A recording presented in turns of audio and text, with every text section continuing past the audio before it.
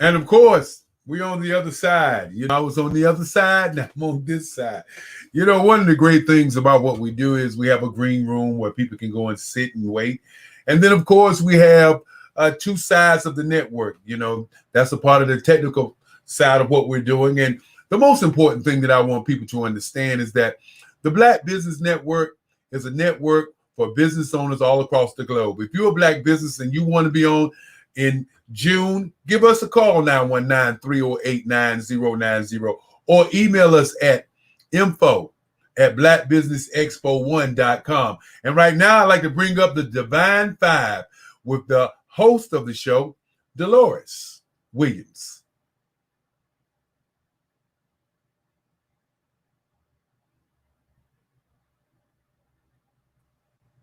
Hi. Hey, Dolores, how you doing? I am well. How are you? Pretty good. You know, you did your show on Wednesday, and I know it was a blast. It was awesome. It was awesome. It was awesome. And now you're here on the Black Business Network, and we know you're going to be awesome. I know you probably got five people that's going to come up, but I know if you have one person that's going to show up, that's going to be enough for a whole show. For sure that. Well, thank you so much, Eric, for the opportunity. I am so excited. We're gonna rock and roll. We're gonna make it happen. We thank you for doing what you do. This is great exposure, great connections, great everything that's happening. So that's why I'm a part. So I thank you for letting me be a part. And of course, I want people to understand that every day for us is a fundraiser as we're raising funds for kids to go to school from high school to college. And we're working on doing, 10 scholarships up to $5,000. And those out there who would like to donate can go to our website, blackbusinessexpousa.com. $10, $15, in every little bit helps, because I'm reminded when McCain was working to get Barack Obama to do campaign finance. Barack said, no, I'm not going to do a campaign finance. I'm going to let the people speak. Okay. And that is how he got that big war chest to win the election. And I'm looking to do the same for my kids. And without no further ado, I'd like to introduce everybody to the show that's been breaking records and crossing the nation. The Divine Five with your host, Dolores Williams, or of Divine Connection Magazine. That's right. And I'll see you on the other side. Awesome. Thank you for the opportunity, Eric. Great day, everyone. This is Dolores Williams with Divine Connections. This is your Divine Five. We are an awesome group of young women making it happen in the community, and they should be on shortly.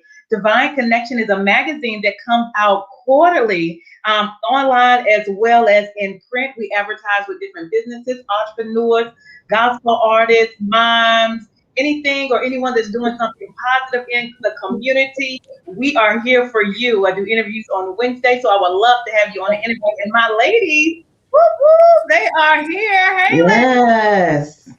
Hello. Wonderful. So I will let you guys introduce yourself. We'll start off with Miss Maxine. Hello. Maxine Girl Phillips McCoy coming your way. I am the owner of Levelless Women Succeeding. And that's about empowering women to advocate for themselves, to know their worth, and to succeed and continue to succeed. Not just succeed, but continue to succeed on their own terms. So that's what Levelless does. Looking forward to talking with you all more. Awesome. Thank you so much, Miss Maxine. Let's go next with Miss Nancy P. Hey, y'all, it's me. I'm your girl. I'm Nancy P. with Word on the Street, okay? Word on the Street is a talk show that I do Facebook and StreamYard, and I interview various upcoming artists, business owners, anyone who has a positive word to get out. And Simply Fashionable, I sell costume jewelry, as you can see, one of my pieces, and designer handbags. Awesome, awesome, awesome. Thank you, Miss Nancy P. Word on the street. Awesome. So our next guest is Miss Trish Adams, a good friend I've met a long time ago. She knows her stuff. Y'all looking to buy a house or want the inside and outside of how to buy your house and what to look for? She is your lady and your connection. Miss Trish, introduce yourself. Well, that's right, Ms. Dolores. I'm here to educate the masses. My name is Trish Adams, and I am the owner operator of Dream Builders Realty, where we are fulfilling dreams and lifestyles. We are here to help you with all your home ownership needs. I am also the vice chair of the Greensboro Redevelopment Commission, and I am also a real estate instructor. So if you have a desire to become a real estate agent, I can help you with that also. Hey. Awesome, awesome. And she knows her business, you guys.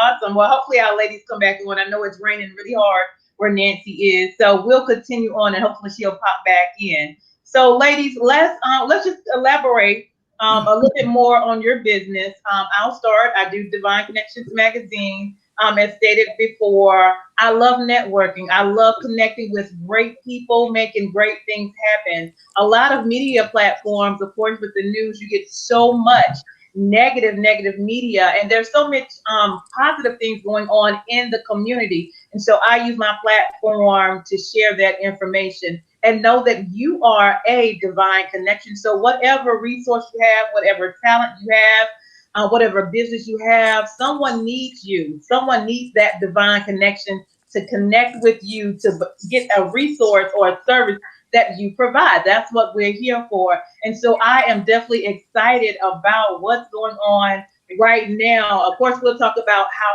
our businesses have pivoted over this season, during COVID season. But I do want to elaborate on what each of us do as well.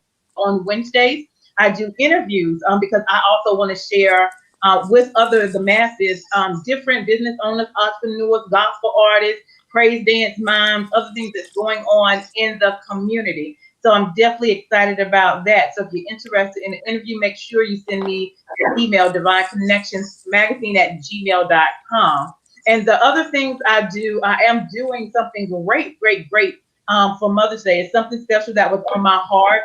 So I want to connect with individuals who want to honor their mother. So I want to do 100 certificates of connections with, hey, my mom is the best mom ever, and I want to connect and just, make her excited and let her know that she is loved, let her know she's appreciated. And so you'll have more information about that.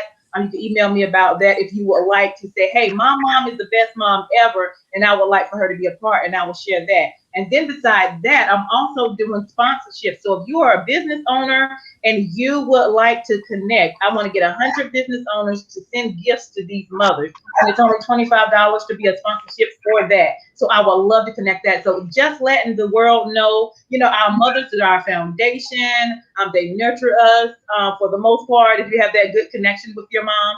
And then we just want to help spread the love, spread the good news, let them know that they are divine connection as well. All right, so those are some of the things that I have going on. And then my magazine comes out quarterly. So if you would like to advertise, you can do that as well. We just want to spread the good news of what's going on in the community. And so I know we have other people on here that also do interviews. So that's another way of exposure. So now I'm going to turn it over to Ms. Maxine to give a little overall about her business. Well, what shall I say?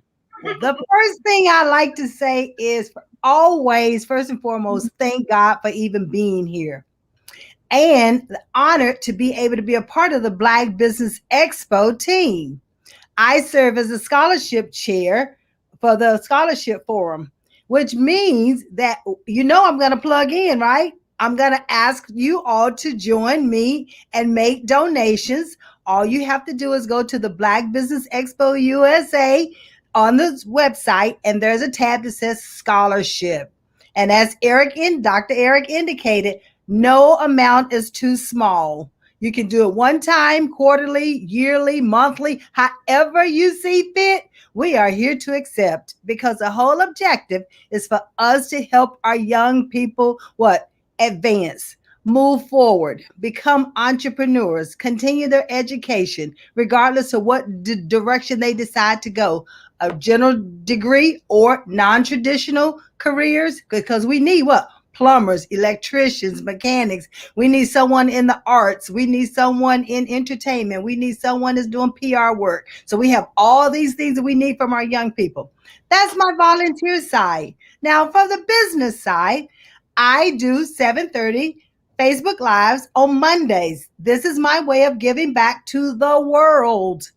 This is my way of helping those who have been laid off, who have been less fortunate and lost their jobs due to COVID and need help in preparing resumes, interviewing, creating strategies for their career or for their life.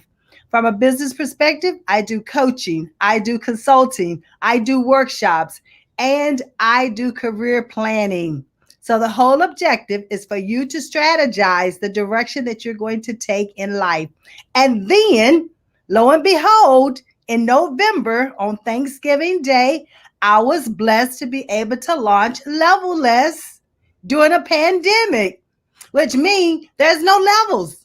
We've shattered the glass ceiling. So there are no levels. So you continue to success on your own terms because you define what success is, and I just help you move it forward.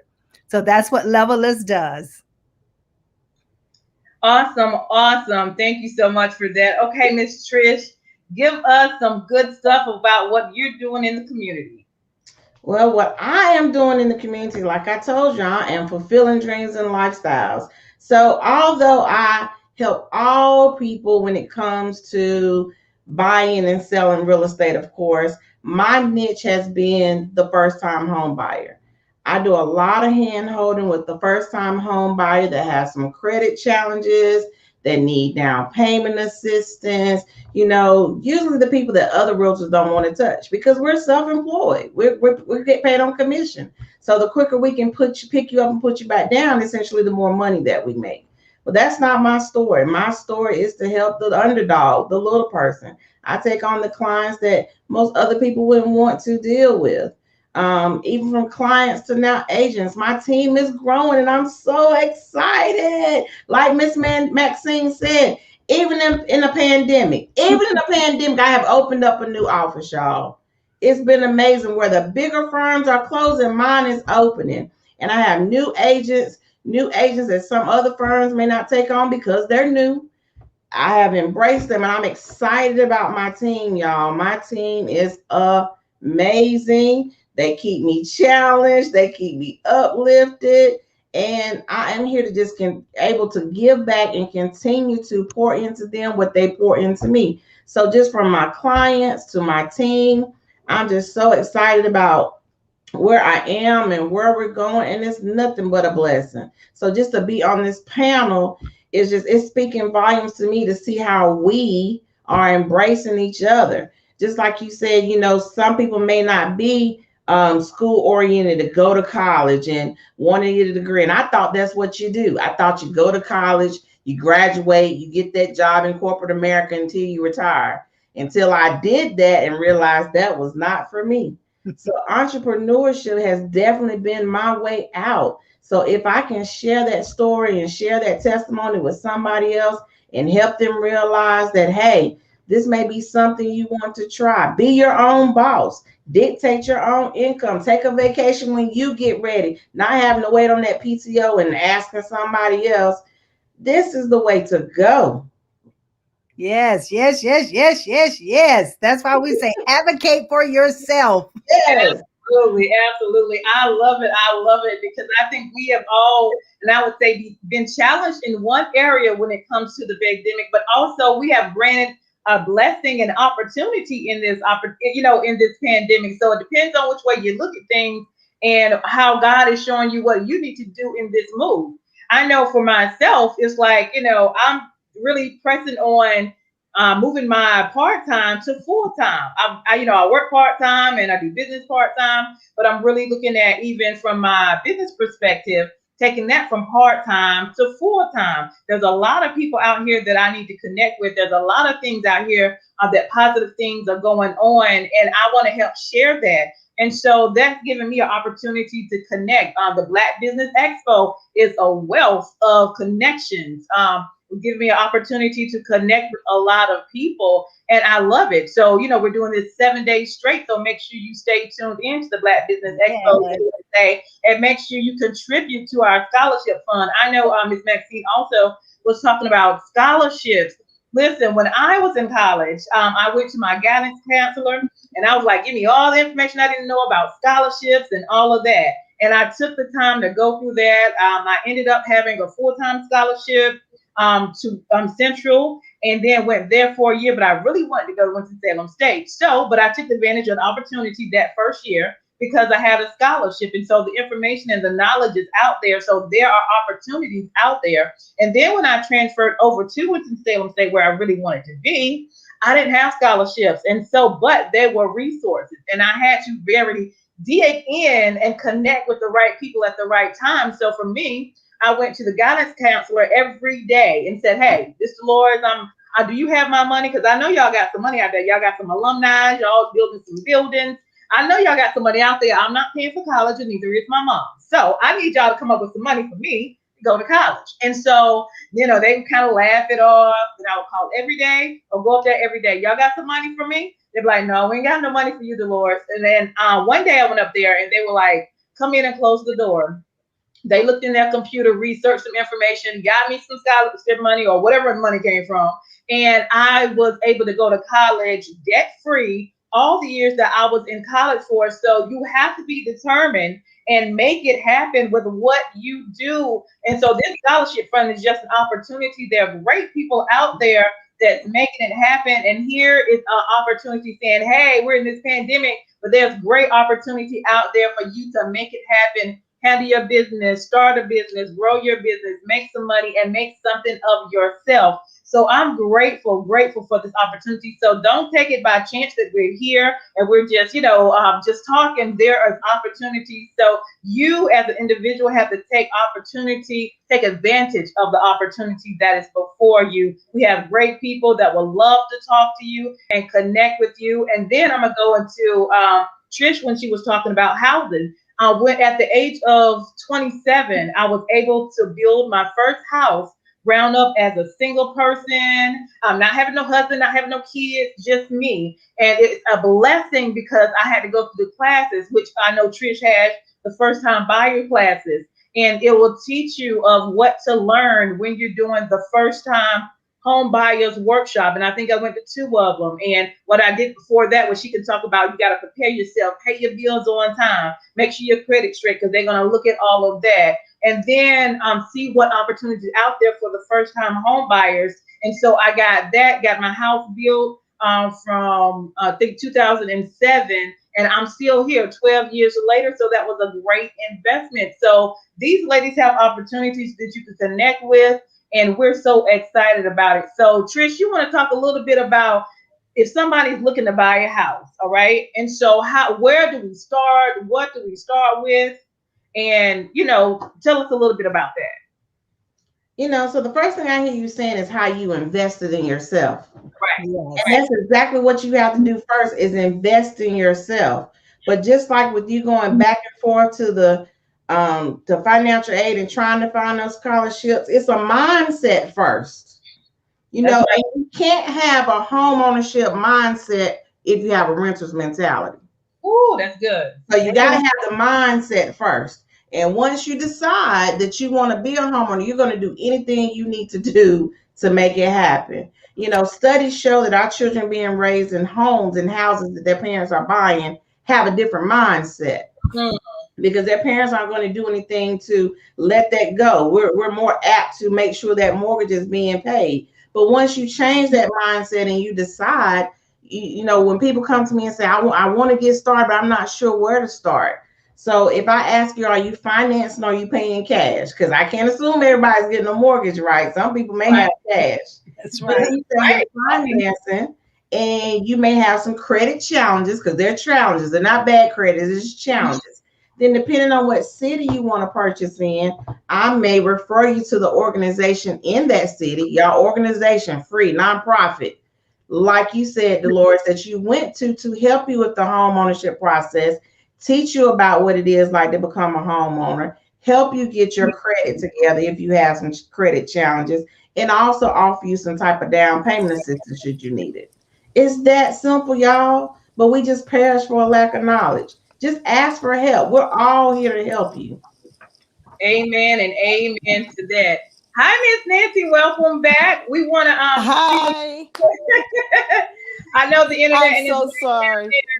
okay. It's raining like crazy here, and it keeps kicking me out. I'm sorry. I know. Let's roll while we got you. So tell us what you do and elaborate on some things that you're doing. Okay, mainly I do Word on the Street with Nancy P. And Word on the Street, it's a talk show that I do. And what I do, I go around to up in new coming businesses to get their exposure. A lot of people know me because I used to sing. My husband was a promoter. He used to play for various recording artist gospel groups. So a lot of people know us. So what I do, I try to connect those people with other people and help them to get their business started, to get their information out there, to help them grow to even more than what they already have. I do the same thing for recording artist groups and non-recording artist groups. I get them with the right people because somebody put my name out there with Dolores. So, hey, and I'm thankful for that. So it's all about helping others. You know, helping if one grow, let's get the next person. Let's all grow together because there's plenty of space for all of us to grow. I also do Simply Fashionable. Thank you, Miss Maxine. I also do Simply Fashionable costume, jewelry, and handbags. And like I said, this is one of my pieces here. And I also have the bracelet and the matching earrings to match. All affordable jewelry. I set up at various events. I help people out. I even do giveaways. Mother's Day, we do a Mother's Day giveaway. Sometimes I throw in some jewelry, some oils, some shower gel, some lotions, and make a special basket just to give away to a needy mother. And you never know because it's the small things that make all others smile. Right, that's right. And then I do health supplements. Anybody got that extra belly fat or the fat in the back like I do? I have all natural supplements that will not interfere with your prescribed medications if you're on prescribed medications. It gives you energy. It helps you to lose weight. It curbs your appetite. If you have toxins in the blood system, it pulls your toxins out. Take it from me. I was 205 pounds. I'm now down to 175. Feeling great, have energy, and it's all about helping others get healthy because in God's kingdom, there is no sicknesses. So we all need to get healthy here while we're here on this earth, because when we go over on the other side, it's going to be a hallelujah time, y'all. That's it. Yes.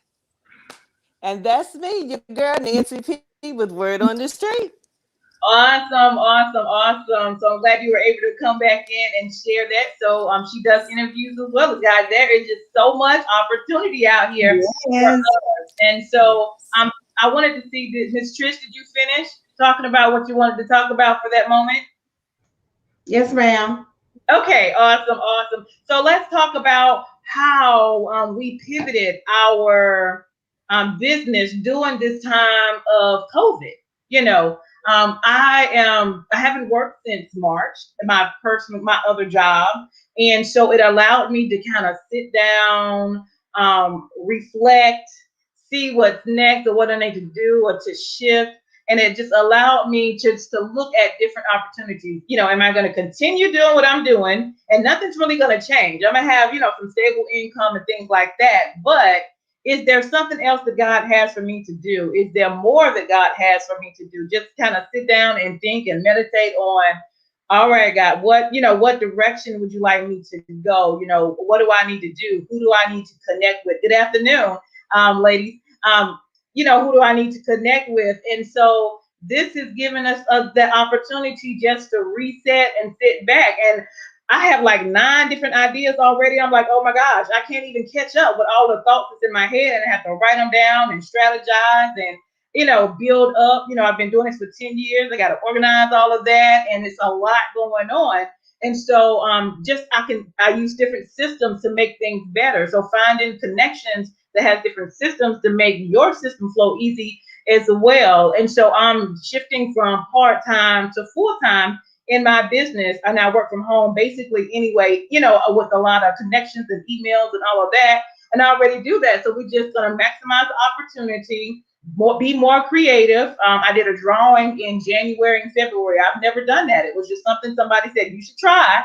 And I'm like, wow, that's, innovative and creative activities to get more people involved and also to bless the community. And so that's the way that I'm pivoting. And I have the Mother's Day thing that I just announced. That just came to me as well, connected with 100 businesses, blessing 100 mothers. That is phenomenal because it's all about making a difference in someone's life. And that's what we're here to do. So that's how I'll pivot it for Divine Connection. Oh, and then as you see is my brand, I had the sweatshirt. Because my thing is, if I can wear a sweatshirt with somebody else's name on it, I'm going to wear a sweatshirt with my name on it and my business on there and share that information. It's not that hard to get it done. You know what I'm saying? I am my brand. I am Divine Connection. So when I walk around, I want people to know that as well. People ask, oh, what's Divine Connections? And then you can share that as well. And so that's how I pivoted and am pivoting. And even with this network, I'm connecting with so many different people that I can connect with, whether it's mentorship or thoughts or connections or resources. It's so much. So it's kind of like you're trying to take this season and thank God that he's still able to take care of us, and we wake up every day and, give us strategic strategies of what he wants us to do with our business to help spread the gospel and spread the business and spread the good news. So that's me. And Nancy, I'm going to go with you, so hopefully you won't cut out. So what did your business do to pivot during this business time or during the COVID season? Well, actually, during the COVID season, my businesses has jumped from 50 to 900.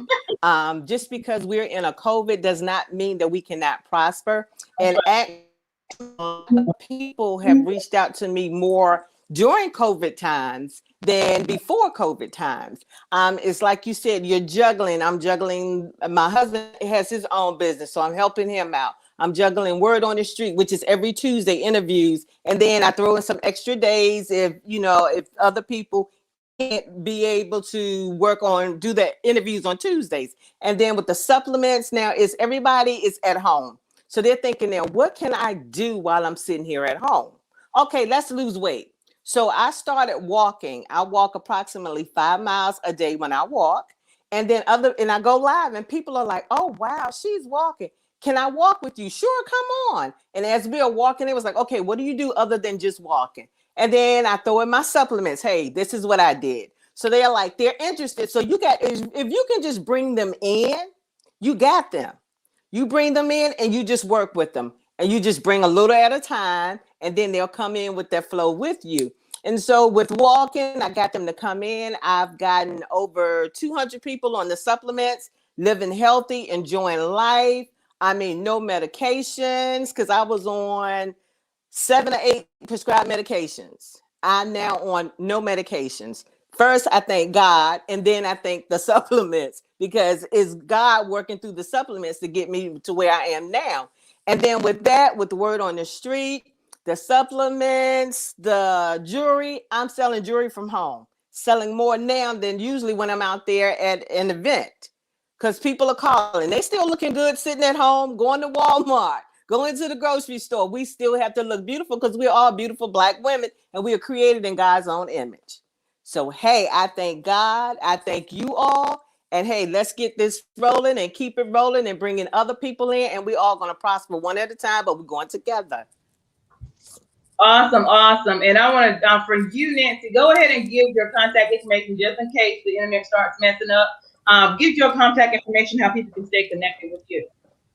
Okay, you can hit me up on Facebook. On Facebook as Nancy Parham, Parham, #1. And you can also hit me up on Nancy Parham09 @yahoo.com. And for my supplements, you can look me up as Nancy Parham .truvy, TRUVY.com. Awesome, awesome. Doing great things, making it happen. I love it. Thank you for being on. Thank you for having me. You're very welcome. We are just excited. Women love God first, first and foremost. He is the author and finisher of all of our lives, and we're just grateful for the opportunity. So I'm gonna go to Trish next. How has this season pivoted your business?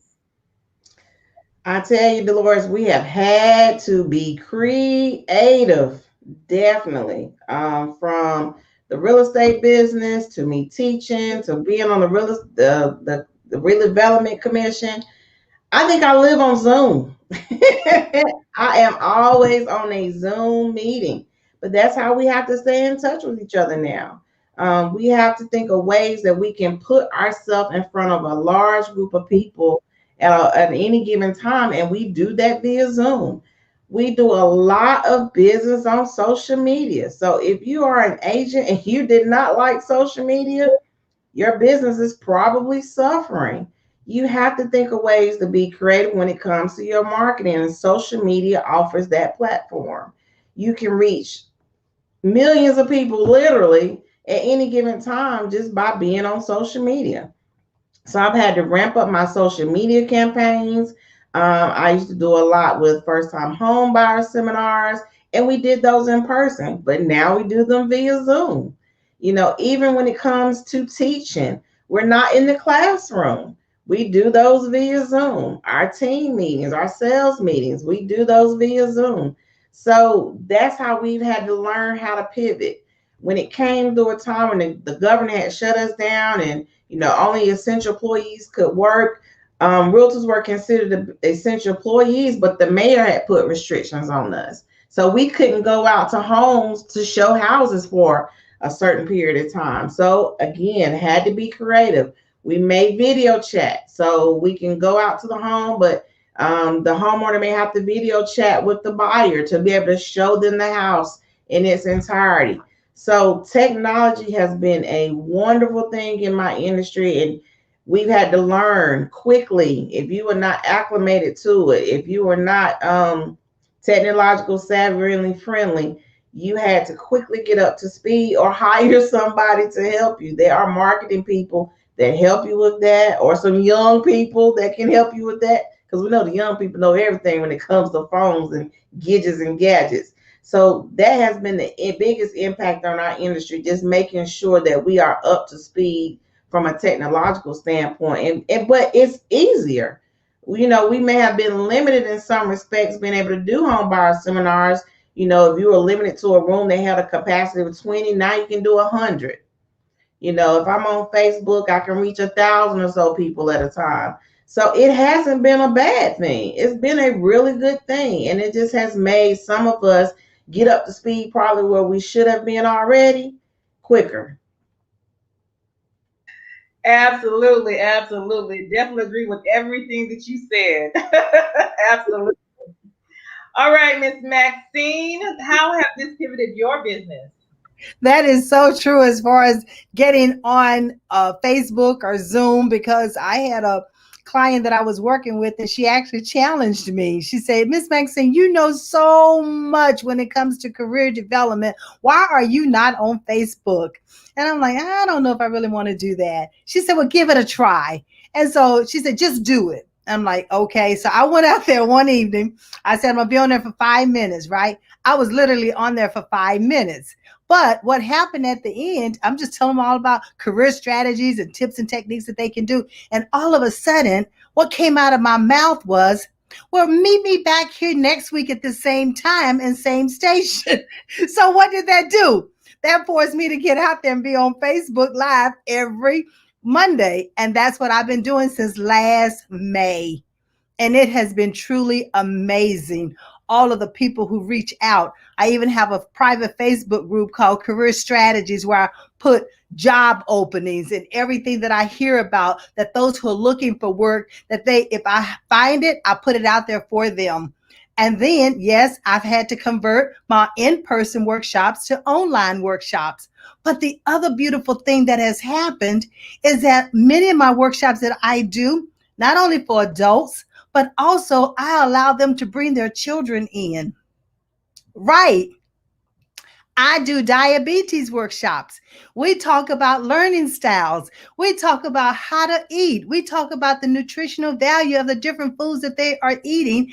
And they are so excited that they go to the refrigerator, they go to the cabinets, they start bringing fruits and vegetables and start talking about what they've eaten and how it's helping them. And then I talk to the parents from the perspective is when you give that child that morning breakfast, let's take into consideration what we're doing. So this pivoting has taken things to what it continues to move forward. I'm levelless, remember? There are no levels, so I can't say it's taking me to a higher level. It's just moving me forward. And then when it comes to the adults, I have you are the brand and the brand is you. And so you are the startup. So I've increased that. And my audience is just, my clients are just increasing by the droves because people want to understand what is it going to take for them to start a business. But I have a different twist on that. It's about who you are from your core. It's about what you have already been created to do. It's about the abilities that you have been given at the breath of life. And I help them to identify that. I help them to discover that. And when they discover that, that's where you get that sweet spirit of happiness, that they realize that this is my purpose and this is what I'm supposed to be doing. So you talk about COVID. Yes, it did confine us, but I also talk about meditation. I talk about the me time because we have to have that mental health wellness as well. And all you need is that 5 minutes a day. So now my clients take those 5 minutes a day. And even when I start my Facebook Lives, guess what I do? We meditate for a few moments just to get us centered. And many times that's what we need in order to have that clarity. You talk about the mindset. The mindset is about hearing what your spirit wants you to be doing. It's about taking the time to write down all these fantastic ideas that's running through your mind so you don't lose them. You end up using them, and then you can determine who can help you to bring that to a reality. So that's what's happening. And then we have the Levelless Woman of the Month going on. We have women out here doing some powerful things.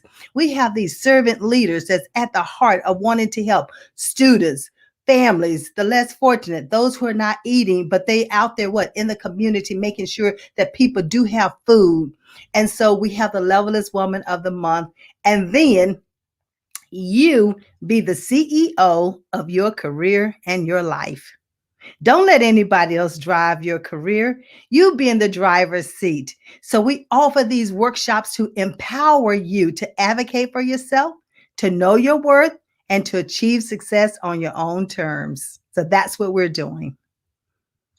Awesome. I love that. Yeah, I love that. I have a book called You Can Do It, Make It Happen, and Handle Your Business. Today we have just oh my goodness, we talked about advertising, talked about your business with help with gospel artists, praise dance, moms, authors, pastors is what I do. We have Miss Nancy, who also does something very similar with connecting with people. You can get interviews with her.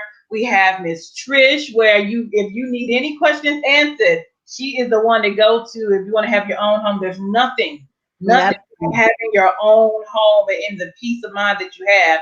And then Miss Maxine, she has a galore of so many things that she can help you with, whether scholarship or journaling or being unlimited.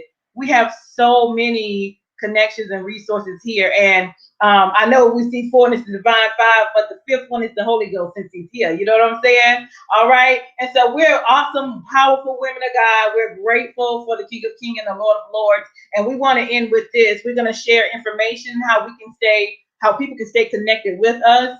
I'm Dolores Williams with Divine Connections Magazine. You can go to our Facebook at Divine Connections Marketing, like that. I'm on Instagram at Divine Connections.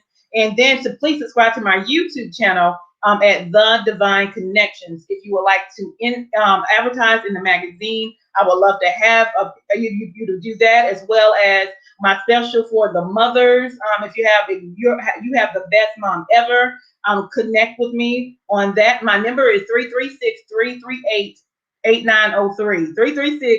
338-8903, or you can email me at divineconnectionsmagazine@gmail.com. All right. And Miss Nancy, give your information as well, and we'll go around.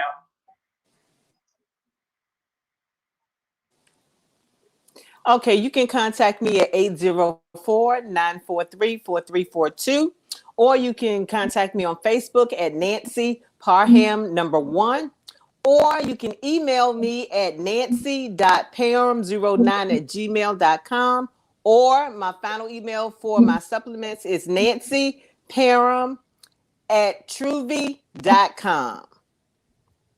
Awesome, awesome. Thank you, Miss Trish. Can you give your information? I sure can. My name is Trish Adams. You can find me on Facebook at Trish Sells Houses Adams, ADAMS. Our website is www.dbrealtyllc.com for DBR, Dream Builders Realty. And my phone number is 336-514-2508. Awesome. Thank you so much. And Miss Maxine? Maxine Phillips McCoy. I'm at 919-349-1726. Facebook at Maxine Phillips 96, and LinkedIn Maxine Phillips. Hey, listen, I'm getting ready to have the intern to put me on Instagram and Pinterest. So I need that help. So, hey, we have to keep on pivoting and advancing. That's right. So, but remember, on my website, if you go to the website at levellessco.com, LEVELESSCO.com, and you have an opportunity to receive a free complimentary ebook on journaling, making it a part of your lifestyle. And then a couple replays on diabetes, as well as You Are the Startup. So go out there and take a look, and I look forward to hearing from you. Awesome, awesome. Great job, ladies. Woo! We are so excited. This was phenomenal. And Erica gets to be back on soon. Thank you for the opportunity. So while he's on the way back, let's give one word of encouragement. Great people making it happen. Let God be the #1 connector. This is Dolores Williams with Divine Connection. And make sure you stay connected with the #1 divine connector, which is Jesus Christ. Ladies, give one statement before we leave. Always stay connected with the main connection, and that main connection is always God. Awesome, awesome. Trish? I love say what you see so you can see what you say. All right now. All right. Wow. And I will come back with the sky is not the limit. So don't limit yourself. Be levelless. Wonderful, wonderful, ladies. Thank you so much for coming on. This is such a great opportunity. Listen, don't forget about the scholarships here for these young people. Young people take advantage of it. She said 10 more minutes. I'm going to let Maxine talk about the scholarship and get some more detail about that. We are so excited. We always are excited. This is my 4th year serving as the Scholarship Foundation Chair. So what does that tell you? Children are my heart. Yeah. My overarching business is GAMS Unlimited, Life Unlimited. And it's about life and career coaching. And my tagline is transforming generations, leaving legacies. And that's exactly what scholarships does. It helps us to transform these generations of the young people. We have so many parents who are out of a job. And so therefore, it makes it very difficult for them to have this technology that they need in order to help their children to advance. And this is a way that we can help these seniors who are going off to college for tuition, books, and then eventually room and board, right?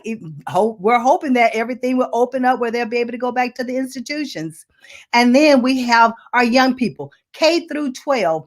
We have individuals right now who have those God-given abilities to start businesses. Some of them have already started their businesses and they need our help. And this is the way the scholarship fund would be able to help them. Those who are already in business, they need help to continue to advance their businesses, to go through the training. And although we're asking for the funds and the donations, but we also need individuals who might be willing to mentor. Our young people need mentors as well. So let's not overlook that as an ability that is needed for our young people. So once they win the scholarships or awarded the scholarships, we also want to make sure that there's development in place for these individuals in order to help them to continue to advance.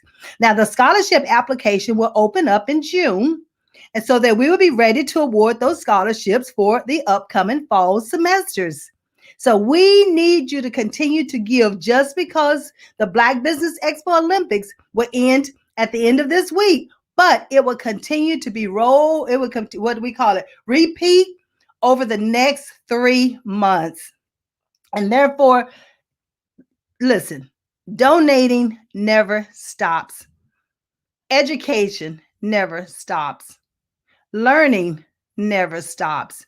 The need is always here. Let's pull together. Let's pull our resources. Let's pull our finances. Let's pull our treasurers together, and let's make it happen for our young people, because we can transform generations and they will leave legacies as well.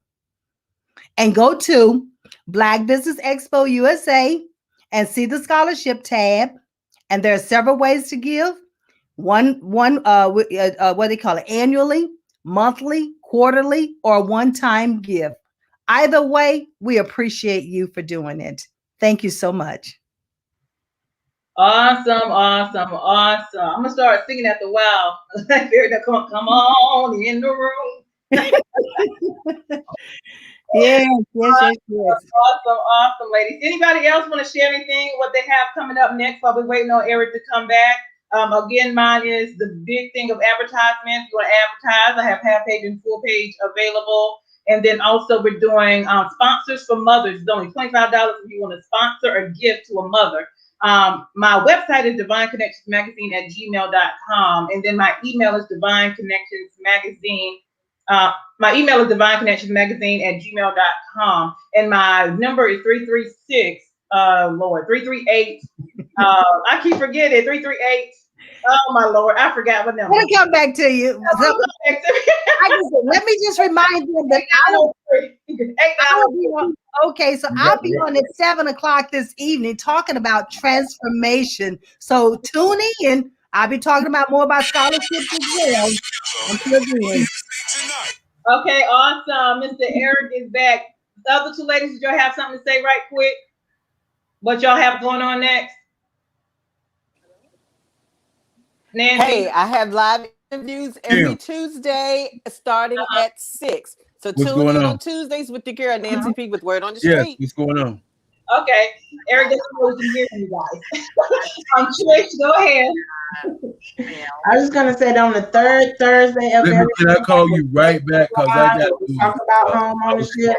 So you can always feel free to tune in, ask questions. I typically have a lender with me, because people always have questions about the financing piece. So feel free to tune in or just give me a call.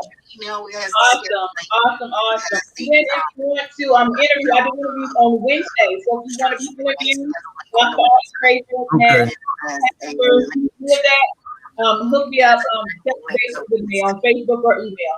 So Mr. Eric. About 200 people just showed up a few minutes ago.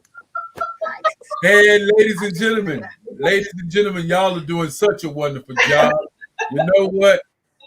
I know it's a divine 5, but y'all made a divine 4 look like a divine 9.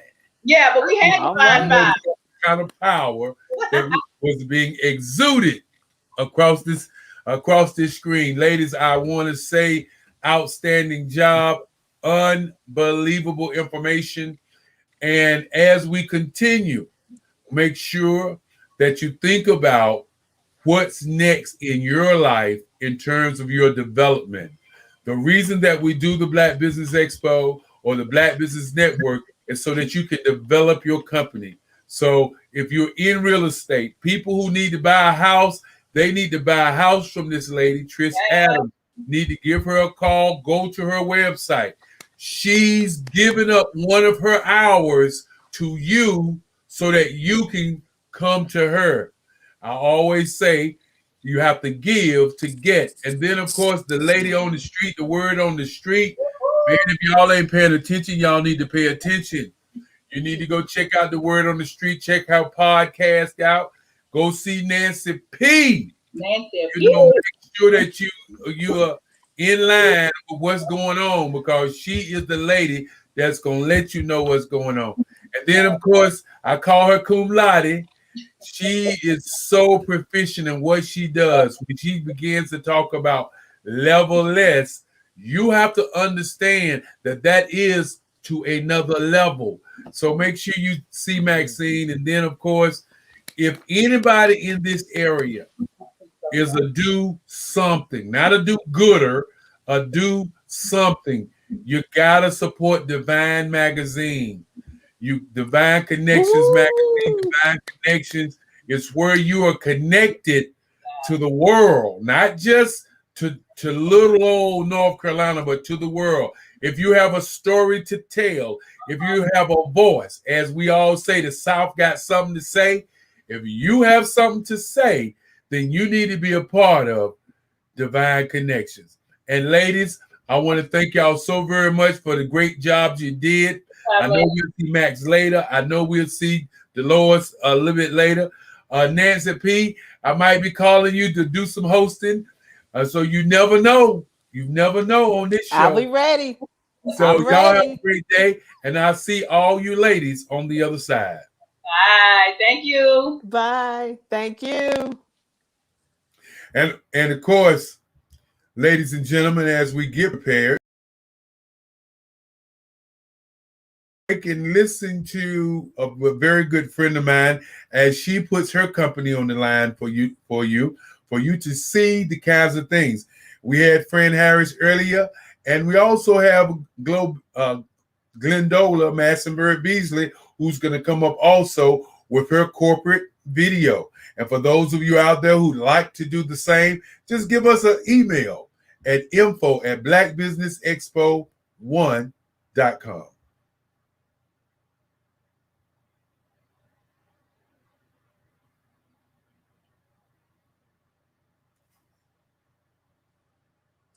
And as Mark get ready, he'll just pop out when it's time.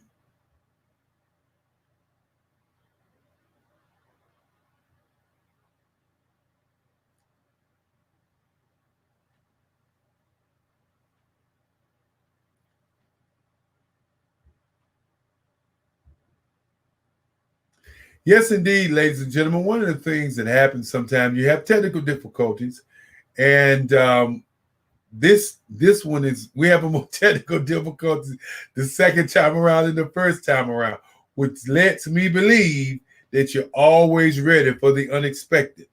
Well, while I'm here talking to you, one of the things that I like to impress upon all the speakers is that when you're talking to the audience, be very, very cognizant to understand that people need your information, that your information is critical to their life's blood, to their business blood. Your information is information they can't get any other time. And for the audience, thank you so very much for tuning in so that we can turn you on to the information. The information will be played for more than 3 months at a time. And for all of the speakers, you're going to get exposure all over the world, all over the 200 countries that the IBM network serves. But more importantly, you get a chance to share your story. And your story is a powerful story as we continue to move forward. And right now, we're going to bring up a video by an organization that's doing great things around the country.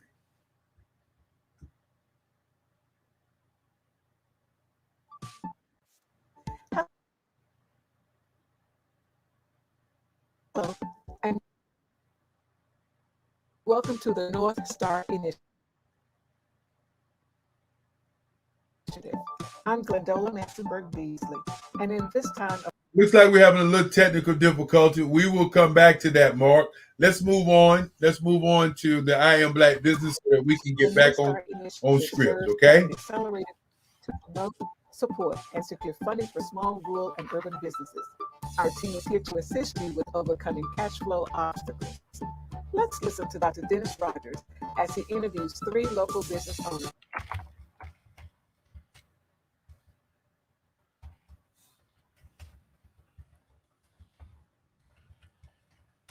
as they share their experiences during these uncertain times.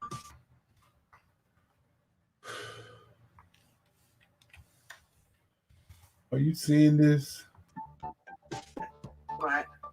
What's My name is wrong? Dr. Man, What's wrong? hold on.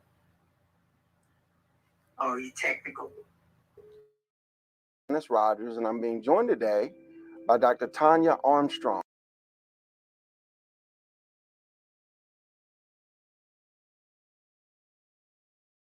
Welcome, Dr. Armstrong. Tell us a little bit about your business, Dr. Armstrong.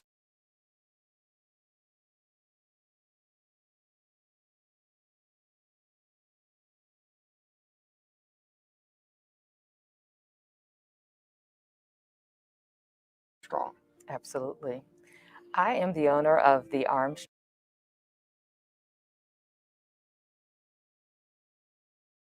Center for Hope. It is an interdisciplinary practice of psychology where we specialize in psychological and spiritual wellness for all ages. We have a main office in Durham that has been functional for 10 years this month, actually. And we also opened a second office in Raleigh in the fall of 2019.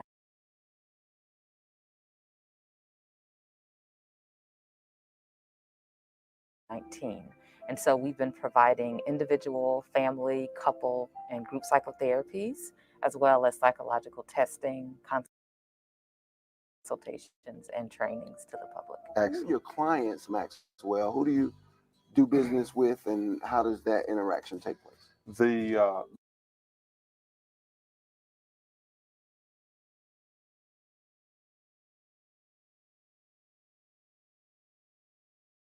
majority of my business now, because it has changed,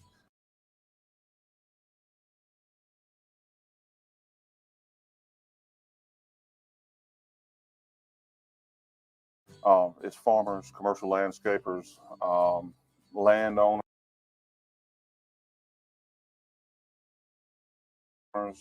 people that are looking to maintain their equipment, to maintain their land. Yes. And then we still have a good number of residential customers with the lawnmowers and things like that to take care of their property. But mainly we're doing larger equipment now. The biggest thing to help someone in any trade or any craft is to treat the one person the same as you would the next one coming through the door. Mm-hmm. Because if they figure out that you're fair and that you're going to charge them fairly, you're going to charge Joe over here the same as John, Mm-hmm. they'll come to you. Right. But if they think you give him a break, he's going to go out there and tell everybody else, hey, he cut me a break, that kind of thing, then all of a sudden you've just opened up a can of worms. Mm-hmm. And you got to cut everybody a break. We are a live entertainment company, and that's something that we pride ourselves on, and the experience, that face-to-face experience, where you can actually feel the electricity and the spirit of the music bouncing off of the people in the audience. That's what's really important to us. So while we are looking at ways to incorporate streaming, what we really want to do is be patient and wait for the opportunity for us to gather, because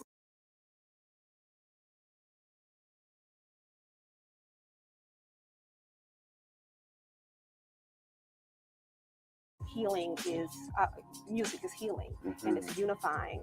And so I think it'll be important for us when it's safer to gather and to really heal as a community and as a nation with some live music. And one thing that we love to do is contract and subcontract, like I said, with small businesses who have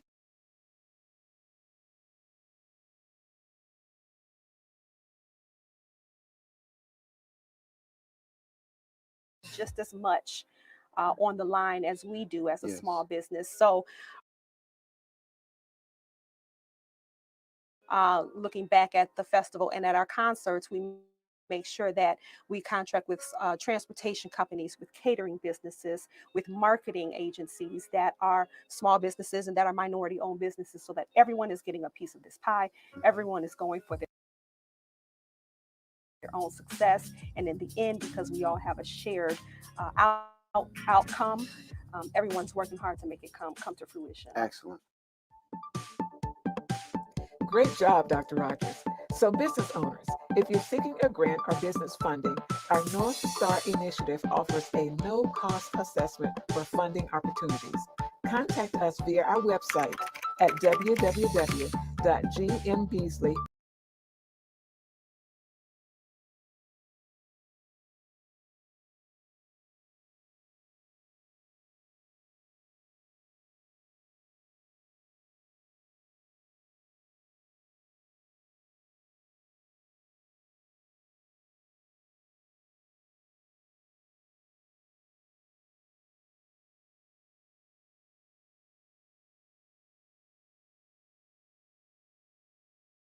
Yes, indeed, ladies and gentlemen. Sometimes we have technical difficulties. We must apologize for that video. We will get back with the technical side and replay it, because it's very important that we play your information when you send it in. Again, I must apologize, but we're going to move on to the next speaker, Dr. Al Anubia, Buying Back the Block. And with no further ado, here he is. Hey, Doc, how's it going? I'm doing fine, sir. How about yourself? Doing great. As I continue to say, I'll see you on the other side, okay? I hear you. I hear you. Good to see you. It's good to be here. I'm testing out my new equipment, so bear with me here for a moment. Greetings, everyone. I bring you greetings from Raleigh, North Carolina. Here we are the state of the capital of North Carolina, of the old Tar Heel state. And today I wanted to talk to you about buy back, fix up, and rebuild the block. When we say buy back the block, basically what we're referring to is a land banking strategy, to where we go in the community and take an assessment or an inventory of the properties that are available. That will require you to communicate with some of the older people in your community, your churches, your civic groups, your lodges, your fraternities. Also, you may want to look at the support of a realtor. But what we need to do in our community is to take an inventory of the assets that we have. A lot of times when we talk about gentrification in our community, we often talk about it in terms of losing resources. And as I'm sure everyone will agree, that the earth is not creating any more land. So the second strategy is the fix-up strategy. The fix-up strategy is where we go into the community and identify those properties and through our existing relationships, to where we identify those properties that need to be fixed up. A lot of times in our community, we have scenarios where our seniors are challenged with code enforcements, may not necessarily have access to capital or know how to refinance their home in order to fix the home. And in some cases, properties are lost through tax foreclosure or through code enforcement. So fix up is a relationship where we'd organize businesses that are in the trades, mechanical, electrical, plumbing, general contracting. And we would work with local organizations to canvass our community and take an inventory of the things that need to be fixed up in our community, and just offer solutions instead of excuses. And the rebuild focus is a focus where we go into the commercial districts, old warehouse districts, old tobacco districts, old stripping malls, where we again take an inventory of those assets and look at the needs in our community. Why do we have to outsource call centers to the Philippines, to Malaysia, to India? Why not create our own call centers in order to support the businesses and the institutions right here at home? So the rebuild scenario focuses on commercial development, beginning with light commercial development. We started this process, the Buy Back, Fix Up, Rebuild the Block campaign, with a group of people that looked at a 20-month countdown. and we called various stakeholders together in the community, and we sat them down in a room together, and we organized a think tank to look at not so much the problems or the challenges that plagued our community, but more so what solutions needed to be brought to bear. And at that particular time in 2019, many of you will remember, there was a big buzz about opportunity zones. Now, opportunity zones are very helpful. However, we have to make suitable proficiency. We have to get ready to take advantage of the law. And so in order for us to take advantage of the law, what we have to do is we have to do our due diligence and get familiar with a couple of basic definitions. But as I move forward, I want to grab a page from NAREB. NAREB stands for the National Association of Real Estate Brokers. And they have a report called the SHIBA report, SHIBA, SHIBA, the State of Housing in Black America. I would challenge everybody within the sound of my voice to go online and Google NAREB, NAREB, space SHIBA, SHIBA, SHIBA report. And in this SHIBA report, there are some very interesting housing statistics that I would like to share with you. This is from the 2019 report, and it suggests that Blacks have experienced the most substantial loss in home ownership since 2004, declining more than 8.5 percentage points, or 17%, as compared to the less than 4% decline amongst non-Hispanic whites. In other words, Blacks have lost more than 4 times the share of home ownership as non-Hispanic whites since 2004. The gap in home ownership between Blacks and non-Hispanics is larger now than it was in 1934, the year of the enactment of the Federal Housing Administration and the start of the modern housing finance system. Next, the most recent share of loan applications from Blacks remain below the 2004 level of applications, whereas we make up 7% in 2004, as opposed to 6% in 2017.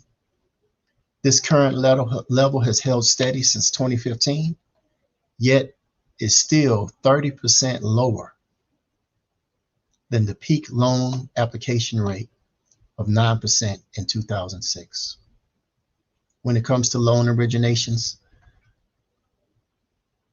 Blacks are about 10% below the 2004 level of 261,743 loan originations in 2004 versus 236,419 loan originations in 2017. So the reason why we look at a campaign entitled Buy Back, Fix Up, and Rebuild the Block is because, yes, they're not producing any more land. And oftentimes when we talk about gentrification, we often think about gentrification one-dimensionally, and we only think about gentrification in terms of land. But I'd like you to consider Economics 101. And Economics 101 is land, labor, capital, and entrepreneurship. Therefore, land, labor, capital, and entrepreneurship. And we look at land, we think about the land gentrification, but there's also gentrification in workforce development. There's also gentrification in capital access. And there's a great vast amount of gentrification in entrepreneurship. The old people often said that I'll pour you out a blessing that you won't have room enough to receive. There's a current scenario which poses the #1 threat to national economic security in the United States. And there's a term for it. That term is called the silver tsunami. We are standing in a position today to be the largest, to experience the largest transference of wealth in the history of the United States of America. And that transference of wealth is between 78 million baby boomers who are going to retire and go on to be with the Lord and leave everything they work for, AKA the civil rights generation, to the next generation, which is Generation X, which makes up only 40 million people. So when the old people said, I'll pour you out a blessing that you won't have room enough to receive, that's 78 million baby boomers leaving an inheritance for those who are in place to 40 million Generation Xers, who themselves in turn had 80 million millennials. Some of them are ready, and some of them, quite frankly, are not. So when we got started on this road about the Buy Back, Fix Up, Rebuild the Block campaign, I was encouraged by, from a rare source. I was listening to YouTube, and a group by the name of Rick Ross, 2 Chainz, and Gucci Mane. If you go on YouTube and you Google it, the December 2nd, 2016 edition, and you start right around the 3-minute and 32-second mark. Basically, what they promise to do is they promise to go in the community, buy back, fix up, and rebuild the block, and learn from the lessons and change the narrative in our community in terms of the things we do and how we perceive values in our community. Oftentimes, our properties and our lands are devalued by companies moving out of the area, crime in the area, and sometimes just a sheer lack of vision. My challenge to the community is that the opportunities that are in front of us are a whole lot greater than the challenges that were behind us.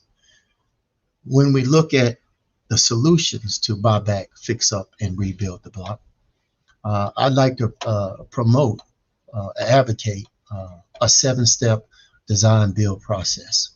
The first thing that you can do as an individual or as an organization is to organize a project management office, a group of local stakeholders who believe that land banking and retaining assets and creating an inheritance plan to keep land in your community is very important.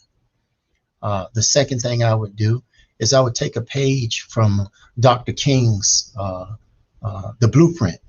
And what Dr. King challenged us to do was to learn, earn, organize, and build, baby, build.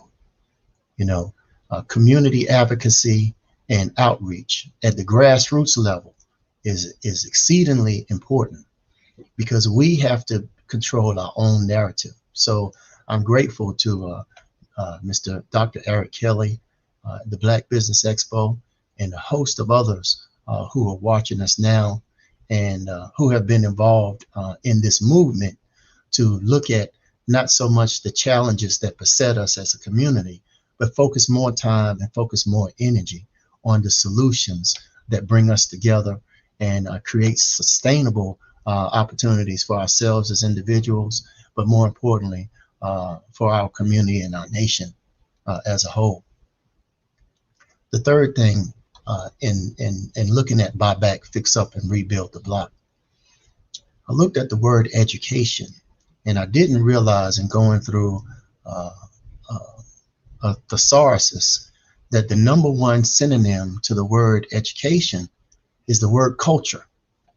And it reminds me of my grandmother when she used to say, boy, don't hang around them folks. They ain't got no culture.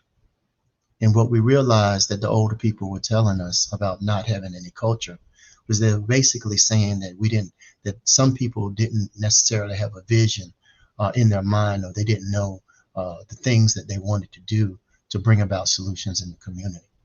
So in the Buy Back, Fix Up, Rebuild the Block design build campaign, we look at certification, education, and training. And we have a number of community partners such as KMT Heating and Air Conditioning, Too Much TV, TMT Youth Community Foundation, Shaw University, the Black Business Expo, and another number of businesses where we are looking and we're organizing solutions so that we can create and establish the next generation of facilities equipped to certify, educate, and train not only our existing workforce of veterans, of students, of people changing occupations in midlife, but also non-traditional persons, such as mothers returning to the workforce, or some of our brothers and sisters returning from incarceration, wanting to be in equitable positions. The next 4 steps, I'm going to speed through them kind of quick, is the market. We need to define the market for our success. The product, the place, the price, the promotion, and how we package opportunities. We need to look at the community as a cup half full, as opposed to what some people refer as a cup of need that's half empty. Operations, how are we as a community taking advantage of the changes brought in telecommunications?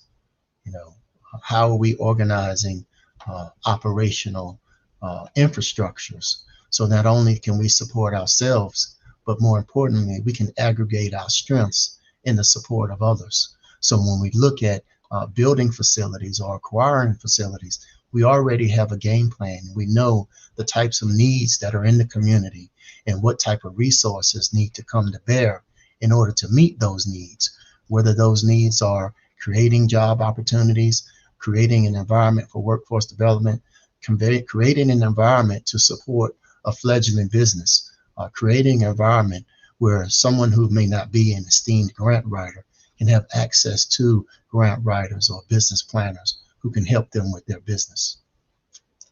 Next is finance. A lot of times we look to finance opportunities to grow our companies, and we always look at bootstrapping. Do I go in my savings? Do I ask friends and family? Well, my suggestion to that in the Buy Back, Fix Up, Rebuild the Block, it's all of the above. When we looked at opportunity zones, we were able to secure $125 million commitment to do investment in our community. The challenge that we had didn't matter what the echelon or the education level or the economic level was in the community. The main challenge that we had was a severe lack of economic literacy versus financial literacy. So when we talk to the fund companies, and they would say their minimum investment is $1 million and their maximum investment is $25 million, what we needed to have in place is a bank of landowners, whether they're farmers in the urban community or in the rural community, who had land, but they didn't know what they wanted to do with it. We needed a group of professionals who had technical skills and expertise, but they didn't have the land, in some cases the capital, in order to improve upon the land. And we needed a group of investors, those people who could look at a crowdfund opportunity or a self-directed IRA or our willingness to organize an employee stock option program and look at that as a leverage buyout and going into the community and land banking resources and then manifesting the solutions that we need. Oftentimes we talk about tax credit financing, opportunity zone, structured financing, tax credits, new market tax credits, and so on and so forth. But it's one thing to talk about these things, and it's another thing to do something about it. And the last thing, in terms of buy back, fix up, and rebuild the block, is our most valuable asset, which is our people. How are we organizing our companies, our organizations, and our institutions to make investments in the most powerful resource, and that is in our people. We as a community need to be comfortable investing in each other. And oftentimes we don't have a problem investing in the cars, investing in real estate, investing in other assets. But the number one asset that I would challenge the community to invest in is find a young man, find a young woman, find somebody, an old man, an old woman in the community, hear them out, understand what their need is, and tithe into that person. And sometimes when you tithe into that person, they may or may not understand the value that you're offering them. And sometimes it requires us to be patient anyway. So tithe into that and tithe into those to those persons. So in conclusion, our goal in terms of buyback, fix up, and rebuild the block is basically threefold. Fold number one is to organize a comprehensive land banking strategy to where we identify resources in opportunity zones and otherwise. What you'll find is in many cases, the opportunity zones are located primarily in African American communities, around our colleges, around our rural communities, and it presents for us a two-edged sword. On the one hand, it presents a tremendous opportunity to support us on a tax strategy. You know, there's two ways to make a profit: increase the cost, increase market share, and decrease the cost of operations. And a lot of times in our business, when we think about decreasing the cost of operations, we think about labor and materials. But the reality is the first place to decrease the cost of operations begins and ends with the cost of capital itself. So in our community, we need to have an effective tax strategy so that the same way that we project our income, then we're able to project our tax burden with the understanding, or our tax obligations with the understanding that the taxes on the federal, state, municipal, or town level sometimes change with administrations. So we have to take those things into consideration in the same way that we project our cash flow and we project our expenses. Then we need to look at codes such as IRS Section 179, and we need to look at that in terms of how we can leverage the tax code and leverage it to the point where it's runs to our advantage. So buy back, fix up, rebuild the block. Step number one is create an inventory of the assets of the land that you're going to claim. Okay, old folks used to say, name it and claim it. Step number two, create an inventory of the properties, the residential properties in your community that need fixing up, and then organize a team to canvass the community and offer solutions required to make those homes whole. Step number three, look at the businesses in our community that are being boarded up, have been boarded up for a long time. Go get together with the community, organize a board, and look at using your imagination to determine what type of industry that's needed in our community to create jobs, to train the next generation of workforce, or to serve as a support mechanism or a business incubator to support existing businesses, or offer a solution to those businesses wanting to retire and wanting to exit their business and transfer the assets or sell those assets to another member of the community, therefore maintaining a stakeholder of legacy in the very communities that raised us. So that's pretty much all I want to say. I want to thank the Black Business Expo. I want to thank Dr. Kelly. I want to thank your excellent team. And if there are any questions for me by anyone, I'll be more than happy to answer some questions right now. Dr. Kelly.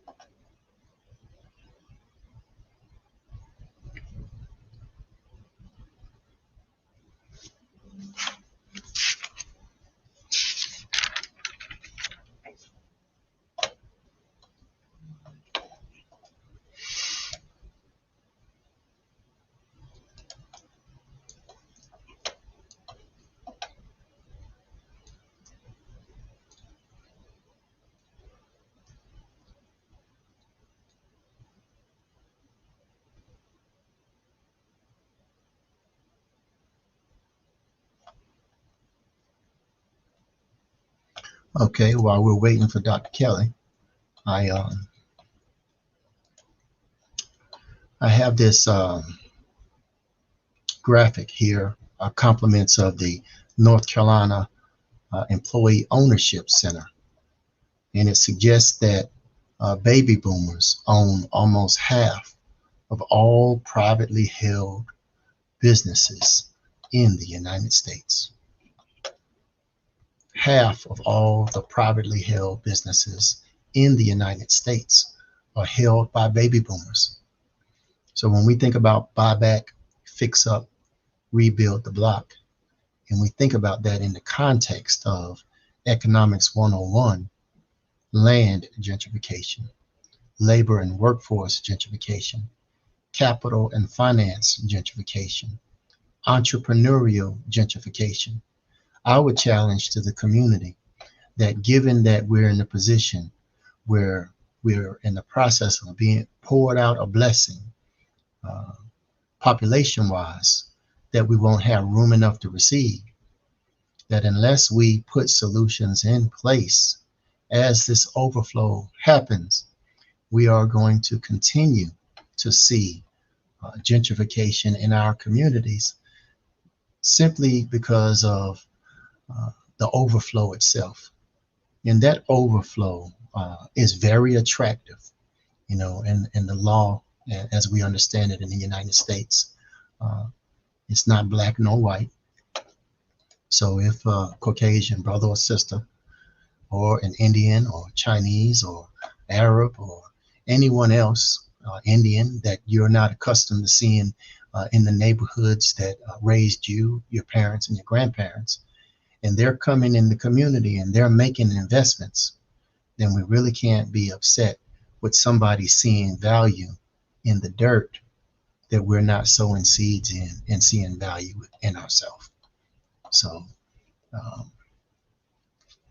if you want more information, you can reach me at Dr. D-O-C-T-O-R at ncassoc1.com, Dr. D-O-C-T-O-R at ncassoc1.com. Also, I would recommend that you look up Too Much TV, TOOMUCH TV INC, and go to the website. A lot of the work, the YouTube page, a lot of the work is done there, has been on display. And also challenge you, reach out to your local HBCU, whether it's North Carolina Central there in Durham, Shaw University and St. Augustine's College in Raleigh. And if you're a small business owner, you know, go to those colleges, go to those universities, communicate with them, let them know that you are looking for internships. You're looking for opportunities to bring in a young person to serve in the role as an internship within your company, whether it's paid or unpaid. Reach out to your local veteran office, and it suggests to the veterans office that you are looking for opportunities to offer soldiers or veterans opportunities to come and work with your company while they're waiting on their discharge orders. Reach out to our local facilities where people may be on parole or probation.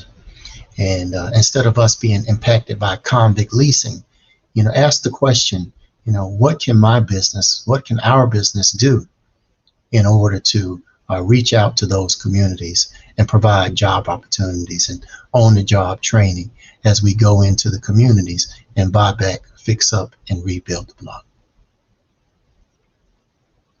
I really want to thank looks like Mr. Oliver. How can we get more information? Well, the way you can get more information is you can go online and there are a couple of areas you can contact a couple of our partners.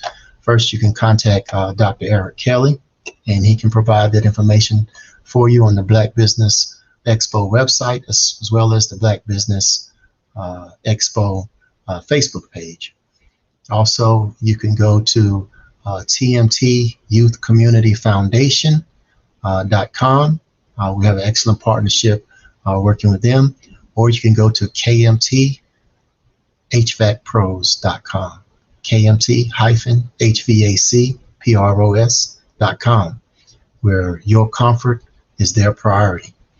Lastly, you can go to the Network Commerce Association website, which is ncassoc, the number 1.com, ncassoc, the number 1.com, or you can call our offices at area code 919-723-1897, 919-723-1897. Are there any more questions?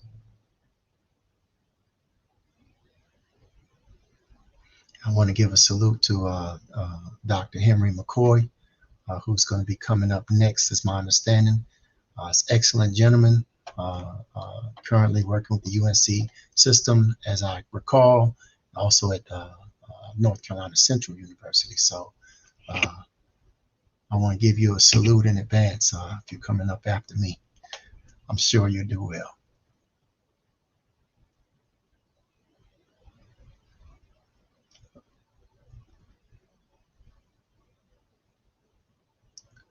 Dr. Kelly asked the question, what is Buy Back the Block? Buy Back the Block is a land banking, fix-up, repair solution. Buy Back the Block is something that we've put together. We've organized a group of team together. We're influenced by, 2 years ago, I was influenced by Rick Ross, 2 Chainz, and Gucci Mane, who have a song with a nice rhythm to it. And the song says, we have to buy back the block. We have to buy back the block. We have to buy back the hood.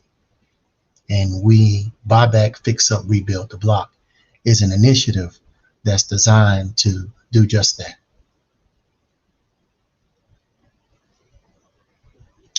Okay, Dr. Kelly says I have 20 minutes. Dr. Kelly, I would like, if I could, do show and tell, I'd like to do that. But if not, I'd like to entertain some questions from the audience. I'm Dr. Alan Ubia. My forte for the last 25 years has been as a business consultant. I've had the fortune of working at the highest levels in consultancy, with focus in mergers and acquisitions, corporate treasury, cash management, and supply. And I have had the distinct opportunity to see things go down, such as the 1996 Telecommunications Act in terms of deregulations of telecom. I've had the opportunity to travel around the world to witness various projects that relate to market order management. And my challenge after spending time in the community. Okay, good question. It says community real estate investors, we buy and sell homes, need to invest, need funding. Well, I salute that group. Check them out at cacommunities.us. Leaders lead. Do you have a particular goal for a number of units acquisition by 2020, by the year in 2021? It's an excellent question. Our first goal, we're in the bidding process right now, is to establish a location where we can have a symmetrical internet, giving us the ability to do 100 gigabytes per second upload, 100 gigabytes per second upload.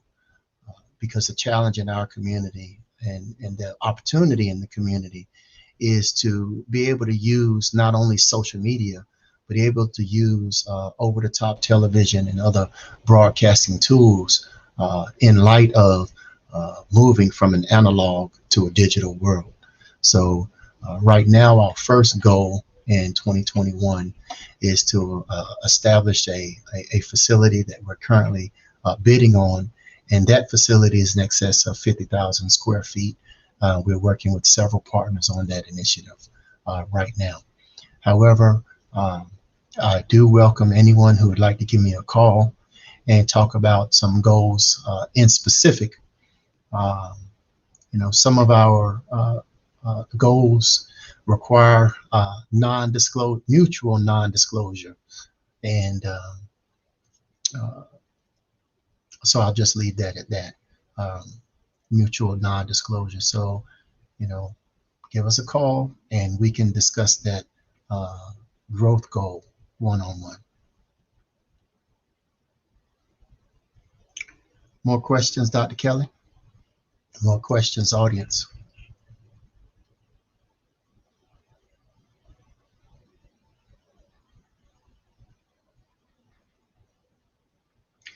Absolutely. 50,000 square feet is will have a component of co-working space. If you go to, I'll give you another website. Let's see.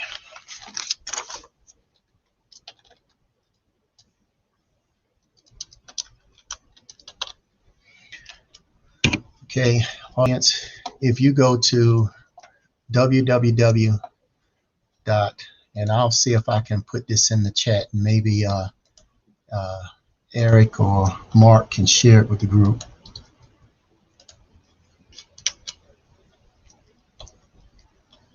Okay. Okay.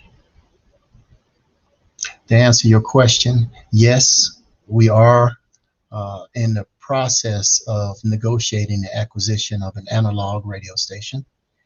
And it is our plan, following the excellent example of Kathy Hughes on Radio 1, which is now Urban 1, to look at moving communications infrastructure from analog to digital. At this time, I'd like to give a shout out to Dr. Cassandra Mitchell at Shaw University, where she is the department chair for the School of, or the Department of Mass Communications, Journalism, and Digital Technology. And I want to salute and support their efforts to bring WSHA radio station back online in a digital broadband format. Thank you very much for sharing that. Buy, Fix Up, Rebuild the Block. If you go here, this is a website that we put together. It shows Buy, Fix Up, Rebuild the Block. Here it talks about our mission. The goal of the Buy, Fix Up, Rebuild the Block campaign is to establish, design, and build new age facilities in Commerce Park, benefiting the community and encouraging private sector-led economic growth, targeting communities with much needed capital by leveraging funds listed with the Novogradic Opportunity Zones Resource Center. We see ourselves breaking ground on the first campus in less than 30 months following 2019, in compliance with the Federal Opportunity Zone requirements. So 24 months would have us at December 2021, and we are actually ahead of schedule in terms of our goals and breaking ground with a new facility. The next link I would like to share with the group, and thank you, Mark and others for co-facilitating, is this video. Is there any way you could play this video for the group, because it speaks to the silver tsunami scenario? Is that way that you could play that for the group for me, Dr. Kelly or Mr. Lee?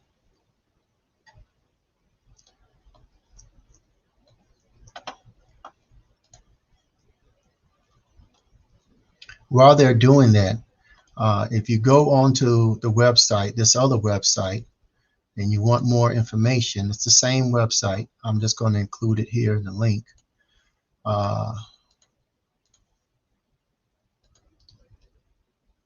This is the website you use to register. Okay.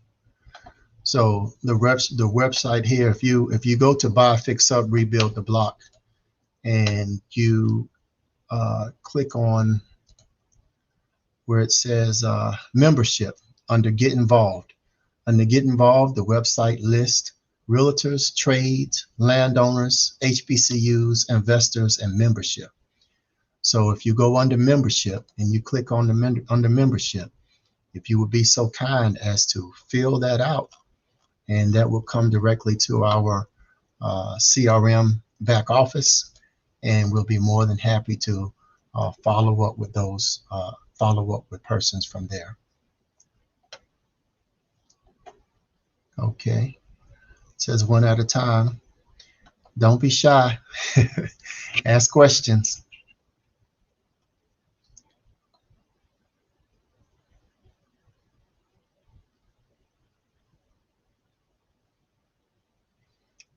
Dr. Kelly, do we have anybody with questions, recommendations?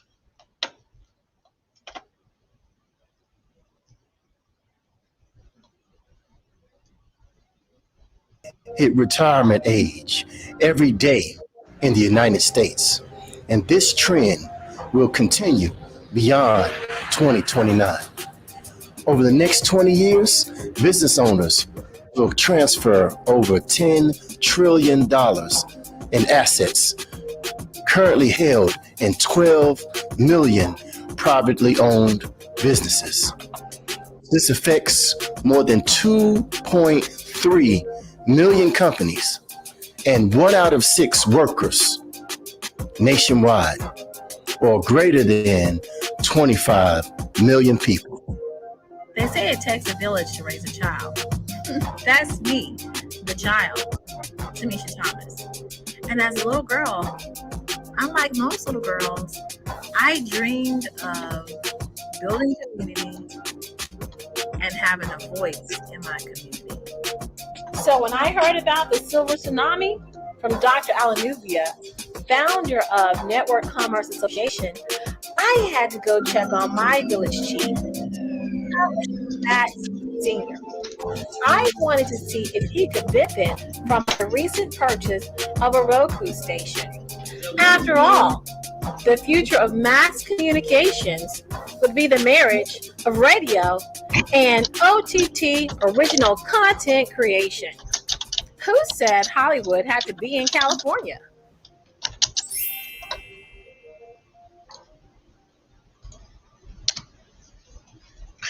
Thank you very much for playing that video. The next video that we have teed up is a video from one of our local block partners, KMT Heating and Air Conditioning, and he does an excellent job narrating the story behind Buy Back, Fix Up, Rebuild the Block. That's Mr. Reginald Oliver. He is the president of KMT Heating and Air Conditioning. So Mr. Lee or Dr. Kelly, can you tee up that last video that I just put in, if you don't mind?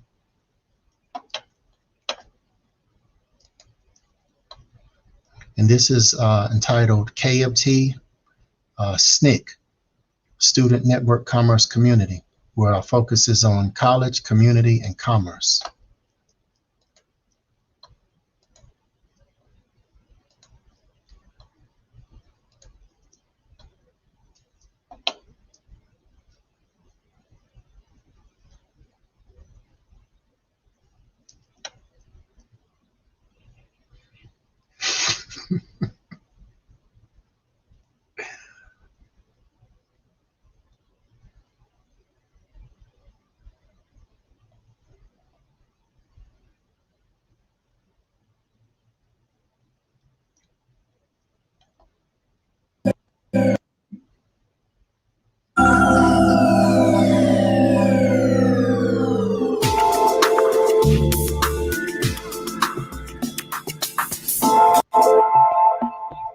Several years ago, me and Dr. we met, and I'm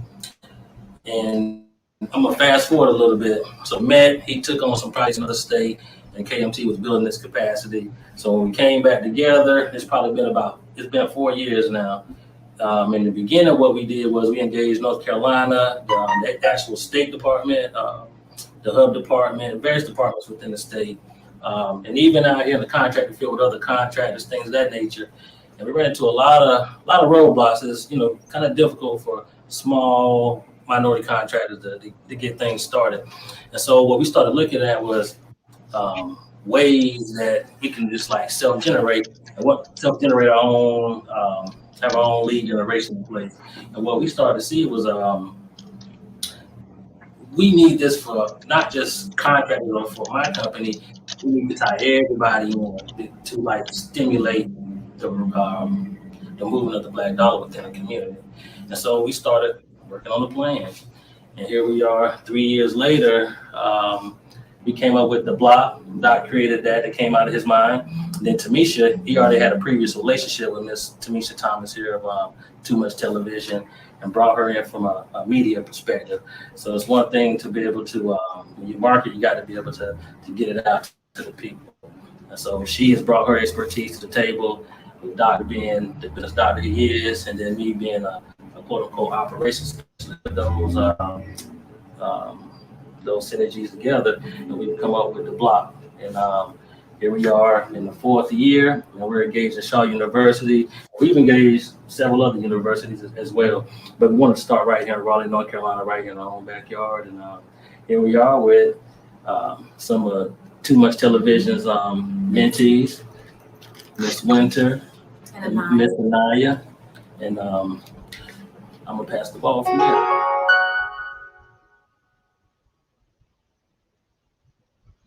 I want to thank you very much, Mr. Lee and Dr. Kelly, for sharing that.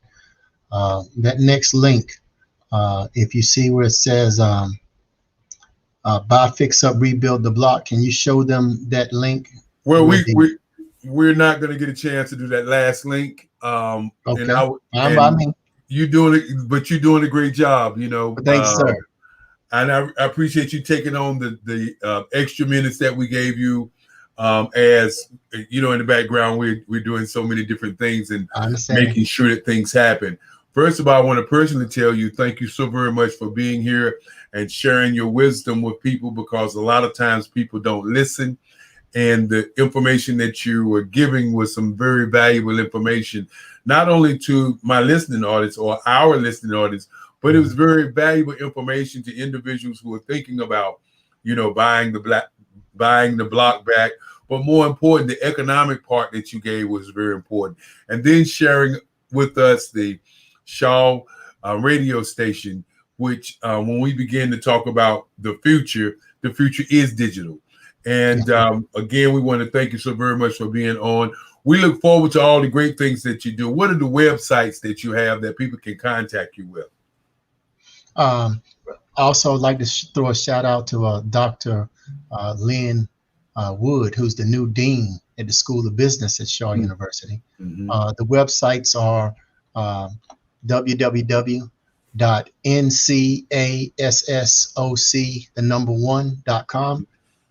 I'll put it here in the chat, www.ncassoc1.com. And then the other one is www.kmt-hvacpros.com. And the last one is www.tmtyouthcommunityfoundation.com. Okay. And we want to thank you for that as we get ready to go to a couple of commercials that we have kind of ready to go to. Look forward to the great things that you continue to do. And yes, indeed, thank you for the salute. And I do salute you too, my brother. Yes, sir. Talk to you, and I'll see you on the other side. See you on the other side.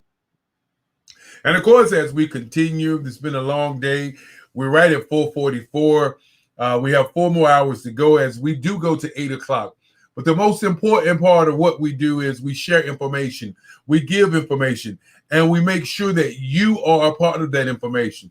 As we contend in terms of the Black Business Network, is to create something that will change the lives of people.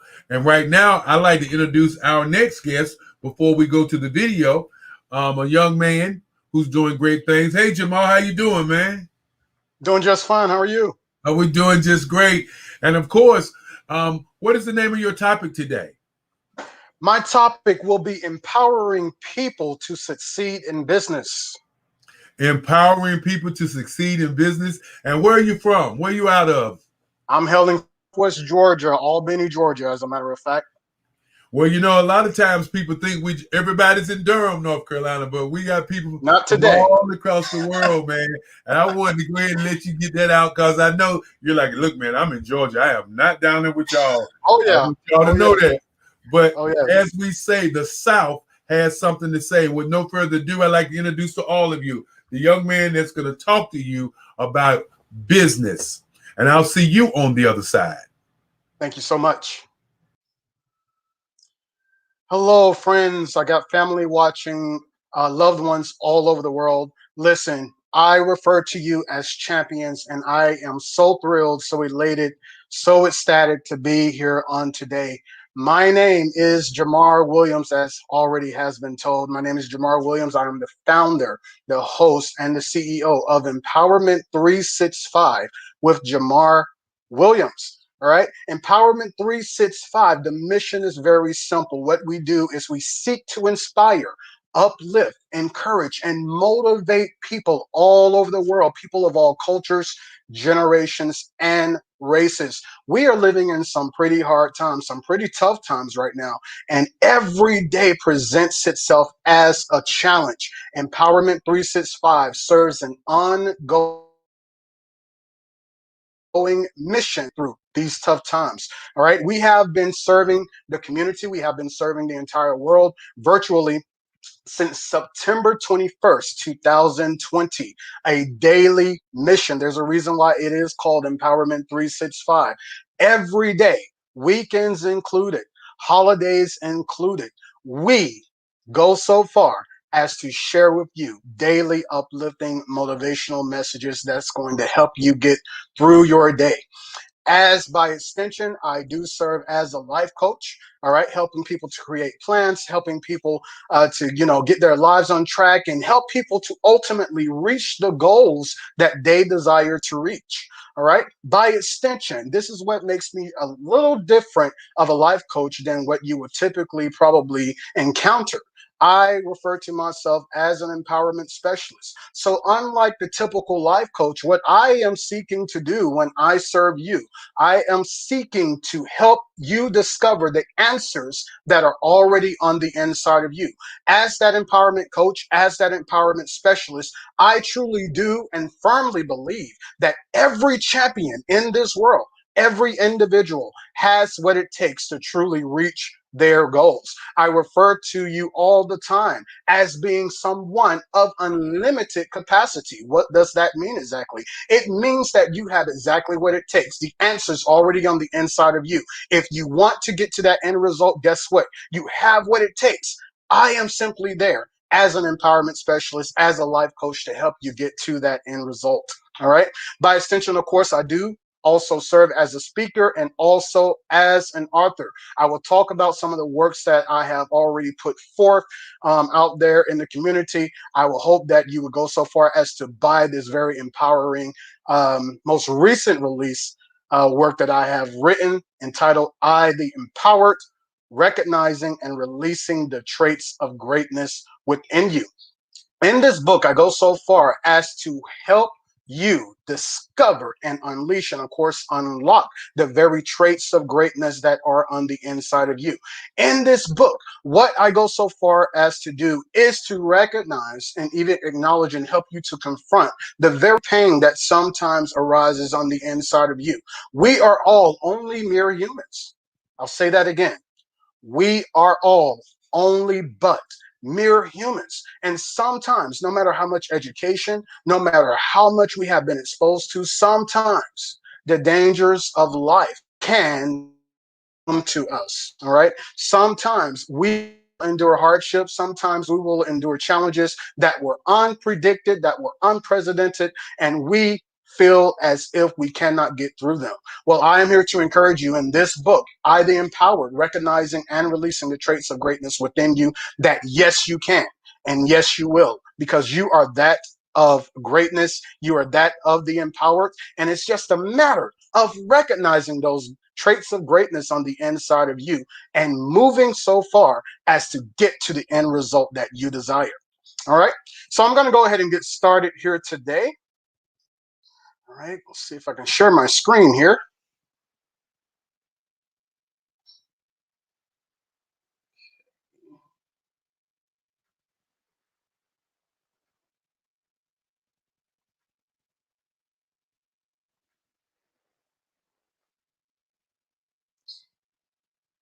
All righty. All right.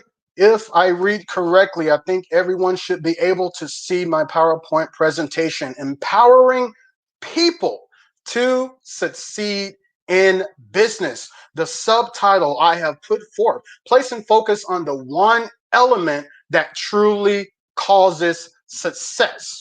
What I will go so far as to do in this presentation, I will help you to understand that in business, and I have served in a variety of capacities. I am only 30 years old, and I have served in the healthcare industry. I have served in food manufacturing. I have served in the restaurant industry. And one thing that I have come to find out that is constant, no matter what the industry, no matter what the business, is the element of people.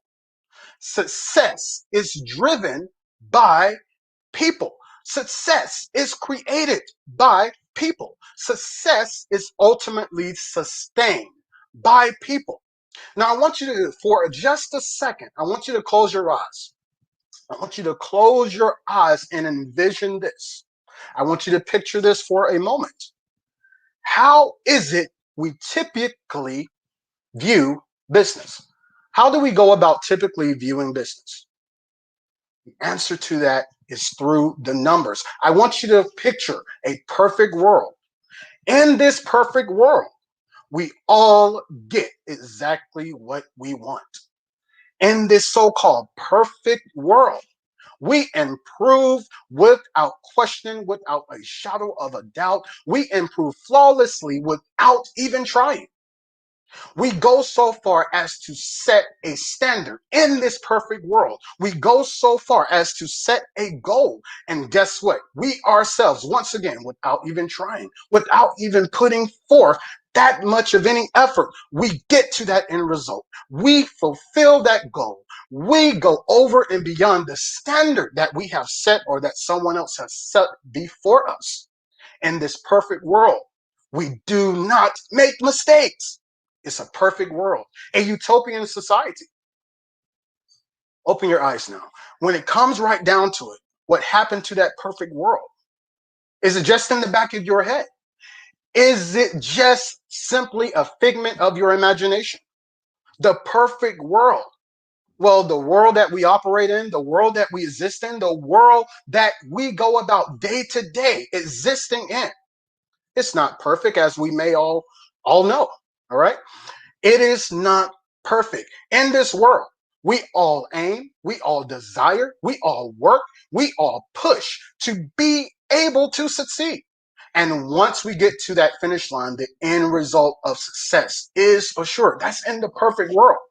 However, what we know and we understand is that sometimes success does not happen. That is the blunt, wholehearted, honest to God truth. Sometimes success simply does not happen. Success in the world that we actually operate in the world of imperfection, how do we succeed? How do we get to the end result where success is assured? We all want to be able to succeed. We all want to be able to get to that end result. The question is, what exactly do I focus on as an entrepreneur, as a business owner, as a leader within my organization, even as a mere employee? Where do I place my focus in business in order to be able to succeed, in order to be able to know what that success is, in order for me to be able to live that experience, in order for me to be able to taste it, to be able to breathe it? I want to be successful. Where should I put my focus? In business. All right. I've already said that we typically view business through the numbers, right? We view business through the statistics. We view business through the numbers. In business and operations itself, we tend to measure success and progress from a sole numerical and statistical standpoint. I'll say that again. In business, the typical mindset is to be able to measure success, is to be able to measure progress from a sole numerical and statistical standpoint. We compare the current results to the results that were either made previously or forecasted previously. We go so far, of course, as to set goals for ourselves and our business, and we work tirelessly, endlessly, sacrificially to meet these goals, to improve upon these numbers. The numbers, if the numbers do not align, we're not being successful. If the statistics aren't improving, are we not being successful? That's the question that I am going to challenge us with in this very presentation on today, all right? We place most, if not all, of our focus in maintaining, of course, or improving the numbers, all right? So what we're going to talk about on today is we're going to take our focus, we're going to look at how we typically view business, how we typically go about viewing our goals. We're going to look at that directly. And then we're going to take that same focus and we're going to shift that energy and we're going to shift it towards the very element that controls the numbers in the first place, that improves and controls controls the statistics in the first place. That is the element of people. All right. So let's get started here. Let's look at some common goals.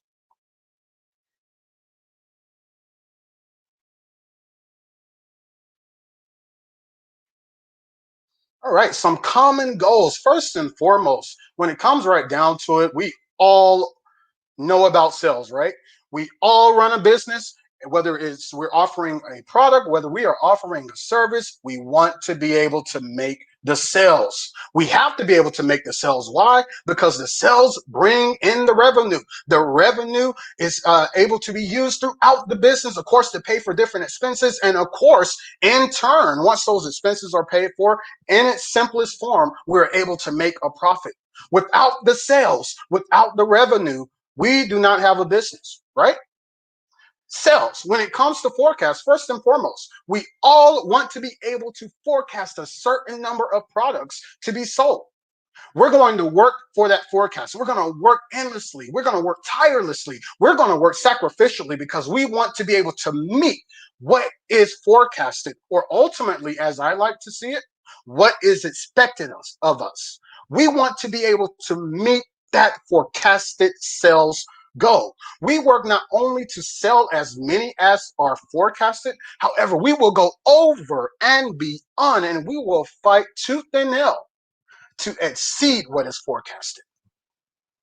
The forecast, we look at it once again from a numerical standpoint. We say to ourselves, hey, I want to sell 100 units today. 100 units. We get to 100 units. Clap, clap, clap. I've made my goal. I have made my goal and I want to keep going. Hey, we go so far as to sell 200 and we only forecasted 100. Pat on the back. Roo ha ha. I have sold not only what was expected or what was forecasted, I've gone so far as to exceed that number. The sales forecast, a numerical standpoint, we go so far as to look at revenue. Now, I read a couple of different times revenue. Funny thing about revenue, people refer all the time as revenue being the lifeblood of the business. I'll say that again. People refer to revenue as being the lifeblood of the business. In the scenario I painted as far as revenue was concerned, if you think about it from that numerical standpoint, yeah, it is absolutely correct. Without revenue, if you're not making sales, if you're not bringing in money so that you can make a profit, do you truly have a life force? Do you truly have a lifeline in the business? The answer, technically, from a numerical standpoint, no, you do not. The revenue, as far as that is concerned, we want to be able to literally increase continuously on a monthly, maybe an annual basis, the amount of revenue that we bring in. What happens if we are to increase our revenue? Now, all things being equal, what if our expenses stay the same and we're constantly increasing our revenue on a monthly, on a yearly basis? What happens? Ultimately, we increase in profit, right?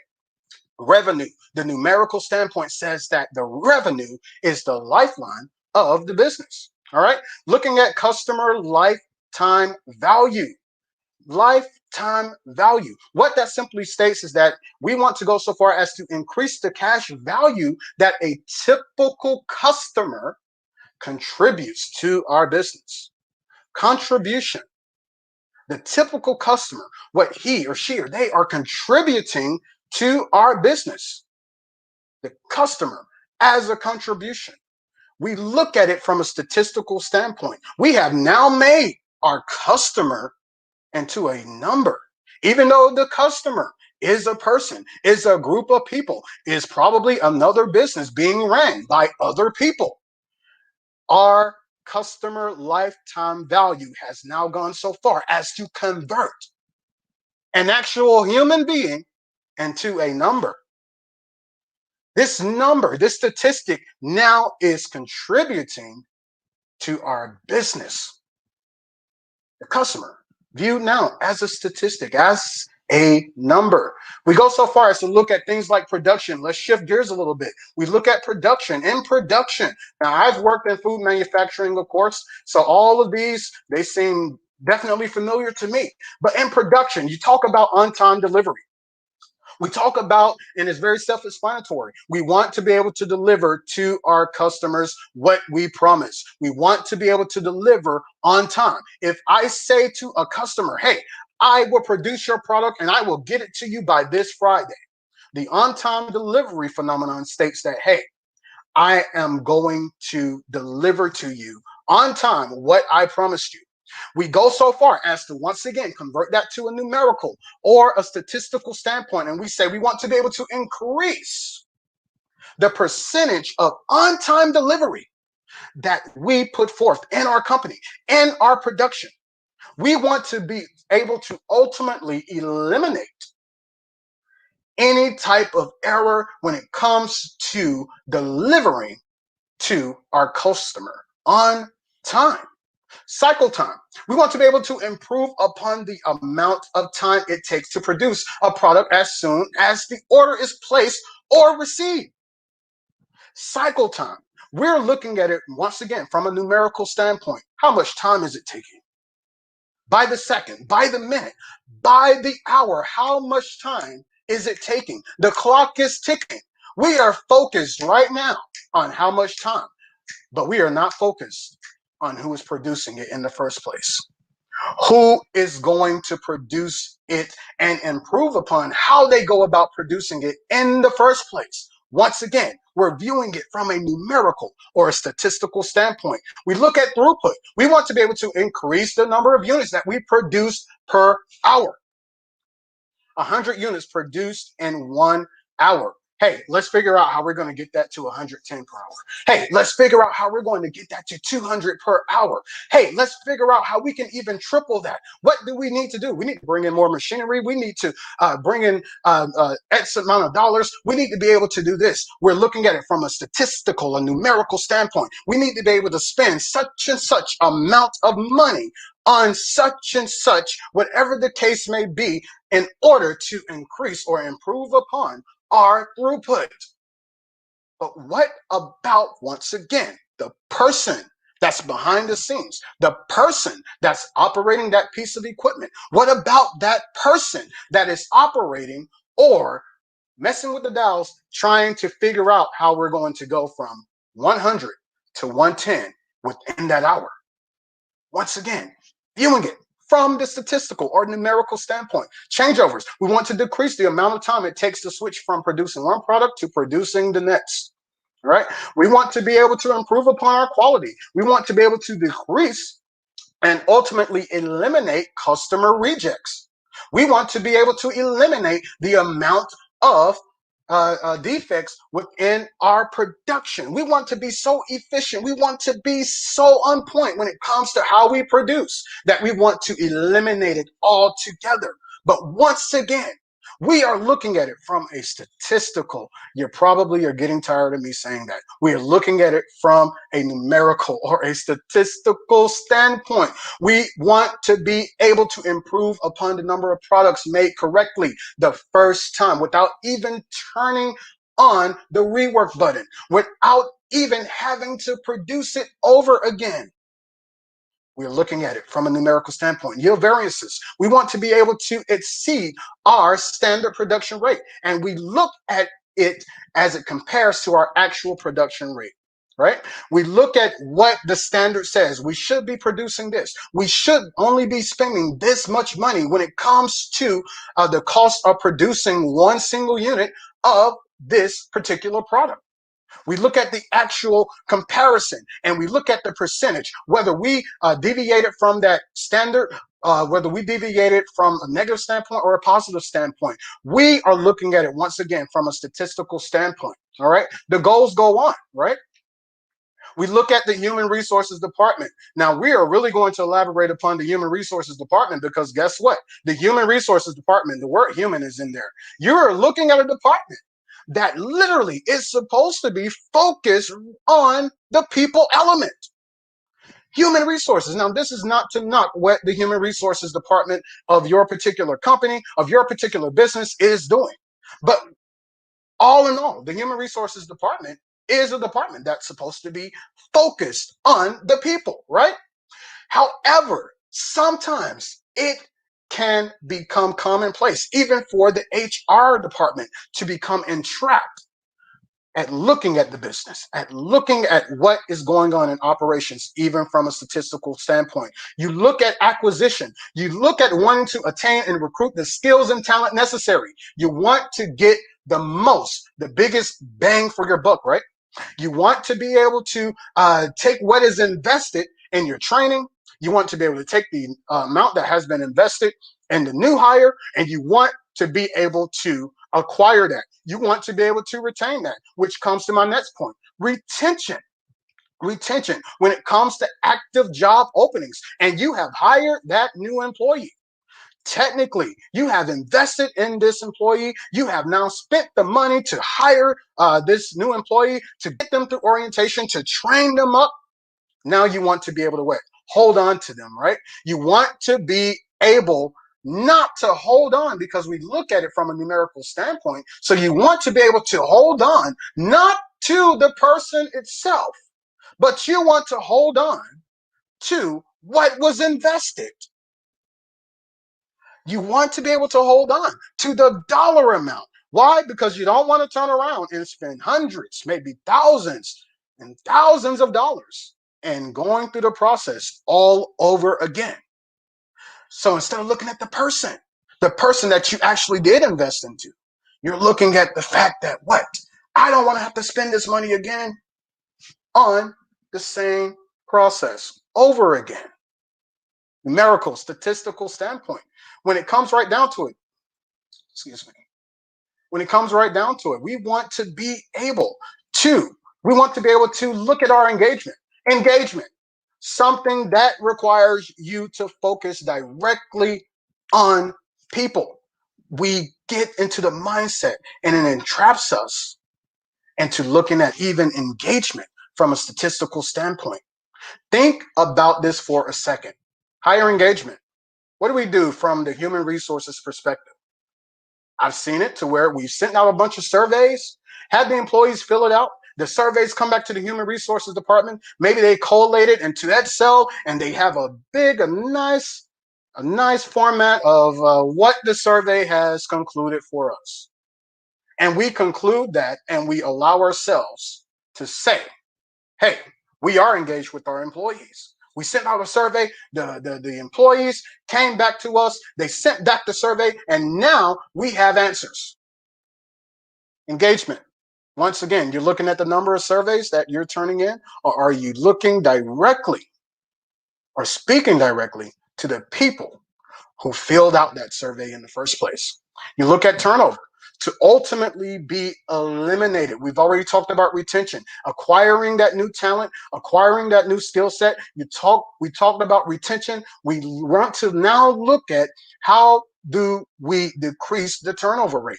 How do we know that every dollar invested in new hires, coaching, and training is not a wasted dollar? Turnover. We look at safety. All right, for those of you that work in industries such as manufacturing, maybe construction, you work in healthcare, right? You look at safety all the time. When you look at the safety numbers, what are you looking at? Well, they talk about all the time from a safety standpoint. that we want to be able to improve upon our TCIR rate. That's our total case incident report. Improve upon the TCIR rate and decrease the number of OSHA recordables. OSHA recordables was a big thing. I used to work for Hormel Foods Corporation. Huge culture that was focused on safety. Always focused on safety. I definitely commend them for that. All right. They were always focused on safety. But the first words I remember hearing out of their mouth is, I want to be able to decrease and ultimately eliminate the number of OSHA recordables. Numerical standpoint. Once again, Hormel, that's one company that I have worked for. They do a fantastic job of focusing on the culture of safety. Here's the thing. Are you starting off that safety culture with the numerical side of things, or are you starting it off with the people side of things? All right. It goes so far. We look at top injuries. Some of the top injuries worldwide. You look at the ergonomics. You look at the slips, trips, and falls. You look at the struck bys. These are some of the top injuries that you will find not only in your particular industry, but worldwide, no matter what industry you're operating in. Once again, numerical standpoint. We look at wanting to decrease the number of, when you look at safety policy, decrease the number of PPE or proper protective equipment violations. You want to decrease the number of violations. These are some very common goals. The list goes on. You want to increase efficiency. You want to increase profit margin. You want to go so far as to capture a greater market share. You want to go so far as to provide better customer service. You want to reduce your carbon emissions. You want to sustain growth. You want to improve upon the ultimate quality of your products. You want to be able to continue to produce while still maintaining your quality in your product, while at the same time decreasing pennies upon pennies on the dollar as to how much it takes to produce that end result. You want to go so far as to even beat your lead competitor. But once again, we are looking at it from a numerical and statistical standpoint. All right. Now, the question is, as we go over all of these goals, as we go over all of these goals and you look at them from a numerical standpoint, ask yourself the question, are these great goals to have? Think about that for a second. Are these in turn great goals to have? All right? That's not a trick question. As a matter of fact, there are no right or wrong answers when it comes to answering this question. Are these great goals to have? The list goes on and on for how we go about viewing our goals, how we go about viewing our business culture, how we go about viewing the workplace culture that produces our business. The list goes on and on. Why is this? The list goes on and on. Why? Well, think about it from a numerical standpoint. Numbers. You've heard of the word infinity? Numbers go on and on and on and on. Statistics. They change over and over and over and over, right? So the list goes on and on for how we can go about viewing our goals. Why? Because the statistics and the numbers, they continuously go on and on, right? All right. So going back to this question, are these great goals to have? Is this a good way to measure success? Let me go ahead and put the disclaimer out there. Absolutely. These are great goals to have. I am not knocking that at all. These are great goals to have. As a matter of fact, you probably may have heard of the term SMART goals. It's okay. As a matter of fact, you want your company, your business, you as an entrepreneur, even in your personal development, you want to be able to have those SMART goals. You want, in a way, to be able to measure your progress from a numerical standpoint, from a statistical standpoint. However, how are you focusing on getting to that progress, on getting to that end result? Are you focusing on the numbers or what you need to do to maintain those numbers? All right, I'll ask that again. Are you focused on the numbers, the statistics, the things that go on and on, the things that go over and over time and time again, the things that are constantly changing, the numbers? Or are you focused on the thing or the element, rather, of what controls those numbers in the first place? All right. So we're going to shift gears here. Here we're going to talk about how when we meet these goals. Yeah. Here's the thing. We pat ourselves on the back, right? We clap. Let's go be married. Let's go have a drink or two, right? We tell ourselves over and over, hey, we met our goals. Let's go celebrate. What happens when we exceed those goals? Once again, clap, clap, clap. We celebrate. We want to go drink and be merry. We want to party because guess what? We exceeded our goals. We met our goals. Here's the thing. What happens when we fail? What happens when we don't quite hit the mark? What happens when we don't quite get there? Here's the thing, and I have seen this in a couple of different industries and a couple of different businesses. It is not until we do not quite hit the mark that we finally take a look at people. It is when we fail that we are finally looking at people. What did we do wrong? What could we have done better? Why didn't we quite hit the mark? What exactly did we forget to do? Do you tell yourself over and over that, hey, my team, we have worked tirelessly, we have worked hard, we have put forth the sacrifices, the effort, we have put forth the time, and we still didn't quite hit the mark? Do you tell yourself that maybe I hired the wrong person? Maybe I didn't train the right person. Maybe I wasn't as enthusiastic about the project in the first place. It's not until we fail that we are finally looking at people. When we look at the numbers and we exceed our numbers and we meet our numbers, we are giving ourselves a pat on the back and we are looking at the numbers and saying, hey, we improved our numbers. We improved upon the statistic. We went past the stereotype. We went past what was over. We went over and beyond, and we improved numerically. When we fail, we look at the people. All right. Do we equate it to failure? Do we conclude that we simply did not have what it takes? All right. How do we dismiss the idea that we have failed or that we are failing? Okay. How do we dismiss the idea that we have failed or that we are failing? This gets us into what we're going to really talk about today. All right. How we should view business. That is through the people.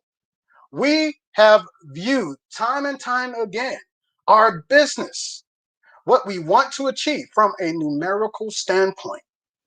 We have viewed it through the numbers. We have viewed it through the statistics. Let's take the time out to view it directly through the element of people, right? Simply put, how do you dismiss the idea of thinking that you fail or that you are failing? You must empower the people to succeed and see everything that is done as a means to the end result, which is success. All right. You empower the people. You can't empower numbers. You can't empower statistics. You can always empower people. All right. If you want success, then you do not place focus on the statistics or the numbers. I already said it. They constantly change. You focus on the people, the element that controls the numbers and the statistics. All right. So we're going to go back. All right. We're going to look at some of those same common goals. We're not going to shift gears and we're going to view these goals from the people standpoint. All right. Excuse me. My laptop is giving me a couple issues here. All right. There we go. All right. All right. So let's shift the focus here real quick. We're going back to ourselves, right? We're going back to the forecast goal, right? We want to go so far instead of looking at, we want to go so far as to not look at how we're going to meet what is forecasted, what is predicted. We're going to look at not how we're going to exactly exceed what is forecasted or what is predicted, but we're going to shift the focus on the forecast goal. We're going to ask ourselves the question, not how do we meet that forecast goal, but we're going to ask ourselves the question about the people. We want to understand what motivates the sales associate to go over and beyond to meet that sales forecast in the first place. At the end of the day, hey, here's the things about sales. You got someone out there who's promoting the product. You got someone out there who's talking about the features, the advantages, and the benefits. You got someone out there who is pushing the product. And on the flip side of that, you have what? The consumer, the end result. You got someone who wants to buy the product. So we're not focused on how we're going to increase our sales forecast. We're going to understand what motivates that team member, that sales associate, to sell it in the first place. Are they just as excited about that product as you are, as your business is? Is your consumer just as excited about the product that you advertise? You got to understand why this is the motivating factor. Look at it from a people standpoint. You got to understand how your products and the services that you provide meet a need, meet a want, fulfill a desire. You have to be able to understand that from the people standpoint. You're no longer focused on how you're going to increase, right? How you're going to increase what is forecasted of you, but you're going to focus directly on the people, what motivates the people to sell and to buy. Guess what? I got news for you. When you can truly hone in on what that motivation is, you can truly allow your forecast to work itself out. All right, we're going to look at the revenue. Remember when I said that revenue, and we hear it over and over again, that revenue is the lifeblood of the company, of the business? I want you to think about it this way. Money, it can't breathe. It can't touch. It can't feel. It doesn't have any emotions. It can't taste. It can't walk. It can't talk like I'm doing now, like you can. It can't see. It can't operate without a willing individual. Without a willing individual to allow it to do so. Money is lifeless. How can you call something that is lifeless the lifeblood of the company? How can you call something that does not have life the lifeblood? How can you in turn give something without life a lifeblood? Doesn't make sense to me. Never made sense to me. What does make sense to me are the people that controls the revenue in the first place. The people. This is the new lifeblood of the company, right?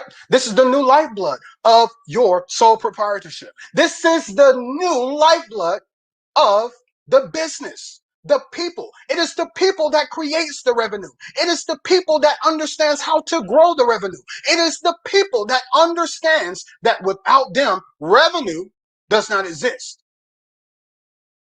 Revenue cannot exist unless you have that consumer that is buying your product, who is a person. Revenue cannot exist unless you have someone producing your product. You cannot just say that revenue or money is the lifeblood of your company. People produce revenue. Your people are the lifeblood of your company. Let's go so far. Customer lifetime value. We looked at how we want to be able to contribute or allow the consumer to contribute over a period of time, increase in that value. But understand, from the people standpoint, your customer, your consumer, they are more than just a number. They are more than the customer lifetime value. Leads, we want to look at the number of leads that we qualify. Yes, from a numerical standpoint, we want a whole group of prospects, a whole group of people that we can look at and say, hey, this is someone I could potentially sell to. Your leads, they are more than just prospects. Yeah, they might be interested in your product, but guess what? From a people standpoint, they are someone who can help spread your brand even further. There's someone in that group of prospects that can help lead that product or that specific brand to the next level. They are more than just a lead. They are more than just a number, right? Looking at it from a production standpoint, let's look at that real quick. We're going to shift our focus even more. On-time delivery.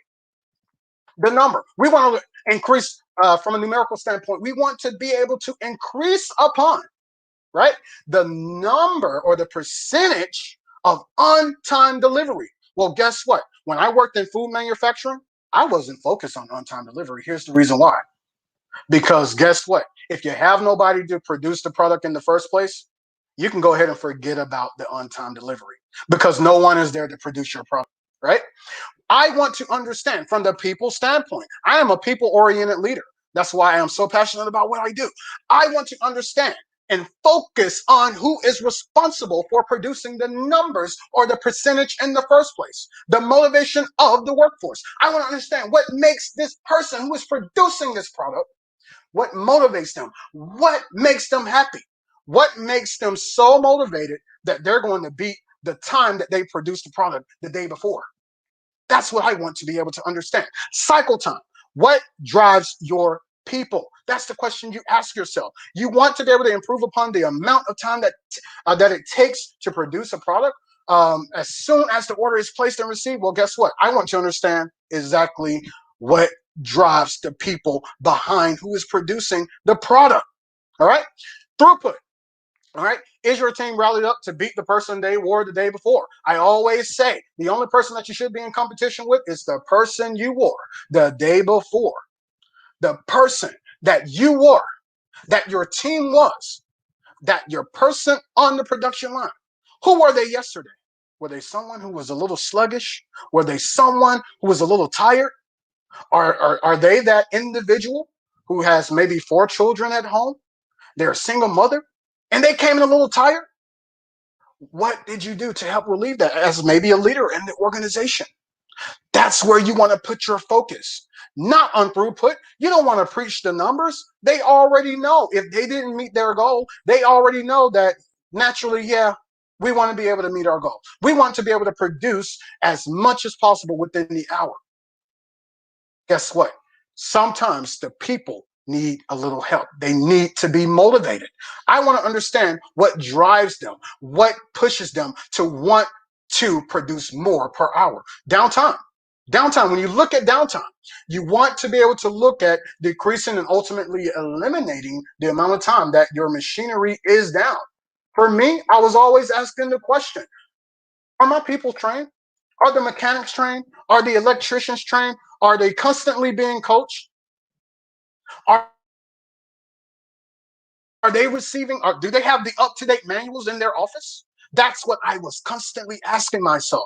Do the people have exactly what they need in order to be efficient at completing things like preventive maintenance? Do they have exactly what they need? I'm going to look at whether or not the associates that report to me have exactly what they need. Quality. Have you observed the pride of your people lately? All right. It is no secret to me. All right. Hopefully it's no secret to you. And if it is, hey, guess what? I'm going to share this with you.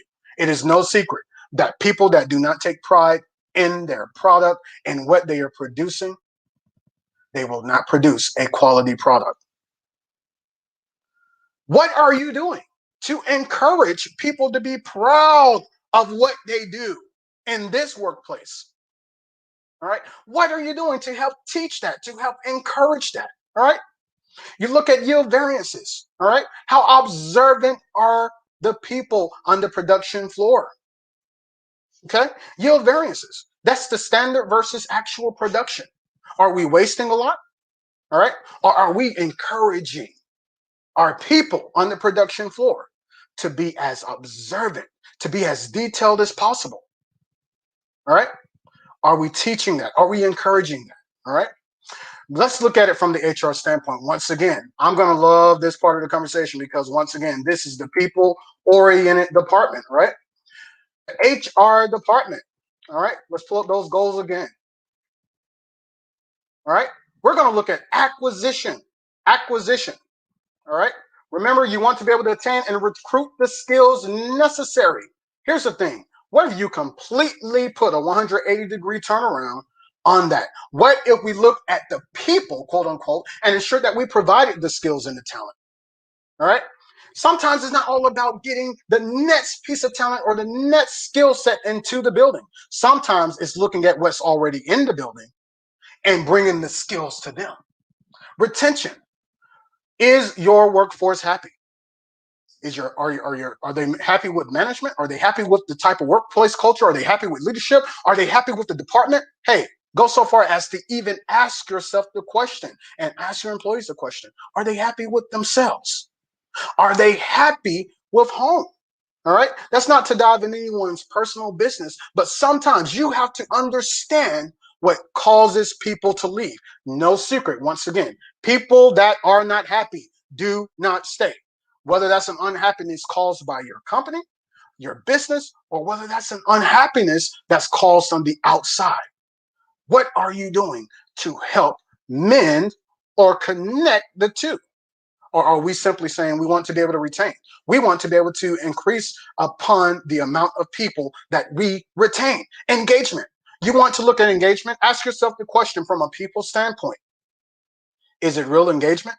There was a study that was done. I remember studying this back when I was, I think I was a junior in college, junior at Valdosta State University. Go Blazers. All right. I remember studying this. Text messaging. Text messaging. It was concluded that text messaging gave us the illusion of communication, but it did not. It took away completely from the face-to-face interaction, being able to kind of feel someone's aura and feel where they are and why they feel what they feel, being able to feel the emotion behind what is being communicated. What happens when we send a text message? The illusion that we are communicating goes out, right? So ask yourself the question, going back to engagement. Are we truly engaged with our employees? Are we sending out surveys just to say that the employee filled them out and that we received it back? Okay. Or are we, as leaders within the organization, taking the steps, purposely talking to the employees? What do you feel as if we can change? Hey, even if there was a survey involved, hey, we put together the surveys and we want to understand why employees may feel this way about the culture. All right. What's your standpoint on that? Real engagement versus the illusion of engagement. All right. Safety. Why are people getting hurt in the first place? The TCIR rate. Yeah, you want to improve upon that TCIR, but guess what? Are you truly understanding why people are getting hurt in the first place? That even goes back to the OSHA recordables, the top injuries. You want to understand, why are people getting hurt in the first place? Is there enough coaching going on? Is there enough training going on? Do people truly not understand the scope of what they are supposed to be doing and how to do it the right way? The people standpoint. All right.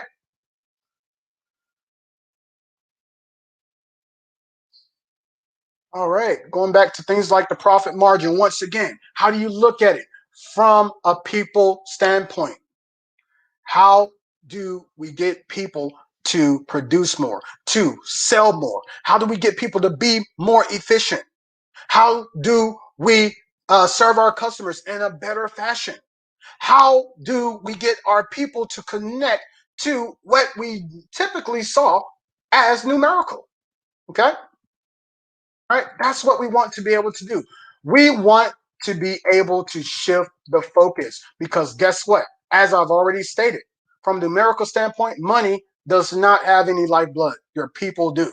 They come in every day. They are producing. They are working. They are putting forth the effort. They are putting forth the time. They are working overtime in order for us to meet the statistical or the numerical goal. So we place our focus in people. All right. Ultimately, what I want you to be able to take away from this, a new thinking. Take care of the people and the results will naturally fall into place. That has been my motto since, pretty much since I started in management. Take care of the people. Your results will naturally fall into place. Understand at the end of the day, your sales, they don't sell themselves. All right. Your products, they don't sell. Your services, they don't sell themselves. Your products, they don't produce themselves. Guess what? It takes people. It takes people to get to the end result. Take care of the people. If the people are happy, they're going to want to work for you. If the people are happy, they're going to want to produce for you. If the people are happy, guess what? They're going to want to continuously do business with you. You put your focus on the people. Now we know, and we have shifted gears from shifting our thinking from the numbers, to the people. We now want to be able to focus on three key functional areas when it comes to the people. We want to be able to focus on three key functional perspectives. All right, they always need to be considered. These three key functional perspectives, they need to be considered. First of all, the perspective of the leader, then the perspective of the employee, and finally, you always want to consider the perspective of the consumer. Let's look at the perspective of the leader first, right? All right, the perspective of the leader, all right? The perspective of the leader, all right? Foremost, humility, all right? And when it comes to humility, is this something that can truly be taught? I've been asked that question before. Maybe, maybe not, depending on what your views on the topic matter may be. Humility, can it really be taught? Is it something that is already hardwired? All right. In leadership, it needs to be a natural part of the person. All right. Although maybe it can't be taught. However, in the workplace, in your business, it can be encouraged. Why does a leader need humility? They need to be able to see and understand and recognize both their strengths and weaknesses. Humility allows us to place ego to the side so that we can do what is necessary for business. Leaders, ownership. Leaders want to be able to own it. They want to be able to own that specific part of what they are in charge of. All right? Leaders, they understand and they want to know what their particular role is in affecting the bottom line and maintaining that control of the piece, their piece of the puzzle. All right. Once again, we're focusing on the leader, the perspective of the leader. They want to be able to own it. How are you encouraging that ownership within your organization? Leaders also want to be a part of the solution. All right. I have seen it far too often where people were not in the loop on what the problem was. All right, I'll say that again. I have seen it far too many times where people just were not involved on what the problem was. Leaders hate that. I know I hated it when I wasn't told what the problem was. And then when things crashed and burned, I was only able to say, well, I didn't know about it. How can I put forth a solution or put my head with your head so that we can think of a viable solution together if I was never told about the problem, if I never knew of the problem? Communication is key. They want to be a part of the solution. Why? Because the problem affects everyone. If the problem affects everyone, communicate it with everyone so that a solution can be found together. Let's now look at the perspective of the employee. All right, the perspective of the employee. I've seen this far too often. Maybe you've heard it before in your organization. Do I matter? Do they truly care about me? All right, do they truly care about me? If I feel as if the company doesn't care about me, am I truly going to put forth as much effort as I possibly can to produce for you, to create for you, to grow with you?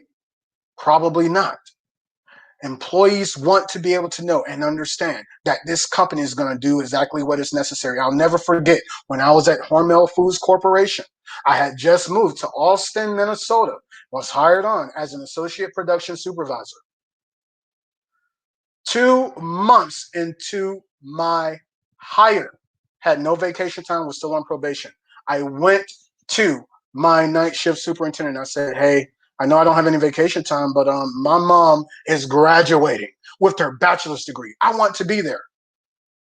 He took out the vacation book. He said, boom, bam, pow. You go ahead and take the plane. Go ahead and book the flight, Jamar. Go ahead and be there with your mom. We'll figure out the rest. Do they care about me? Do they care about me? That's what employees want to be able to understand. Do they care about me, or am I disposable? Am I secure? Is my job secure? That has been the question that has really been going around here in the past year, right? What are we doing to make our employees feel secure? Going back to that word, ownership, you'd be surprised. Your direct reports also want a part of the puzzle. They also want a piece of it. They want to be able to own what is in their functional area. And finally, those last two, Recognition and appreciation. I'm telling you, I have managed minimum wage workers before. Recognition and appreciation goes a long way because, as we probably all know, minimum wage does not pay very much. As a matter of fact, in a lot of different places, minimum wage is not even enough to take care of you and your family. Recognition and appreciation, even at minimum wage, goes a long way. Are we taking the time out to recognize and to acknowledge the fact that they are the lifeblood of our company? And finally, let's look at the perspective of our consumer. Importance. The consumer is always going to be asking, how important am I to your bottom line? Am I truly being considered? Or am I just someone that you can make a quick buck off of? Am I more than a customer? Am I important to your company as your lead sign? Or am I just as important to your company, just as your lead scientist is, just as your CEO is, just as your primary shareholder is? Even though I only bought one product, maybe it costs $10. Am I just as important? Think about that for a second. You're looking at it from a people standpoint. Finally, integrity. All right. Am I being told the whole truth, nothing but the truth? All right. Am I being told everything there is to know? Integrity. When customers feel as if you are being wholeheartedly honest, completely honest with them, they want to do business with you. Because good, bad, or ugly, they know that you're going to communicate the truth with them and they are going to be able to make a decision for themselves, right? They want integrity. All right. So developing the culture necessary. That's the last point that we're going to talk about. Developing the culture necessary. First and foremost, remember, all right, remember that communication will always be key when it comes to your people-oriented culture, all right? Share information, create and develop a sense of trust. A sense of trust. Workplaces can and will fail if the people do not trust the direction that the organization is going in. All right. Be authentic in your communication. Be empathetic. Be empathetic. Your employees, you never know what they are dealing with at home, outside of work. All right. Be empathetic when you approach them because you are people oriented. All right. Asking questions. Remember, that happens both ways. All right. I have seen it to where people are just afraid to ask questions. All right. I have seen that even from a leadership standpoint. Are you encouraging the culture where people feel free to come to you with whatever it may be? All right. The new criticism. I'm writing a book now called The 4 A's of Criticism. All right. The 4 A's of criticism. Remember, constructive feedback. That's all criticism is. We look at criticism as being constructive feedback, as in a tool that I can use, that my business can use in order to grow. Remember that listening is essential. Learn to have the difficult and uncomfortable conversations. The people, no matter who they are, should always, I'm going to go ahead and start sharing my screen here, should always be able to know and understand that you are there for them. The people, no matter who they are, they should always be reminded of what the mission is, on what the vision is. They should always be reminded, yes, of the goals. But most importantly, as it relates to that mission, that vision, those goals, those objectives, remind them of where they fit into the picture. That's when you are people oriented. When you are focused on the numbers, you're going to look at it from a numerical standpoint. When you look at it from a people standpoint, you're going to ask them and you're going to help them understand where they fit into the overall picture. You want to create those clear goals and objectives, and you want to constantly be people oriented. All right. Finally, I always preach this. No matter what industry I worked in, the workplace, it is an extension of home. Think about it for a second. Most people work full time, right? If they're working 8, 10, 12 hours, guess what? They're probably spending more time with you as their leader, with you as their manager, with you as their supervisor, with the people that they work with, their co-workers. They're probably spending more time with them on average than they do their own family, than they do with their own self. Allow work to be an extension of home. One thing that I always push for I want people to be able to feel as if when they come into the workplace and I'm in charge, I want them to feel as if they walked into a place that feels as if this is an extension of home, where I am loved, where people do care about me, where people want to be surrounded by me. All right? Work, an extension of home. Remember, the focus is in the lifeblood of the company. And remember, because money can't have any life, people do control that life, all right? Focus on the people. Your results will naturally fall into place. Thank you so much.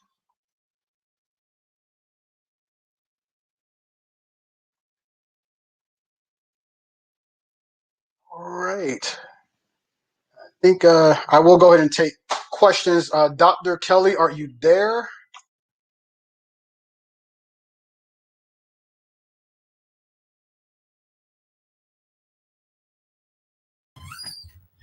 Yeah, man. Yeah, man. All You right. brought the fire. You brought the fire. All right. Thank you. Young King, you brought the fire. You Thank you. brought Thank the fire. Thank you. You know,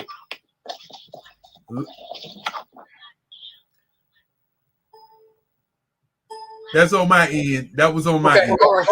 You can turn it down. All right. You can Okay. turn it down. But you brought the fire. Okay. You brought the fire. you.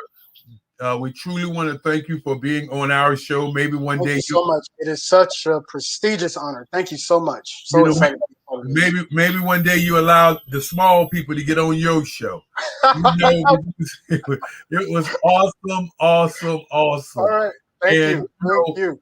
A lot of times we don't get young people or young men to stand up and stand out. A lot of times we get young people and their minds are focused on a lot of other things because they're convinced by the media and convinced by videos and convinced by how they're brought up and to think a particular way. But what you did today was you truly broke it down, squared it up, teed it up, and said to the people, look, pay attention because this is real and this is real talk. This is not me just making it up as I go. And what I really appreciated was that your presentation was just so good until if I had another hour, I'd bring you back. All right. Thank you. You tell your mama and them, you hear what I said in them, right? I've been there. You tell all your people that we truly appreciate you. You're a shining star in our community. And we're just so happy to have you. And we look forward to see what we can do with you in the future. Now, you have a podcast, 365-day podcast that you do. Yes. Now, what time is that podcast? How can people get on it? And how can people contact you in the event that they'd like to speak on it? Sure. Now it's not actually a podcast, Dr. Kelly. It is actually a vlog, actually. Now you can follow me. I actually have an Empowerment 365 page on Facebook. Now, if you just were to go to Facebook, you can just type Empowerment 365 with Jamar Williams. I'm glad to say, and I actually have to put a promo out there for this, but we just hit 1,000 likes and followers on the Empowerment 365 page. So we are constantly growing. We have that on Facebook. We also have a Twitter page for Empowerment 365 as well, for that content as well. So if you were to go to Twitter, type in Empower JRRW. All right, you can find me on Twitter as well. Once again, that's Empower JRRW. Well, you know what? I gotta say this before I get out of here. You're cheating the world. You truly are cheating the world. If you have a blog, you must turn that blog into a podcast. Okay. We can't allow for you to just have some words written across the screen for somebody else to interpret what you mean. Yes. You get where I'm coming from? I get it. Yes. I mean, you talked about it, but you have to do a podcast, man. Okay.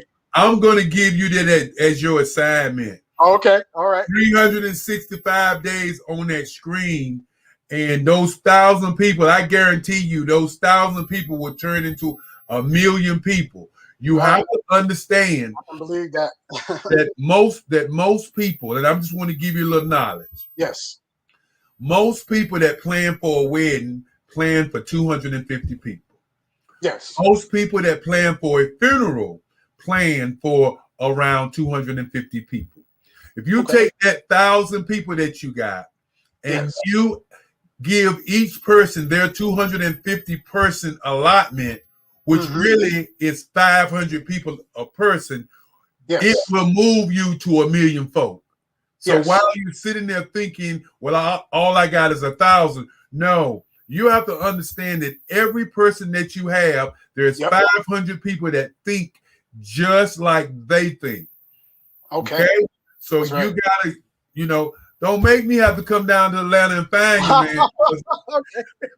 man. We don't make. I'll come after, but it has to be after the pandemic, though. Okay, all right. but I'm saying this to you because I understand the power. You moved some people today. You made people really think today. So we will be calling you and checking on you. And like I said, I'm an old man, so I'm gonna give you marching orders, son. We need you to do your podcast. And again, want to thank you for being on the show. The first day I do all of the hosting, but then after that, I have other people hosting. Hopefully, you can give me a call. Tell Jermaine that we appreciate him getting you here because without him, you wouldn't be here. And that's right. That's right. The name of his organization is. What's the name of his organization? The World Leaders? Black Business Expo USA. No. Jermaine's group. What's the name of your group? Off the top of my head, I'm drawing a mind blank. That's all right. That's all right. Crap. I will think it up and get it. Okay. It's the Black Leaders Worldwide. That's what it's called. Yes, correct. There we go. Black Leaders Worldwide. You can be found on LinkedIn. Yes. Yep. And they can be found on LinkedIn. And they have provided for us some outstanding speakers, as you can well see. I'm shouting out for the National Black Mastermind Group who's doing training. You guys are doing leadership. And when we begin to look at building this whole ecosystem, you need both. And we saw your leadership this evening. Thank you so very much. And I'll see you on the other side. Thank you so much. Yes, indeed. Just want to get the brother to get on his real chore and to get him to do a podcast so you can see him deliver his words. When you have a blog, people sit there and they try to figure out what you're saying. But when you see somebody live and in technical color, you actually can see their feelings going across the screen. And right now, we have a show that was very, very instrumental in a whole lot of hype last time. And this show was a group of sisters who got together, and the name of the show was called Sister Talk, led by Sheila Council Wilson. Hey, Sheila, how you doing? Hey, how are you? Well, I'm having a great time. Last year we did Sister Talk, and Sister Talk just shattered. It just shattered the internet. I mean, one of the highest rated or highest looked at shows we had last year. And it was so good until I said, you know what? We got to bring Sister Talk back one more time. And Sheila, thank you for coming back. And I know you have some ladies. I don't know if they're in the room at the present time. Are they in the green room now? I don't think they are. I just got a text from one young lady, and I'm trying to text her and talk to you all at the same time. So to give her should I say email her all at the same time. So I'm honored to be back on the show again tonight and just to be with you. And Eric, let me say thank you for being the mastermind behind putting this all together. It's a lot of work. a lot of time, a lot of hours. I don't think that people really know to put something on of this magnitude, how much time it takes and the effort that it takes and the conversations that you have to have. So let me say, on behalf of Sister Talk, as well as Warm Lyrics Cafe and Lyrics Speaks, we all thank you. Well, you know, one of the things that sometimes people don't get is that when you're doing something like this, in your mind, it's not pressure, but really it is pressure. You have people who like to take the last second shot, and then you have those guys, when the game is going fast, they're world beaters. But when it's time for the last shot, you can't find them. And I can look back at my life and my career when it was time for the last shot, I wanted the ball. And I didn't want the ball because I just wanted to make the last shot. I wanted the ball because I wanted to have some level of control of destiny. Yes. And this is what this is about. This Black Business Network is about destiny. And I wanted to have some level of control to help people see their destiny, see the great things that they're doing, give them an opportunity to have a voice to speak and have something to say. The young man we just had on a few minutes ago he was phenomenal. Young man with the black leader, I think it's the Black Leaders Worldwide. And when you bring on young people and they're fire, and you sit there and you say to yourself, that's what I'm talking about, because the only way that we can build tomorrow is through our youth. Absolutely. And if we don't have some type of grassroots where we can take them into, Eric, because, you know, the game hasn't really changed. It's more technology, if you will, with our younger people. But here's the thing, the basics, necessities that we need to move forward is still the same. Thank God for technology. Listen, look at what you and I are doing right now from our offices, from our homes. Mm-hmm. We have to do this. We can't stop because of something that's called COVID or anything else, or because of what's going on in our White House or the political arena. The business at hand must continue.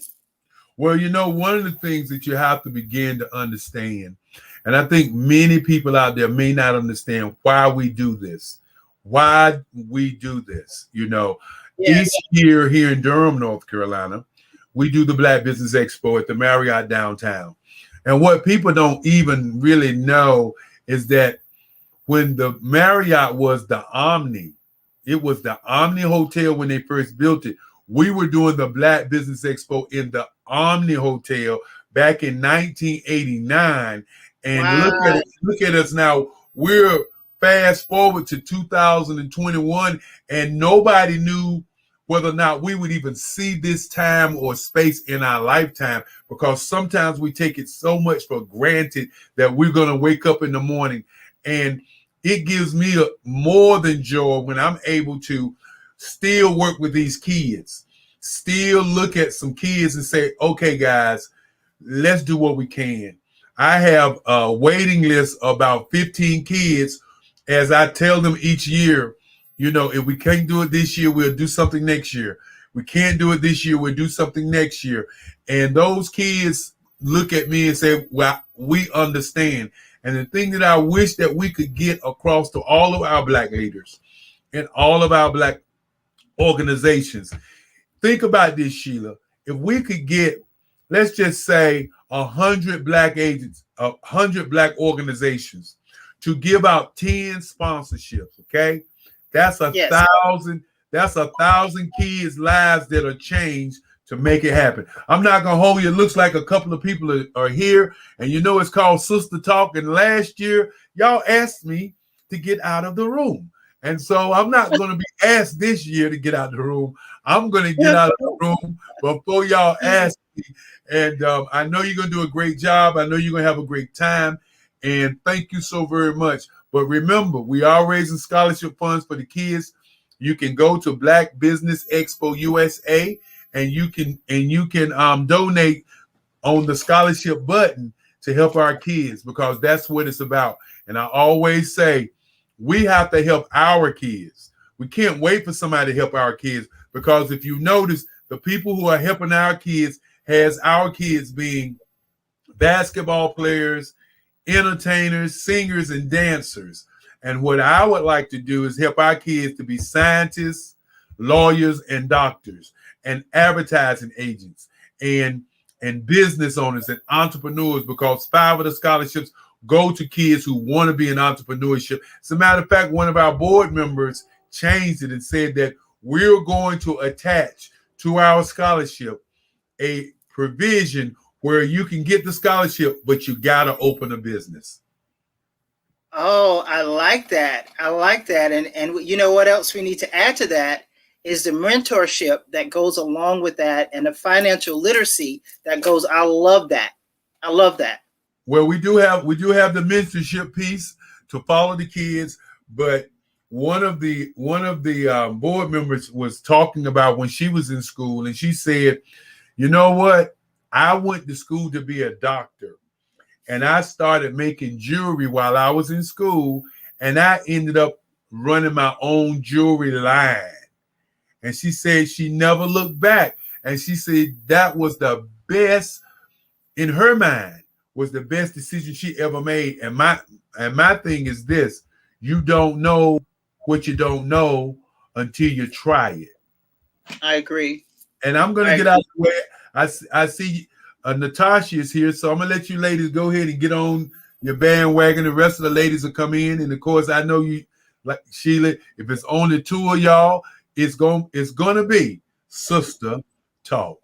I'm going to get out of the room and let you go ahead and begin with your show. Thank you so much. Thank you, Dr. Eric Kelly III. We appreciate this opportunity to share in Sister Talk. And I believe Natasha's she is here. I see her name, so she's going to be coming in. Natasha, hello and welcome to Sister Talk. Thank you so much. Great evening. Let's just hope that technology holds up, right? Yes, absolutely. Absolutely. Listen, we're going to make it happen. We're going to have some great conversations. We have some other women that are going to be coming along. So you know what? I believe in, without further ado, we're going to make it happen. And when they stop popping in and showing up, we will just bring them right on in, because there's so much to cover. There's so much to cover, Natasha. And for those of you who don't know who I am your host today. My name is Sheila Council Wilson, and I am the founder and CEO of Warm Lyrics Cafe, which is an evening of positive lyrics and experiences. And we have been doing that for about 10 years now, about 10 years. And we started out here in Raleigh, and it was just really a thought in the back of my head until one of my friends who I was sitting across the table breaking bread with, if you will, and she began to write down what I was saying. And at the end of probably, 4 pages, Natasha, she said, okay, when do we get started? I said, oh, it's just an idea. It's for someone else to do. But what we're going to talk about tonight as well, not just what others are doing, but what your hand has been assigned to, what your purpose here to do, what your assignment is. Not necessarily, people talk about, Natasha, about a calling versus career and those kind of things. And they're different. And they have, all of them have their roles. And it's so important that is important that we even talk about that. And so when I started the journey, I have a background in radio broadcast journalism. And I believe Eric is still on our call. And so I to make sure that I took my degree and my calling to make sure that I was able to get the things done that needed to be done, because what's important is you can't get we know that we've been handing something. So Natasha, listen, I'm so grateful. We had the opportunity to have a conversation a little bit earlier today and on last night. You can get to Eric Kelly. You have done some great things in your career. We just want to talk about how you got started. So introduce yourself and make sure that you understand. I want others to understand that it's a journey but because of it, how great it is, and how you wake up every morning, and how at night you are just beginning. You're in the just beginning stages. It seemed like you recreate yourself each time. So, Right. Natasha, welcome to Sister Talk. Thank you so much. It's a pleasure to be here. Yes, I am Natasha Brooks. I'm actually a co-founder of a nonprofit organization called the Birthing Movement Incorporated. And oftentimes people are like, oh, you are a midwife. And in essence, yes, just not in the natural sense, more on the spiritual side of believing that all of us have at least one gift to birth into the earth, that we have a purpose that people are definitely waiting on. And almost similar to you, I was with one of my girlfriends, and actually we were coming down from the mountain, visiting her family from Roanoke, Virginia. And we just started brainstorming in the car. And it was kind of like, you know what? We're always helping other people's visions. And especially in our church, we were always serving. So we were like, you know what? Maybe it's our time to do more. Let's create our own. And we both were on staff at the time at our church. And so she worked upstairs, I was downstairs. And so we dedicated a day each week to come together and to plan. And we devoted it to prayer and fasting. And the Lord gave us this name, and as well as even the logo of a pregnant belly. And we believe that we were focused on really empowering girls and women on how to plan, to push, and produce their purpose. And of course, and we launched on Labor Day of 2017. And, especially coming from, the church and loving to serve, we were just like, we're going to help everybody. We really didn't know what our target audience truly was. Even as we started, going along, we had men to reach out to us and say, listen, we have something to birth too. So we're like, you know what? You're right. You do. So just come on board, because you never know, they could be great supports for their daughters or their wives and for the community at large. And so we were just trickling along. And then, we had a reality check, because we were very involved. And we just assumed that we were going to have this exclusive backing from those that we knew, especially those that we helped. And naturally, that was not the case. As most people that go into business, they realize that it's normally the strangers that end up supporting you the most at the end of the day. You know what, Natasha, that is probably everyone listening, or should I say watching, they're saying, I know what she's talking about. And then you have those who said, oh gosh, I thought it was just me. Because you wake up with this great idea, you and your colleague was brainstorming, and you said, listen, we're going to change the world. We're going to just use the anointing, and we're going to move forward, and this is going to happen. And then probably, if you're like me, you had someone speak into your life, and you were really all excited, right? Absolutely. You got excited. You was even counting down the days. They said in 7 days this was going to happen, right? But here's the thing. We have to keep at it. So what made you keep at it? And I realized that COVID happened, Natasha. I realized that happened, but did that really just put you on hold, or really did it put you on pause so that you could restructure and regroup? Absolutely. That's a great question. Definitely what has kept me going, what even initiated everything, is the love for others, and the desire to want to edify others and empower others, as well as educate others. I do not like any forms of oppression. So I'm one of those, they said you couldn't. Yes, you can. Let's dig deep and see what's at the core. But in terms of COVID, we actually had come to a trickle prior to then. And it's still something that I think is being ironed out as to why. Because here we are, two, women of God focused on helping others, believing in what the vision that the Lord gave us. But I feel like we started to go our separate ways with our own journeys with embarking on things. So I don't know at this point if it is the Lord allowed that to happen, so that we could see some of our other giftings. Because to be honest, I thought we were a great balance, because we have the same heart, but we had different giftings. I'm the extrovert. She was the introvert. I would come up with creative things for workshops. She was the technical aspect of it. But even in that, it's allowed me to say, you know what, maybe I shouldn't have just left it all on her, even technical wise. I should have maybe learned some at least some basic skills on some things myself for such a time as this. So this is kind of where we are. I know it's not a completely shut the door because we have blessed so many different people over the years that we've been in existence. And we actually have people that are reaching out asking us what's next. Yes. What's next? When you think about it, I'm sure as you're driving to work, going to the grocery store, I would say gym, but a lot of gyms are still not open. Even when you say your prayers at night and you say, God, what will you have me to do next? Is this it? Is this over? Is that season past? And until we have that relationship and understand that this may be just one piece of it. This may have been what it took to get you jump started, so that because we self-sabotage ourselves sometimes. Absolutely.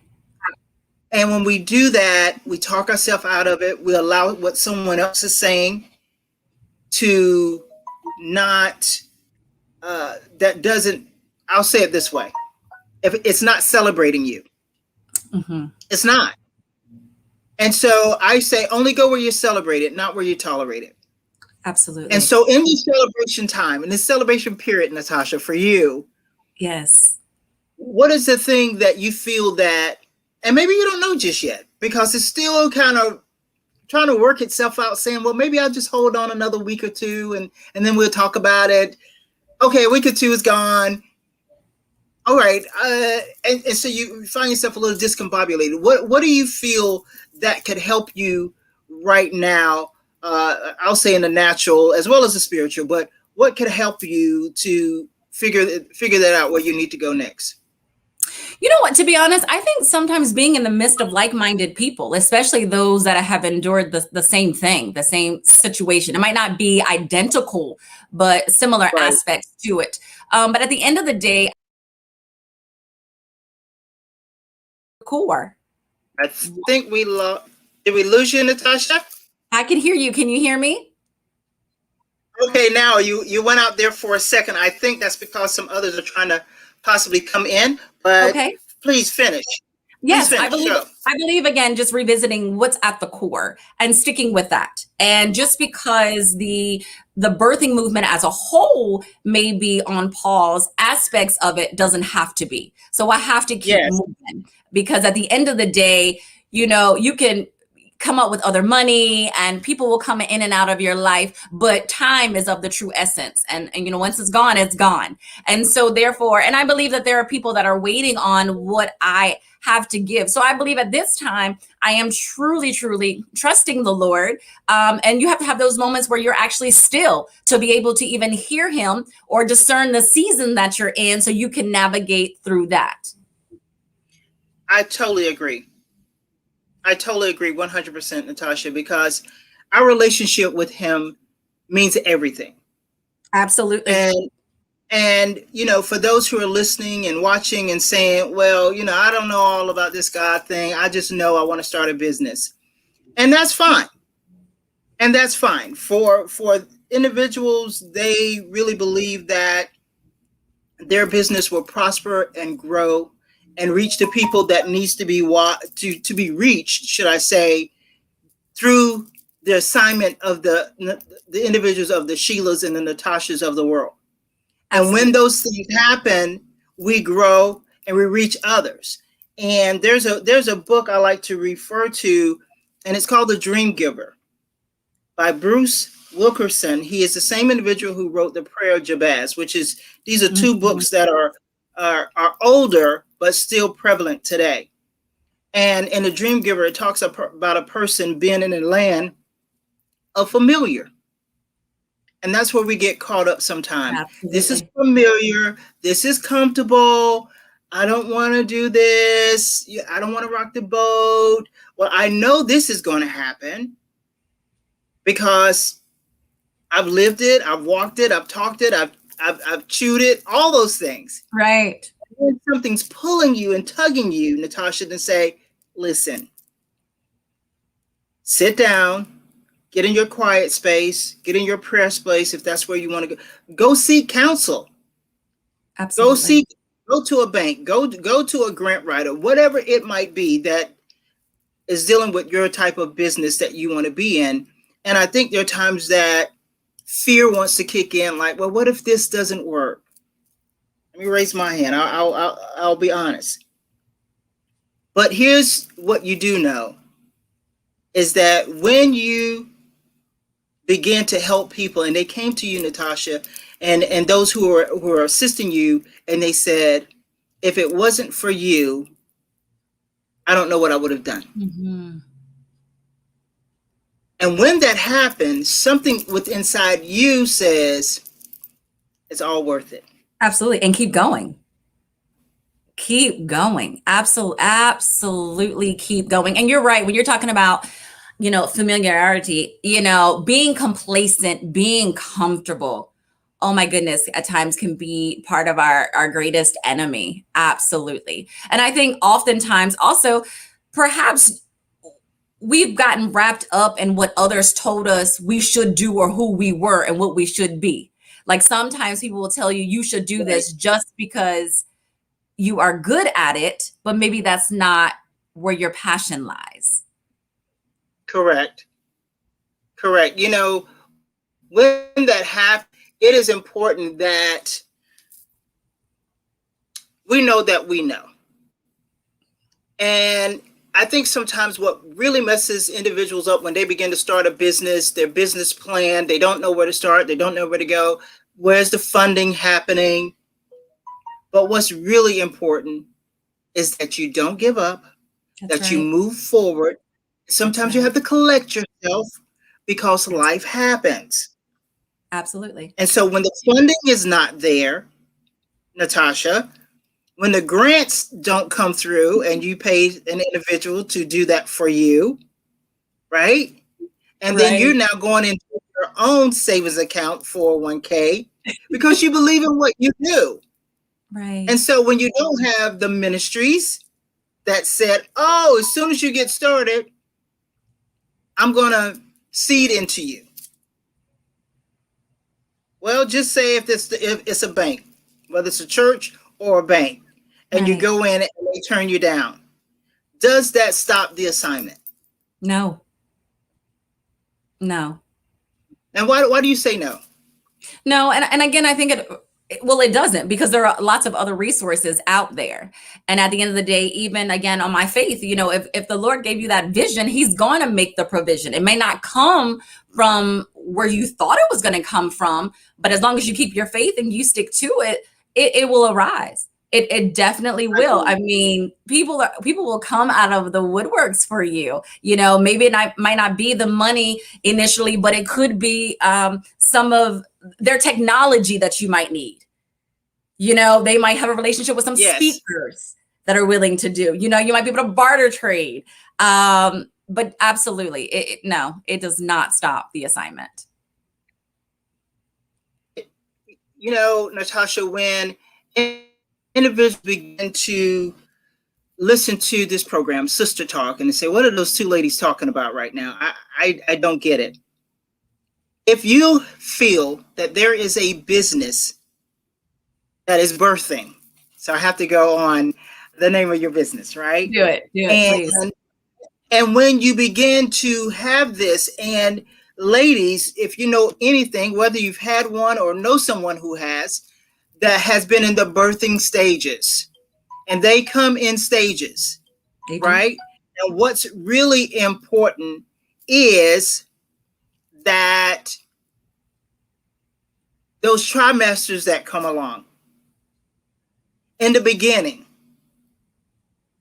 most women find out probably 8 weeks, maybe 10 weeks. I don't think usually more than 12 weeks in the beginning when they first find out, because they're experiencing something in their bodies. Mm-hmm.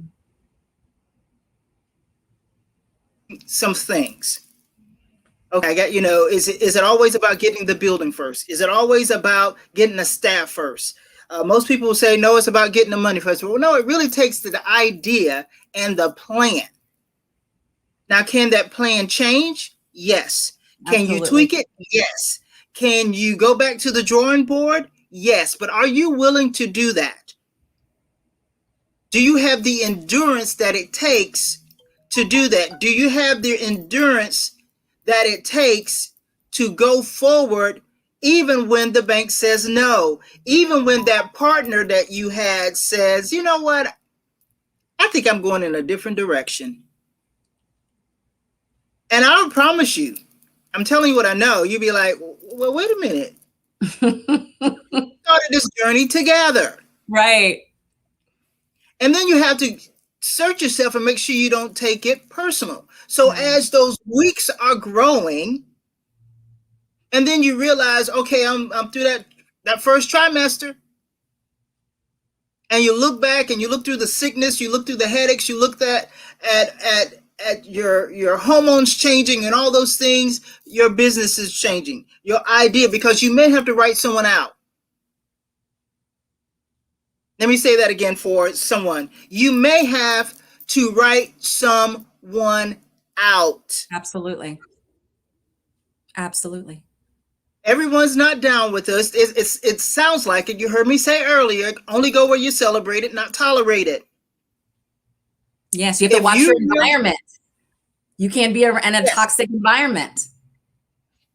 What the nourishments? What are you consuming? What are the things that you're listening to? What are the things that you're reading to educate yourself? What are you telling yourself? So absolutely. Right on the head, because even when you're carrying now, you just said it. What are you eating? What are you around? I mean, because your smells change, right? And so when those things begin to change, you say, okay, all those notes that you were taking, let me flip back through it. Let me look back through it. Maybe I overlooked something. Maybe I rushed, because I did that at one time. I rushed because someone spoke into my life and I got my 3-4 confirmations. Right. I got my 3-4 confirmations. And so I said, okay, well, let me, I'm going to move ahead. And what I was really doing, Natasha, listening audience, is I was moving beyond where I needed to be at that time for that season. Now, sometimes if you look at our natural seasons, it seems like it's summertime when it should be wintertime, and wintertime when it should be summertime, and fall, and so forth and so on. And then you have to regroup. And so when you're going into your second trimester, you're starting to feel okay. So now you said, okay, I got the idea, I got it on paper, I got with my mentor, I got with my financial advisor, I got with, I don't know, my spouse, if that's someone that you're married, right? Or your family who has a family business like mine does. We all have our components and we celebrate each other. But you got to know why I'm going through this. Okay, so at first you was craving pizza. Now you want to have what you need. But if I see, the thing about a pregnancy is that you really can't get any further than where you are and as the baby grows, right? Absolutely. It's like you have cravings, you have aversions. There are some things that you no longer, I don't want that anymore. I can't, that doesn't sit with me anymore. And your body is definitely going through changes. Absolutely. Wow. I just want you to talk a little bit more about your business. I want you to say a little bit about how you can get in touch with your business. I want you to give us a little bit more description on your business, because I know we can go on into what we're saying, but I wanted to make sure that people know as they're getting on who you are and what the name of your business is. Yes. So again, it's called The Birthing Movement Incorporated. We are on social media in terms of Instagram as well as Facebook. You can visit our website, thebirthingmovement.com as well.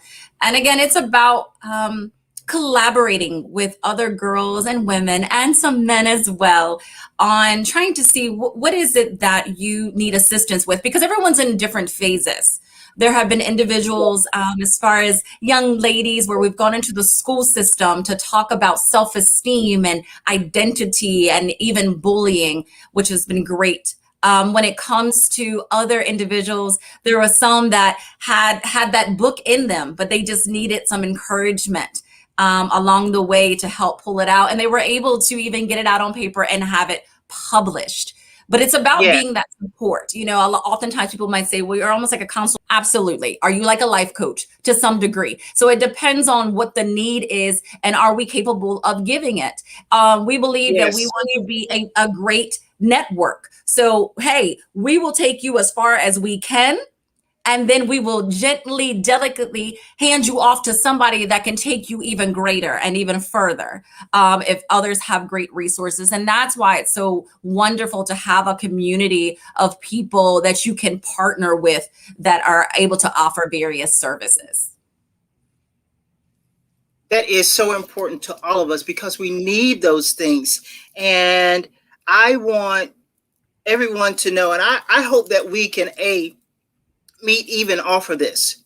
Yes. Because there's some individual organizations that I believe partnership would be good for you. And that's the other thing that we have to understand, because when we partner, and I think it was you and I had this conversation, when you partner with others, it's really good because someone balances you out, right? Absolutely. But here's the other thing with that is that people begin to say, well, I don't know if this is working out, right? We said that a little bit earlier. But what I like to do is to connect with people. So if someone is doing something similar to what I want, I'm going to learn from them. That's exactly right. But what I'm also going to do is I'm going to say, listen, there's a young lady by the name of Natasha. I had a wonderful experience of meeting with her and talking with her on Sister Talk. I think you should have a conversation. Mm-hmm. Have a cup of coffee or tea online. You don't necessarily have to go to Starbucks or whatever the case may be, and have a conversation and see where you guys are. Maybe they have a graphic designer that you need. Absolutely. Right? Maybe they have someone who has a contract or connection with Walmart, with Target. And so when you do those things, it is just as important that we began to make things happen. Absolutely. And when that happens, you can say, I'm okay, Natasha, understanding it's okay. I want you to know who Walmart is. I want you to know who Barnes & Noble is. I want you to know who, I don't know, Macy's is, whoever it might be that can donate to your business. So I'm excited about that. It looks like we've also been joined with some other individuals. And so, hello, Natasha, ladies. please stay around. And welcome, ladies. It looks like we have Janice Hepburn and Mary Paul. Is that right? Can you hear us, ladies?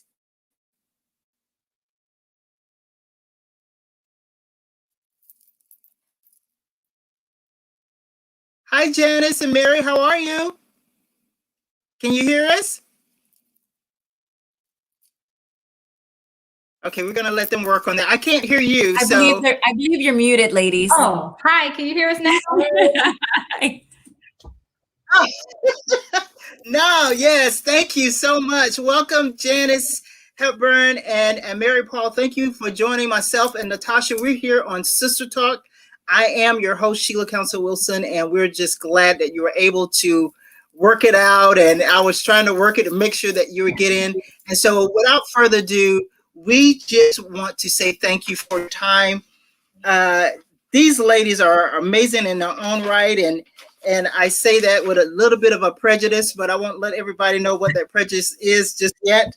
But we want to start with Mary, of course. She have been in senior healthcare for several years.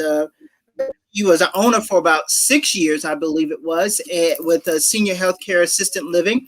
And then, of course, she's also written a book, an ebook on to help people how to start assisted businesses or assisted living type businesses, if you will, with some healthcare, because there's a lot of things you need to know. She's had over 10 years herself of being involved with this. And I want you to know it is important because especially what's going on right now, Mary, and I hope you get a chance to even touch on that. But Mary wants to make sure that you discover your purpose, which leads to success. Mary, welcome. Thank you. Thank you for having me. Absolutely. So Tell us a little bit about what's going on. So that the last part I didn't quite catch. Can you repeat that? I said, please tell us a little bit what's going on, what led to you going into the healthcare aspect with assisted living with the elderly, I guess we would say, and then what led to the book.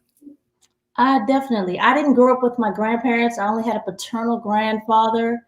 No, maternal. My mom's dad. Let me get that right. So I didn't necessarily have that. You know, everybody says, oh, my grandma, my grandfather. They have these long-lasting, you know, memories. I have memories of just my grandfather. I don't have any memories from my father's side or my mom's mom. I don't have any memories or any interaction or anything in that nature. So I've always had a little soft spot for the elderly. They're full of wisdom, very kind. They tell you they're really raw when they want to be, which is all the time. So I can, you know, it's a different sense of there's no like, hey, you know, there's no, I can sugarcoat some stuff. No, they're not sugarcoating, they're just straight shooters. So I've learned to appreciate them over the years. And my specific field has been dementia, Alzheimer's. I feel they're a misunderstood group because everybody tends to group them with mental health, which is two different disease process. And dementia, Alzheimer's is mostly like forgetting, literally just forgetting moments. And unfortunately, what happens, the brain over time becomes like Swiss cheese. That's the best way I can describe it. Those holes are memories. That's why they always remember things from the past, because your memory starts to lose from the present on backwards. So I've always said that it's important for people to know how to kind of care for them, because it's not necessarily, it's not that they don't hear you, the memory is not sticking. You're telling, they're literally forgetting. So it's just in the moment, join them, and whatever story if they say they're 18, go with it. Why is it hurting you to correct them? It doesn't hurt you, go with it. So that's an underserved population because they're misunderstood. You know, Mary, that is so, wow. I think all of us could probably, to a degree, depending on the age of our parents and where they are, and it starts at different times. And I think a lot of times that it has been overlooked, as you said, and just understanding dementia and Alzheimer's and just getting older and the things that come with that. Yeah, and it's hard for the families to see their loved ones not remember you, and it's starting younger and younger. So I believe it's very important to start to provide facilities where if you do have a Hearts for the name of the company and name of the book, Hearts for Seniors, if you do have a soft spot for seniors, you can actually help provide safer environments for them and start your at the same time rewarding business, and also, hey, start your own legacy and build your foundation and build a business. Why work for somebody else when you can when you can have a little more control and provide the care you know that they need? So that's how it's kind of like a how-to guide. And if you need extra assistance, you know, the person who purchases can always reach out for one-on-one consulting. You know, however they need my help in whatever capacity I can be of help. And then from there, being in business, having a biology background, streamlined to my counterpart, a genius over here. She just one day happened to say, hey, you know, like, man, I'm tired of these medical looking hand sanitizers. What can we do about it? Can we come up with something that's softer, smells better, a little posh, elegant, you know, looks really good? And I was like, well, you know, we haven't seen that. Why not? And that's how, you know, it was birthed, her idea. So I just assisted along the way. So, well, and you know, what is it? We kind of segue into 118. Here's the No, I segue. love it. I love it that you did. Yes.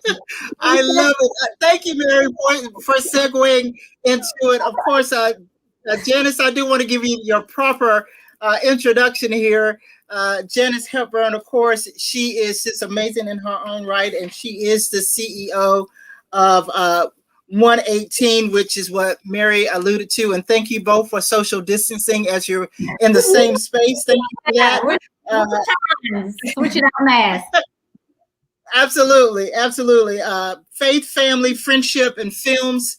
Janice, you've been around it your entire life. You're a director, writer, a producer, you're an entrepreneur. You're originally from Fayetteville, North Carolina, currently living and residing in here in Raleigh, North Carolina, or thereabouts, should I say, Cleveland as well.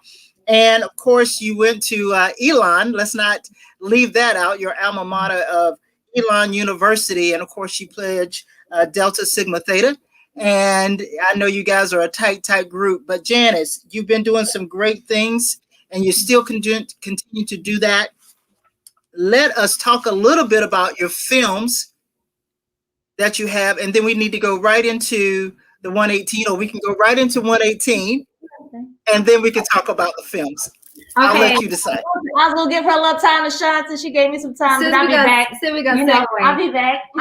So yes. So as far as films, I went back to school for digital filmmaking. So my undergrad degree was in corporate broadcast communications. And then a few years out of school, I knew I enjoyed film. I didn't know exactly what I wanted to do. So I went back for digital filmmaking, and that's where I knew or found the love for screenwriting and directing. So I learned a lot of aspects, and I taught myself how to edit, but in this arena, I just kind of decided those are the things that I enjoyed doing. So one of my first films, I did a lot of small films for family and friends, birthday videos. And so I was like, let me try my hand at putting together my own film.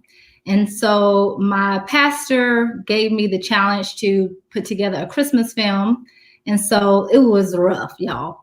That's called like Not Forgotten. And I wrote it, I directed it, I acted in it, I edited it, and put it together. I filmed it. I would not recommend myself as a videographer, even though and so that went really well. And so the next year, I went a little bit bigger. I said, I'm going to hire some people to help me film, some cinema photographers, videographers, and I put together the Christmas Best, another Christmas family, Christian base.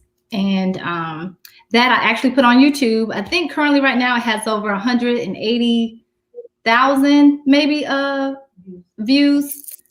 I think it I get about 10 to 15K each year around the Christmas holidays. So I really enjoy the whole filming process. I actually ran back from Raleigh today, or drove back from Raleigh today, because I do work with Alpha Academy. It's a charter school in Fayetteville. And so we're trying to find that hidden talent. And so I'm working on a Black History program. So I filmed some of the students there. And so it's just something that I've always enjoyed. Growing up, my aunts would come over with films or what VHSs. And so we would sit down and watch films and things. So yeah, it's just something that I've always enjoyed, and I want to do more of it.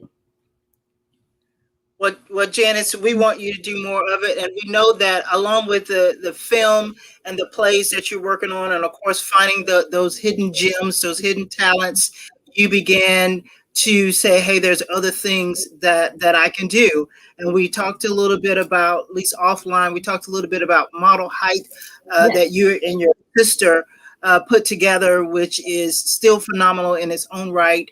But you decided when COVID came in, you said, you know what, I'm just not going to just sit by and just do nothing. And a lot of people did for the first couple of weeks and months of this, and saying, okay, it's going to go away and things are going to be well. And who knew it was going to be 2021 when things were not as bad as when they started. And I'm sure Natasha can attest to that.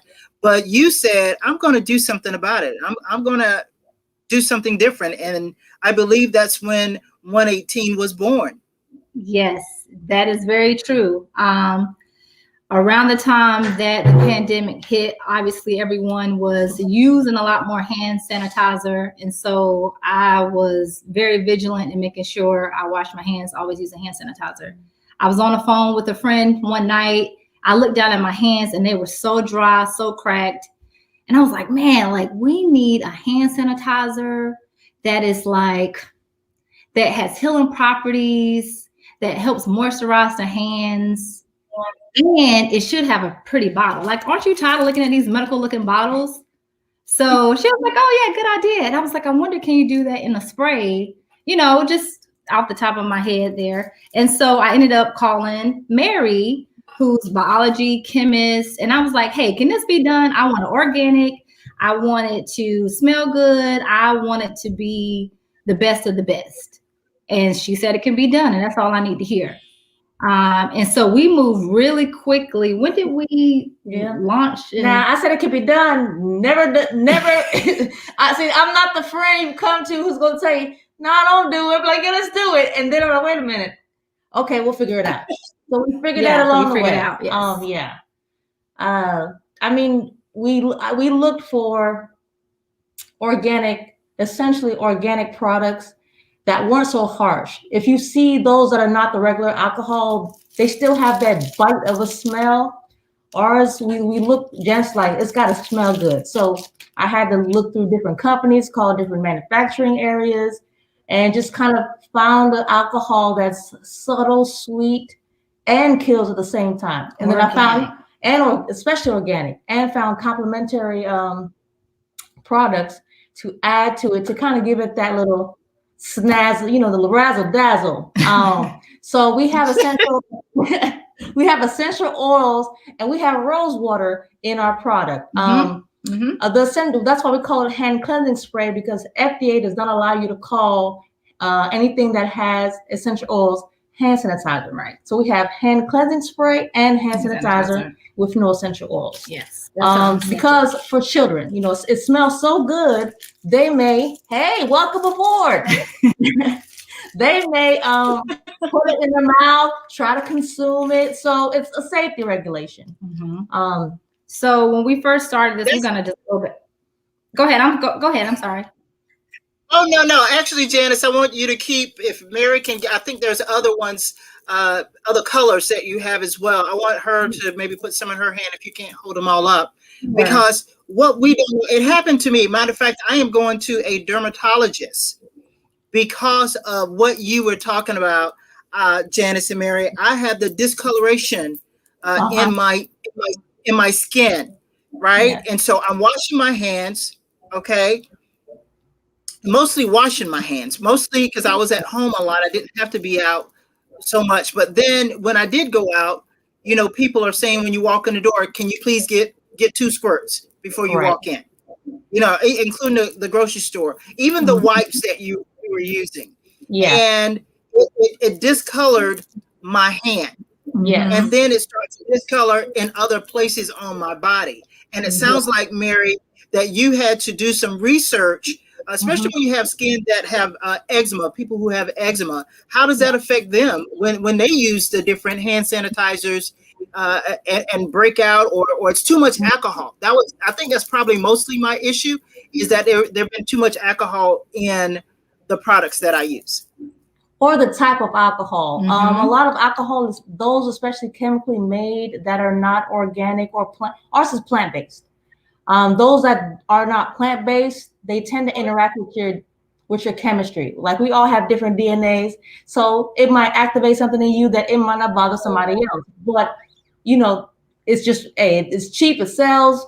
People will sell it. Unfortunately, until you use it, and the different brands you use, they kind of mix. So you might have went to the grocery store, then you went to the gas station. Those are different alcohol. You use those, your body's like, whoa, what's going on? So the only way your body talks to you is through a reaction. It's like, hey, we can't do this.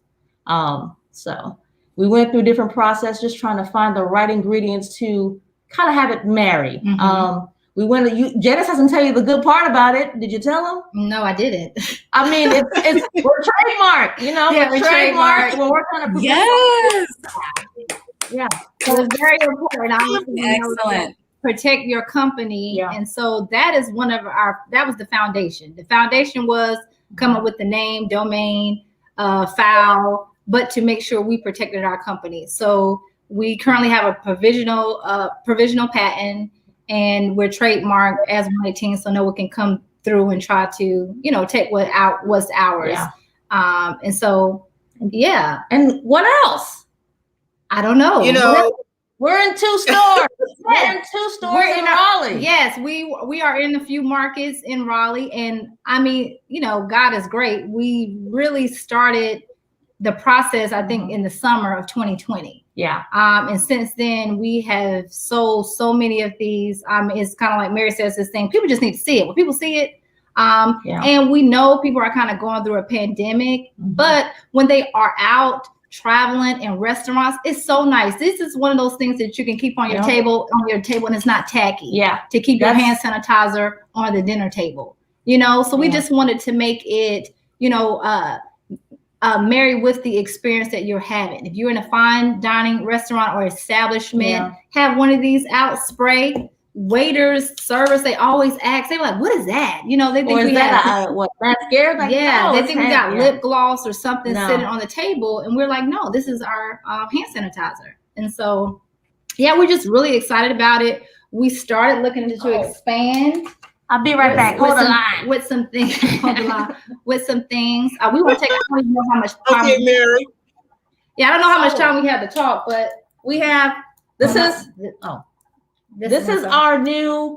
We just came out with keychains. Yeah, little keychains. We were actually on. Friend of Janice's, very good friend of Janice's, has another company that features businesses. So we had a little feedback about, hey, what about keychains? You know, why can't we have it something we can carry on? So we came up with another idea. Yeah. So we're just trying to. I just want to know, what is the significance with the 118? Oh, well, okay. So there's an obvious. Yeah. One obvious is that's my birthday, 118. I always see in time. I always see 118, whether that's 18 a.m., 118 p.m. I see it in numbers a lot. So that was one of the reasons. And then other reason is 1 is for new beginnings, 8 is new beginnings, first of its kind. We're both January babies, 1, 8, you know, so it's kind of like it just kind of worked out for us to use 118. I wanted to call it hand sand. I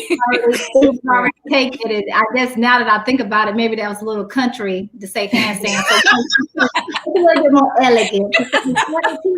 So yeah, so that's where it came from. Wonderful. Janice and Mary, can you tell us the locations that you have in Raleigh, but also how Natasha and those who are listening and watching, how can they get this product or both of these products? Or maybe someone wants to get it for their staff, or maybe there is someone in fashion right now or who do eyelashes and makeup.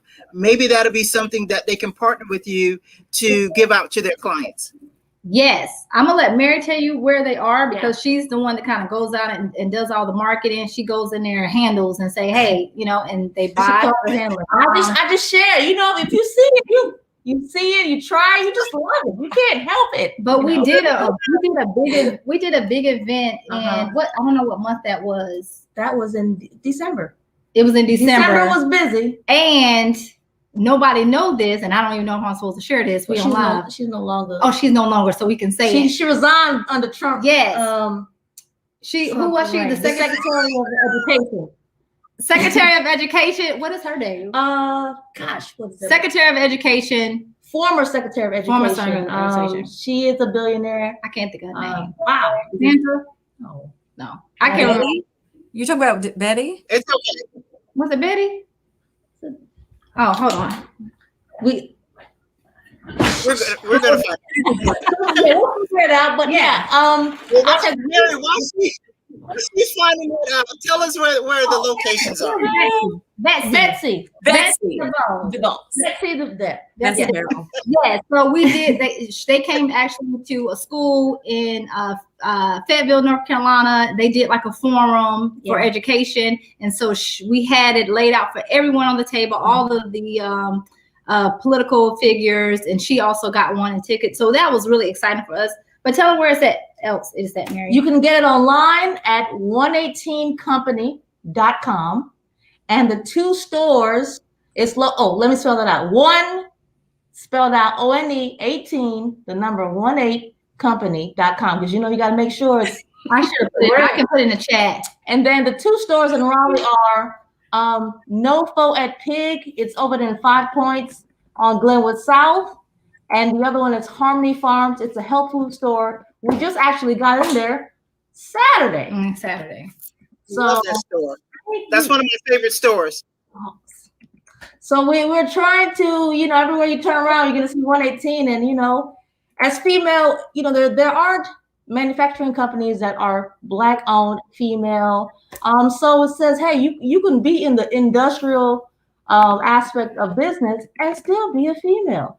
Have elegant products. It doesn't have to be this, steel hardcore industry. You could break it in just in your own little niche. So, well, ladies, I am so excited. Thank you. I am so excited for both you and Janice. Hold those beautiful, well designed. Yeah, really pretty. Hold them up. There we go. There we are. They're in different. And now, does the different colors mean anything? Yes. So I have the blue and the black. We don't have the black out, but the blue and the black is unscented, because some of the men who, are real confident about themselves, they do like them. So they do a lot of that. The pink is jasmine with the essential oil jasmine. The red is actually an apple scent essential oil. And then I have lavender is in the purple. Very popular. And then kind of a scent I played around and became popular. Orange creamsicle. If you've had an orange creamsicle, the popsicle, well, this is what it smells like. It was an accident. It kind of got birthed. And the silver is a vanilla. A little subtle smell. And it's one thing we've gotten a lot of feedback for people who have sensitivity. They can handle the smells. And that was very important because Janice is very sensitive. So she's like, oh, that's too strong, or I can't take that. And she can actually enjoy it, and other people who have sensitivity can enjoy it also. So that lets me know, okay, I'm working on something pretty good. All right, I'll keep working. So. Absolutely. Now, ladies, what would you say would be next for your business? Now that you have gone through the different trials, you getting it in stores, you have now created the keychain that goes along with it. What would you say would be your next step with this particular product, or either a new product? Yes. Well, 2 things. We do have a refill, because you can refill this. Sustainability. Yes. It's important. So we do have a refill dispenser, but what we're trying to go after now. No, not what we're trying. What we're going after right now. We're going after it.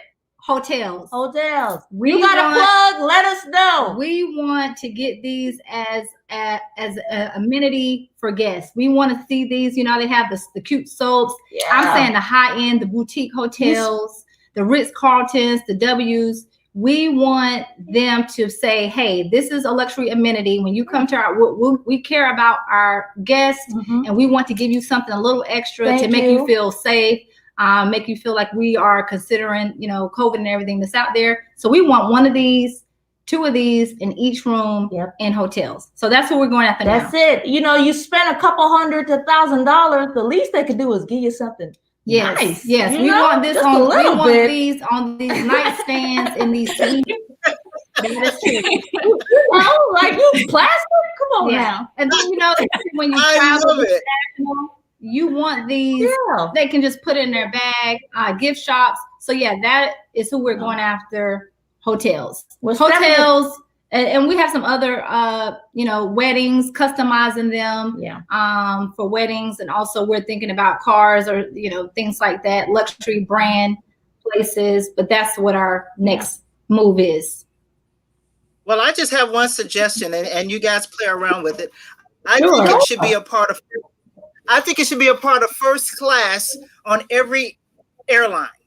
That's what I think it should be. I mean, they can give it to anybody, but I just think it's something about first class. If you've ever had an opportunity to sit and ride and travel in first class, you know, they give you the hot towels. Remember? Yeah. Depending on what day it is, they give you the hot towels to do your hair. Why not? Have 118. Yeah, That's a great idea. Definitely. I'm like, you're paying all that money for some napkins. Come on. That's all you get. You don't get nothing. They don't, now it's not a plane. Maybe. Oh my gracious. Oh my gracious. Ladies, thank you so much. Before we go, thank you. We're going to do this again. I'm going to have to see if I can talk with the good Dr. Eric Kelly and see if we can get you back on. Because this is not just local, it is all over. As we're streaming and Zooming and watching, there's so many things here that we're doing with the Black Business Expo being online. It's so important, and it's great. You never know who can help you with this, and there's some things that's coming across the screen right now.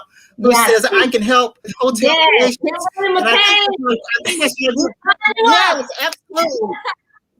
I think that's my good friend Kimberly. So thank you for that, Kimberly. We love this. So we want to make sure that you get out there and people know who you are. And so give us the website one more time. Give us the location of the 2 stores and how we can get in touch with 2 of you. For sure. Once again, the website is www. Did you type it in? I typed it. You could just don't mind us. www.118company.com. 118 company, spell out 1. And the number 18, company.com. We are also on Instagram under 118 company. And Facebook. And Twitter. Yes. Same handles. Yes, the 118 company. And then tell them the stores that we're in. NOCO at Pig is 5 Points, Glenwood South. And Harmony Farms is on Creedmoor Road. It's on Creedmoor. Yeah, it's on Creedmoor. Yes. Yeah. Creedmoor, it is on Creedmoor and Weston, Marriott, Yes. You go check in. AC Hotels. You'll find us, Absolutely. And before we want Natasha. we're speaking it all for all of our business. Yes. And before the good doctor here, I want to jump back to Miss Natasha Brooks. Thank you so much for your time. And we want to know how to get in touch with you as well, because who knows, 118 may be a part of what you're doing as you're helping individuals. Ladies, phenomenal ladies. Awesome show. It's called Sister Talk. And y'all really brought it home. I got a couple questions. First question is, when are y'all gonna do the movie about doing this product? When are you gonna do the screenplay of the whole process of you actually coming up with this idea and bringing it into fruition and then putting it on the silver screen for everybody to see so that the world will know of 118? When you going?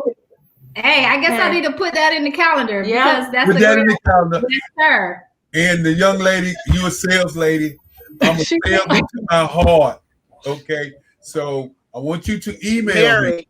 Yes, sir. I want you to email me because I have the 84 is the beauty business is an $84 billion business, and I did some research for Dudley Products about 6 or 7 years. And so I have all the contacts of all the beauty places all over the world with all the names and numbers and all that stuff that you need so that you can take this product to the next level. Awesome. And last but not least, I just want to say thank you. Because see, I'm a real brother. I'm not gonna play with you. If I can help you, I'm gonna help you. Thank you. Sheila said that she was going to get in touch with me. I heard her, and twist my arm and see if we can get you back on. So I'm going to look at the schedule. I don't normally do this, but I'm going to look at the schedule. And if for any reasons, well within the time span, that somebody should fall out, I will give you a call back. But I talked to Mark a few minutes ago, and I told Mark, I said, you know what? Those two ladies need a television show. Come on, wait a minute. Let me get ready. Hold on. Hold on. And so you clean your hands up, and clean your hands up. And so me and Mark are going to invest a little of our time in you two ladies with a television show called 118. Oh, wow. Want to thank you, ladies. Want to thank you, ladies, for being on the show. We look forward to all the great things that you're going to do. Yes, it should be in airlines, but more importantly, it needs to be in sports stores all over the world. Yeah. Don't forget where the real money is. Yeah. In sports, it's going to be in entertainment. So you want to look at both of those marketplaces. And then last but not least, there are 3 places that you got to really investigate. That's New York, Chicago, and LA. So we got to get you in a position to be in those 3 marketplaces, because once in those 3 marketplaces, then you'll be all over the world. Oh, listen, we're ready for our flight tickets. Go ahead and email that to us. We will pack our bags. We are mobile. That girl like this, you bad. I'll be your ambassador. Oh, you need an ambassador. Yes. I don't mind being the ambassador. Listen, we are ready. All you say is 8 a.m. catch a flight. I got a bag ready. Just let me know. Well, ladies, it's already 7 o'clock. It's already 7 o'clock. So I have one question for each one of you before you get out of here. This is called Sister Talk. And I kept hitting Mark. I said, Mark, you got to let me get in. And Mark said, it's Sister Talk. You can't go yet. Dr. Kelly, you got to wait. So he made me wait. But I had 3 questions for each one of y'all. Sheila, for you, the question is, how do we get in touch with you for the next Sister Talk? And what is your website?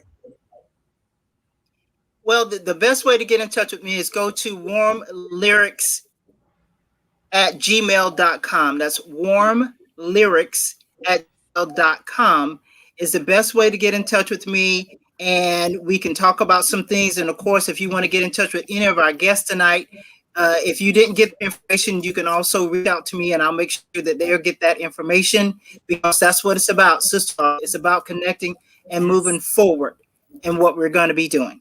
Awesome. Thank you very much. And Natasha Brooks, how can we get in touch with you? And we're going to hire you as a brand ambassador. You already got the job. Just Thank you so much, sir. Thank you so much. Yes, you can either contact me on my personal pages, which is Natasha Brooks on Facebook, or Natasha B3 on Instagram, or you can follow The Birthing Movement on Instagram and Facebook, or visit the website, thebirthingmovement.com. Thank you so much, sir, for this opportunity. And 118, I can't read the name, but 118, tell us how we can get in touch with you, with both of you ladies. Is that Janice J. and Press Hepburn? Yes. Press Hepburn. Janice J. Press Hepburn, but on Instagram, I'm Janice Hepburn or just J. Press. And then obviously 118 Company.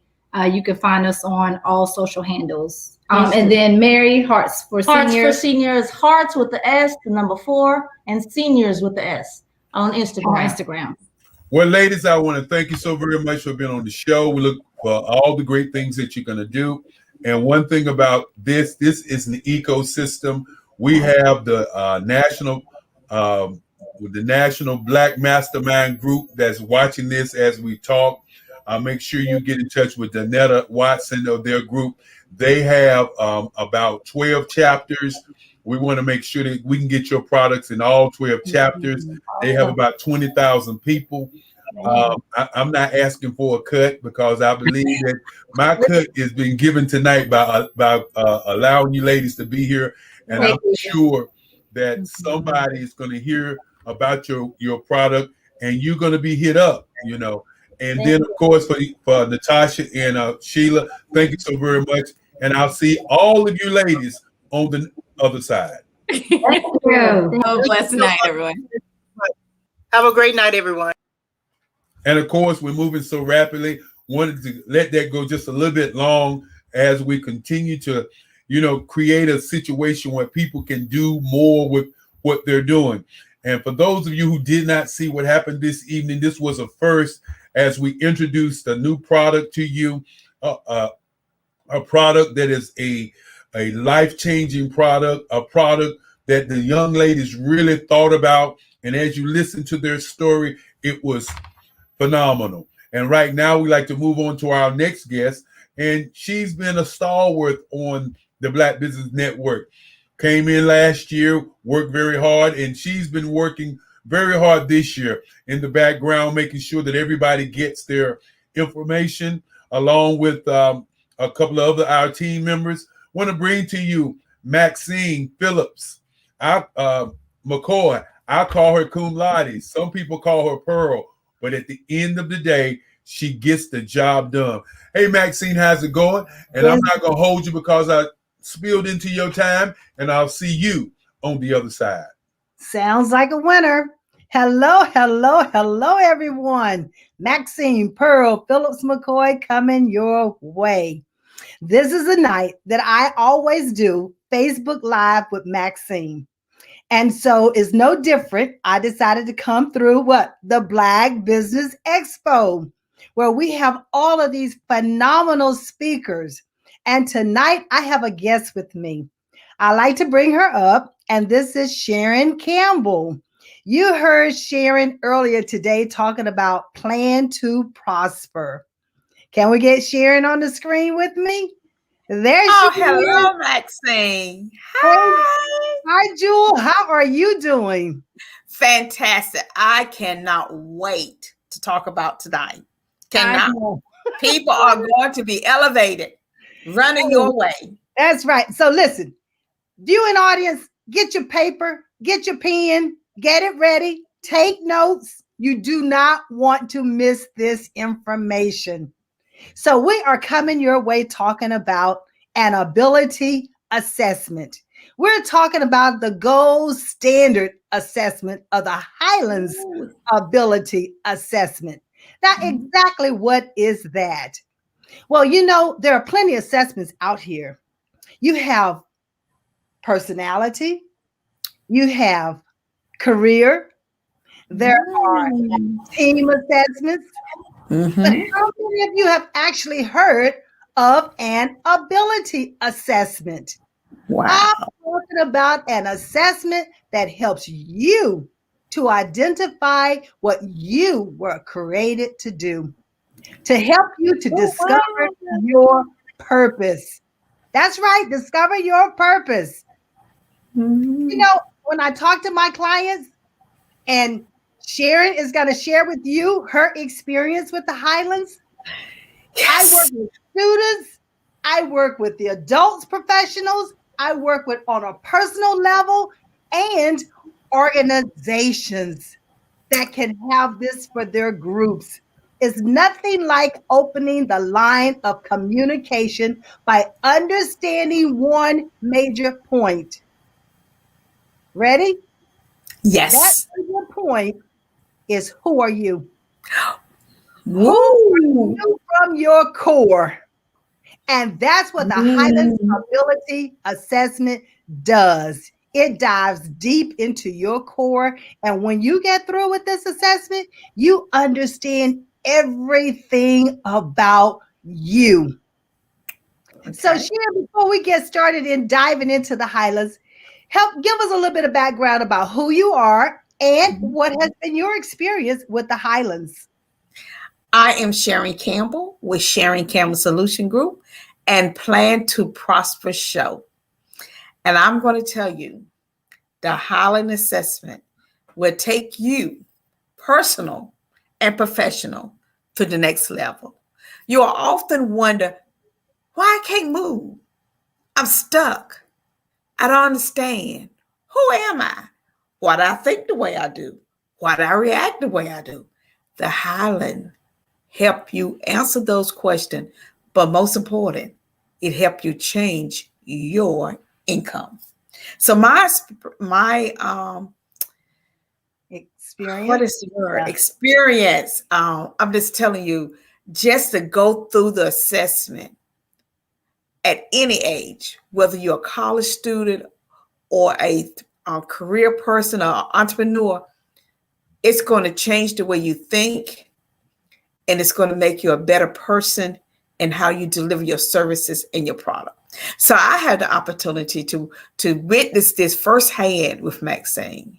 And the transformation for me was, I need to talk about this to every person I meet, because we are missing this, especially women that is leaving the workforce because of COVID-19. And they are trying to figure out, how do I enter back? What I need to do? How do I move up the ladder? You know, all of that. And then how do I get that equal pay like men? Ooh, that's right. And I'm going to tell you, if you follow Maxine Leveless and you take this assessment and you invest in yourself, the income return on investment is not 10%, it's not 20%, it is 100,000, thousands, %, because it have you to say, I can have the income I desire, I want, because now I know the gaps and I can work on them. And that's Leveless. Oh, whoa. Now, did you all catch that? Did you all catch that? I sound like 100 times 100 times 100-fold. Now, why dot, which means infinity. It never ends. So that brings me right back to Leveless. So I'm the founder of Leveless. And so what is Leveless? You know, many times we hear limitless. And when I started introducing the word level-less, people say level down. Well, when you think of limitless, you don't think of going downward. You think of moving forward, getting higher. Level-less is no different. There are no levels. So with the word level-less, we have removed all levels. You're no longer competing against yourself. You're no longer competing against anyone else. Level-less definition is continue to achieve success on your own terms. Your own terms. Yes, I'm using the word own terms because you define success. You put the definition of what success looks like for you. When you take this silence assessment, it helps you to define what success looks like for you. Now, I started my company as GAMS Unlimited, and it's still the parent company, the overarching organization. But these 10 years, I have been transforming. That's what Leveless does. It helps you to transform, and as well as the Highlands. So let's talk a little bit more about what goes into this Highlands and why should we even think about taking this assessment? Well, there are many. I know why we should think about it. Come on and tell them now, because you know there are many of them out there wanting to know this answer. You want to know why? Okay, you ready? You ready? Do you want to make a quarter? Or do you want to make $1? Hey. That is what the Highland tests say. Do you want this quarter? Or do you want to work for $1? Now, so she's going to let you know how you can get there. Go ahead, Max. I had to tell it because I love the dollars that you have sent my way from taking. I love that. I love the dollars. Not only that, I love seeing the individuals transform after they've taken this assessment. So what goes into this assessment? Okay. One part is the personal style. Now, I know you've heard about a personality assessment, and there's nothing wrong with those particular personality assessment. But the personal style of the Highlands is going to help you to define if you are a generalist. What does that mean? Do you like working with a team? All your thoughts is about consensus of a team? Or do you prefer working by yourself as a specialist, which means you like diving deep into the subject matter. You want to become the subject matter expert. Okay, that's perspective in which you look at it through your lens. So when someone come and ask you for your opinion, you're going to give them that expert answer. Now, are you an introvert or are you an extrovert? Sharon, what are we? I think we are over the top, as my son tells me. We are extrovert. Oh, what does that mean? Extra. We were like, come on in. We know you want a hug. Come on, we're gonna help you. You know what happens with the extroverts? Because some people misunderstand an extrovert because they're so happy. Extroverts actually acquire their energy through talking to people. That's right. You know, when you're working and you're trying to decide on a profession, you're trying to decide what business you want to go into if you're an entrepreneur. You might find yourself being by yourself all the time, but you are an extrovert. So what are you going to do? You're not really around people, but you have the internet, you have Zoom, you have all these different platforms that you can go to, the phone where you can actually see people. You need to be able to use that. So when you try to decide on a profession or a career, you need to understand, are you an introvert? You like to be by yourself and get your energy that way? Or are you an extrovert and you need to be talking to people? The Highlands, you taught us also how we can weed in and out for a balance, depending on our leadership, that even if you're an introvert or extrovert, you need to know how to blend them together. And that's why everyone needs to be calling you about taking the Highland test up under you, because you teach us how to be an extrovert or introvert, but how to weave it in and out so you can be who you are meant to be, but also how you can grow your company and how you can grow yourself in any company that you're in. I just want to just add that because it's so powerful. So true. That is so true. The point that you just made is about finding a balance. And some introverts have found themselves working in an extrovert world. And by the time you get off from work, you are literally exhausted. You need to have quiet time by yourself. And of course, your family does not always understand that. But once you take this assessment and you understand that about yourself, you share that with your family. You can share that with your team. As a leader, it also helps you to know how to communicate with your team members. Yes, and that's one of the reasons why we do it for an entire team, because you need to know the makeup of your team, all your team players. Yes. That is, I just get so excited when I talk about this. And then what about ideal productivity is what we call it. But that's those who like to sit around and they come up with zillions of ideas. Those are the ones you need to make sure you know about so you can bring them to the table and they can share with you all those ideas that they come up with. You're talking about innovation. You're talking about teamwork. You're talking about creativity. All of this is gathered by you understanding who you are from your core. But so many ideas are lost, Maxine. You taught me so many ideas are lost because we have not taken that Highland assessment. So many of our talents and income is lost because no one is out there talking about this. We need this part. We know there's a void in our life, but we don't know where to go get it. And I just tell people, I just like to talk about Maxine, the Highland test. I'm just like, where have you been? Now, when I was 40, I needed to take that. When I was in corporate America, what could we have done if we would have had access to this? You know, the thing that come to my mind is when I was trying to decide the name for my company. Okay.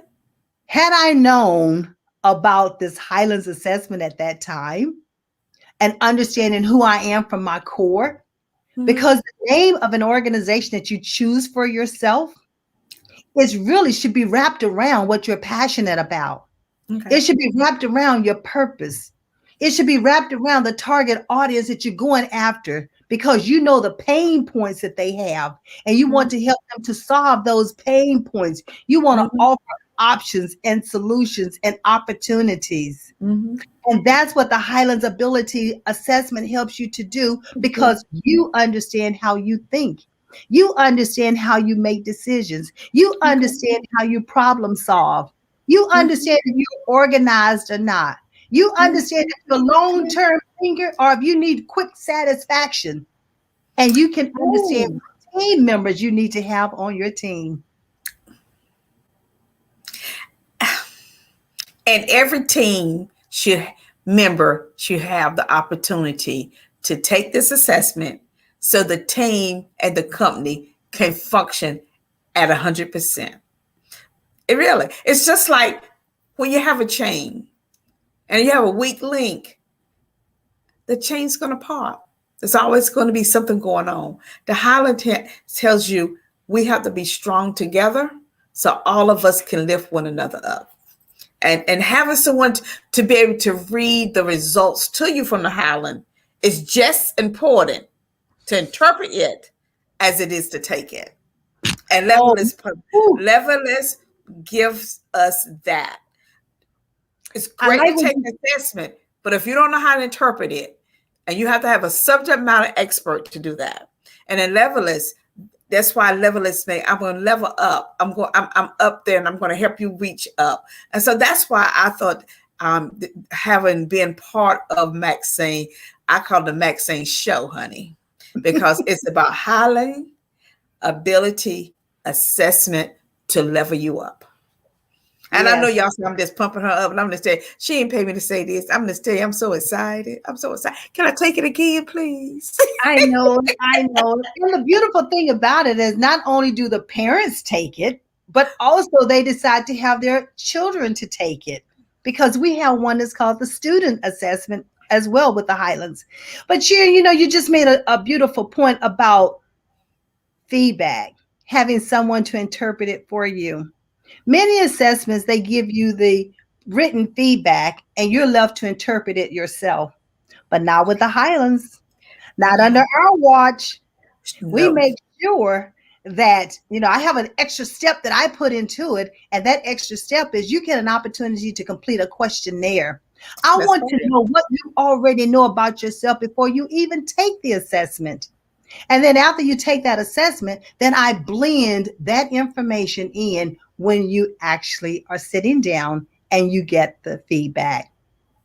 So when I give you the feedback, I echo many of the things that you wrote, and I show you how it's now being revealed in your profile. And Sharon, it never fails. They always give you 2 or 3 more stories in addition to the one that they wrote within those questions. That's beautiful. Right. Absolutely. It is. It is. And Max, I think that's the difference. It's the personal person that give you the test. They're not saying, okay, I'm taking your money. Here go the test, here the results. But what Levelists do is like, no, let's go over each section. Yes. Let's talk about it. Let's think about it and take a moment to absorb it. And then let's come back and come up with a plan about how to. It's non-judgmental. You make people feel comfortable. You say, this is your weakness. Now, what do you want to do? And we're going to follow back. And for youth, my granddaughter, something, when you put your grandchildren in hands of somebody, you know they got to be good, because grandparents just don't do that. They check it out first. But my granddaughter went through this, and Maxine has taken her from undergraduate to master's now and help her plan out to PhD. And by the time she turned 26, she would have a PhD. The Highland did this for her. Maxine helped her find out who she was, because 20-year-olds still trying to figure it out. But it was like, oh, that's why I think the way I think. I didn't know that. That's why I respond to the way I respond. And when students are going through college, trying to figure out their career path, they need an expert. Parents are great. We're great role model, but sometimes you have to place your child in someone else's hand because we only can carry them so far. And there's no better hands than to place a child in Level's hands with the Highland, because you want your child to go get a great job. You want to teach your child how to interview. Maxine has helped people to get into medical schools, have helped them move career paths. And because you have a long track record from a child that's in college to a student that's in high school to college to grad school to doctor's degree, who don't want that for their child? And so you got to think about the investment into our children. And that's why I think that this program, why we should do scholarship, that's why Maxine is over the scholarship. I'm just going to tell you. We have to invest because she's doing it with the Highland model. This program is about scholarships also, because the chair is sitting in front of you. The chair is here to say, you know what? We want our students to also have access to the Highland. Yes. So when they go off, they're one step ahead of other students. And so we need to invest. I tell people, no, you don't donate. You invest into assessments. And so Levelers can do that. Maxine, tell us some of the, I don't want to talk about every section, but I would like to talk about some of the other sections because I just think they are so good. The other section, that was a personal style, but now we have the driving abilities. These driving abilities is what really drives your career. It drives your profession. It's going to drive the direction you're going to take should you go into a business. It's going to drive decisions that you make when you select the name for the business. And the driving abilities, it's like, are you a big picture thinker? You know, majority of our leaders are executive leaders, and what? They don't want all those details. They want you to get that big picture. And so you need to know that you're the big picture thinker. So when you can share with your employees, or you can share with the person that you're communicating with, can you give me the main ideas that you're going for? Or are you drive down into the knit and grit of the weeds and you like all the details? Yes. And if you know that about yourself, you can communicate that to your spouse, to your team, to your employees. All of this is great information. And then there's a section called it's called the theory and it's called the visualization. And this is where you can see if you're manipulating things in your brain from a 2-dimensional or 3-dimensional, because many of us have engineering qualities, but we've overlooked them.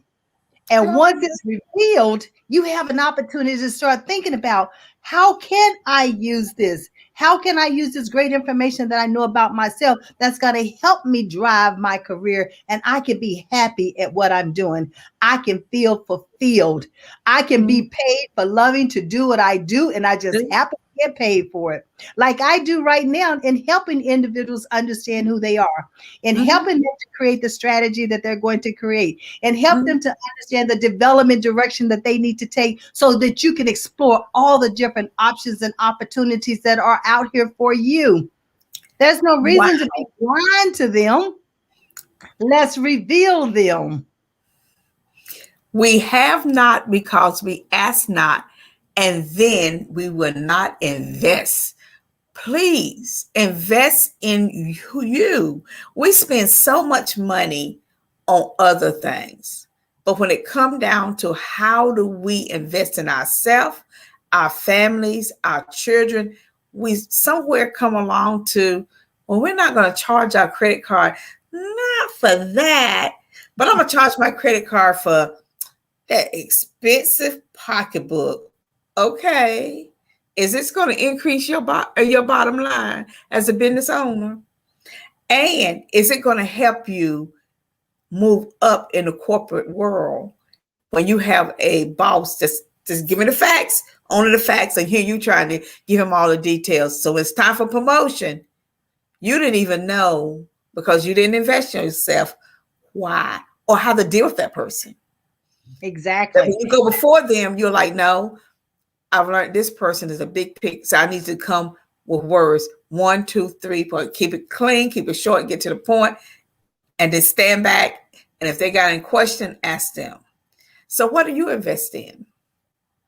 Oh, Sharon, that when you talk about that investment and you talk about the leaders of organizations, the leaders of their own companies, the entrepreneurs, you're a leader, you're in a leadership position. What are you doing to invest in those the employees that are reporting to you?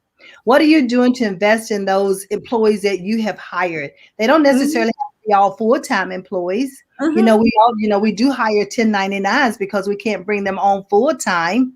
Correct. But you also need to understand how they think, how they make decisions. Are they organized? Are they great time management? What is the learning styles? The Highlands help you to see all of this. But there's one thing that happens at the end of the year and the first quarter of the next year. And that's called performance reviews. Ooh, yes. Performance reviews. How many, raise your hand, how many of you write your performance review all year long? You're documenting all your achievements. You know the data that surround the things that you've done. How many of you, answer, be honest with you. Let's be honest. How many of you invite your manager to have a meeting with you to talk about your performance review quarterly, not at the end of the year? Yeah. The Highlands provide you quality information that you can use as a part of your performance review. It provides you information that you can use when you're creating a resume. It provides you information that you can use when you are interviewing. So when someone should ask you, so tell me about yourself, you're not going to tell them about the education level that you have, how many years you worked at a company, and so forth. You're going to tell them of quality information such as generalist, specialist. You're going to talk about your problem solving, your decision making. How do you make it? Those are, it's just information that you would never even think about when someone asks you a question such as that. But on our watch, we bring all of that out. And that's one of the reasons why we use this gold standard Highlands Ability Assessment.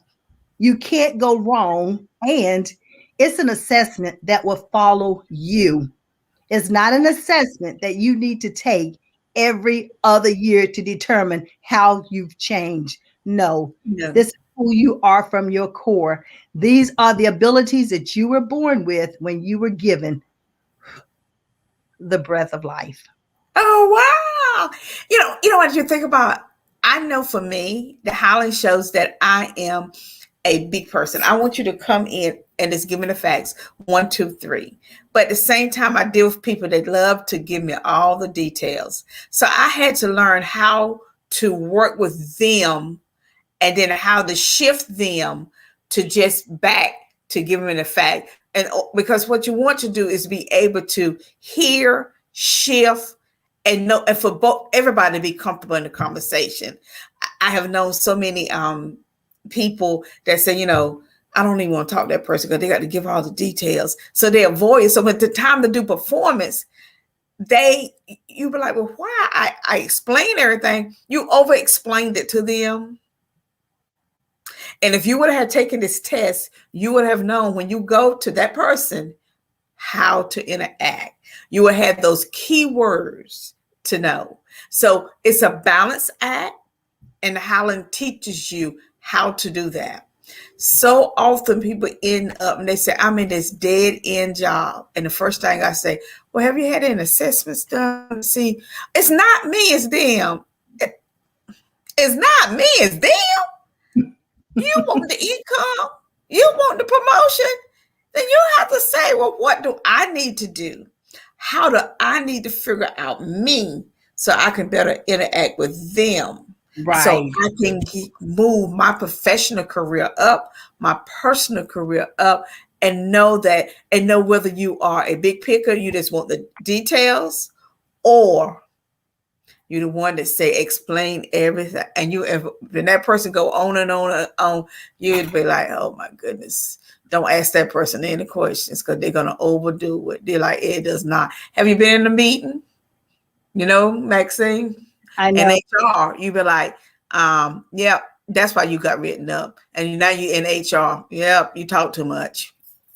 Well, you know, the Because you thing need to about assess- but the other side, the other flip side to that, Sharon, is that I never will forget. I had this manager who had taken an assessment, wasn't this particular one.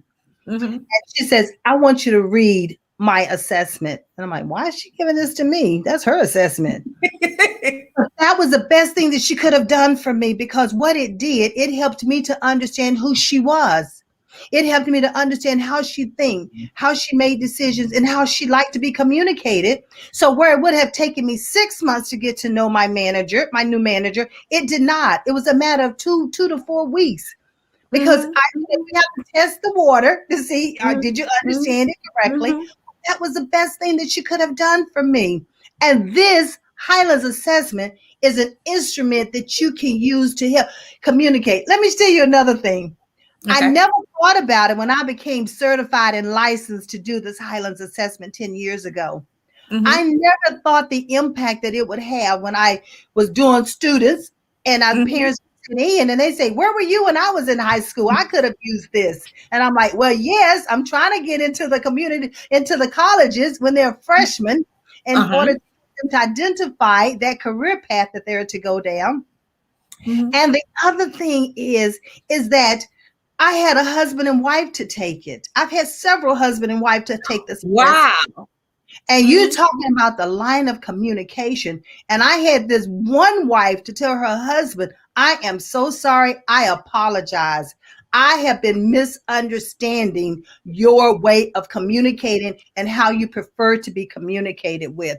Listen, I don't profess to be a psychologist or counselor or anything like that. I don't cross that line. I am a certified coach, so I stay within my lane. But it's beautiful when you see an assessment such as this help individuals start communicating better and more effective with each other. I agree with you. I know. Kids, they have said the same thing about their kids. And then I had this one young man, he said, I didn't think I had a reason to continue. And he was only in 11th grade. And he said, I'm so thankful that my mother forced me to come and meet with you. And after I've taken this assessment and you've sat down and had this conversation with me, he said, I knew exactly what I want to do. That young man was in 11th grade, had an accident, could no longer play sports. He took that assessment and it changed his whole life, his disposition.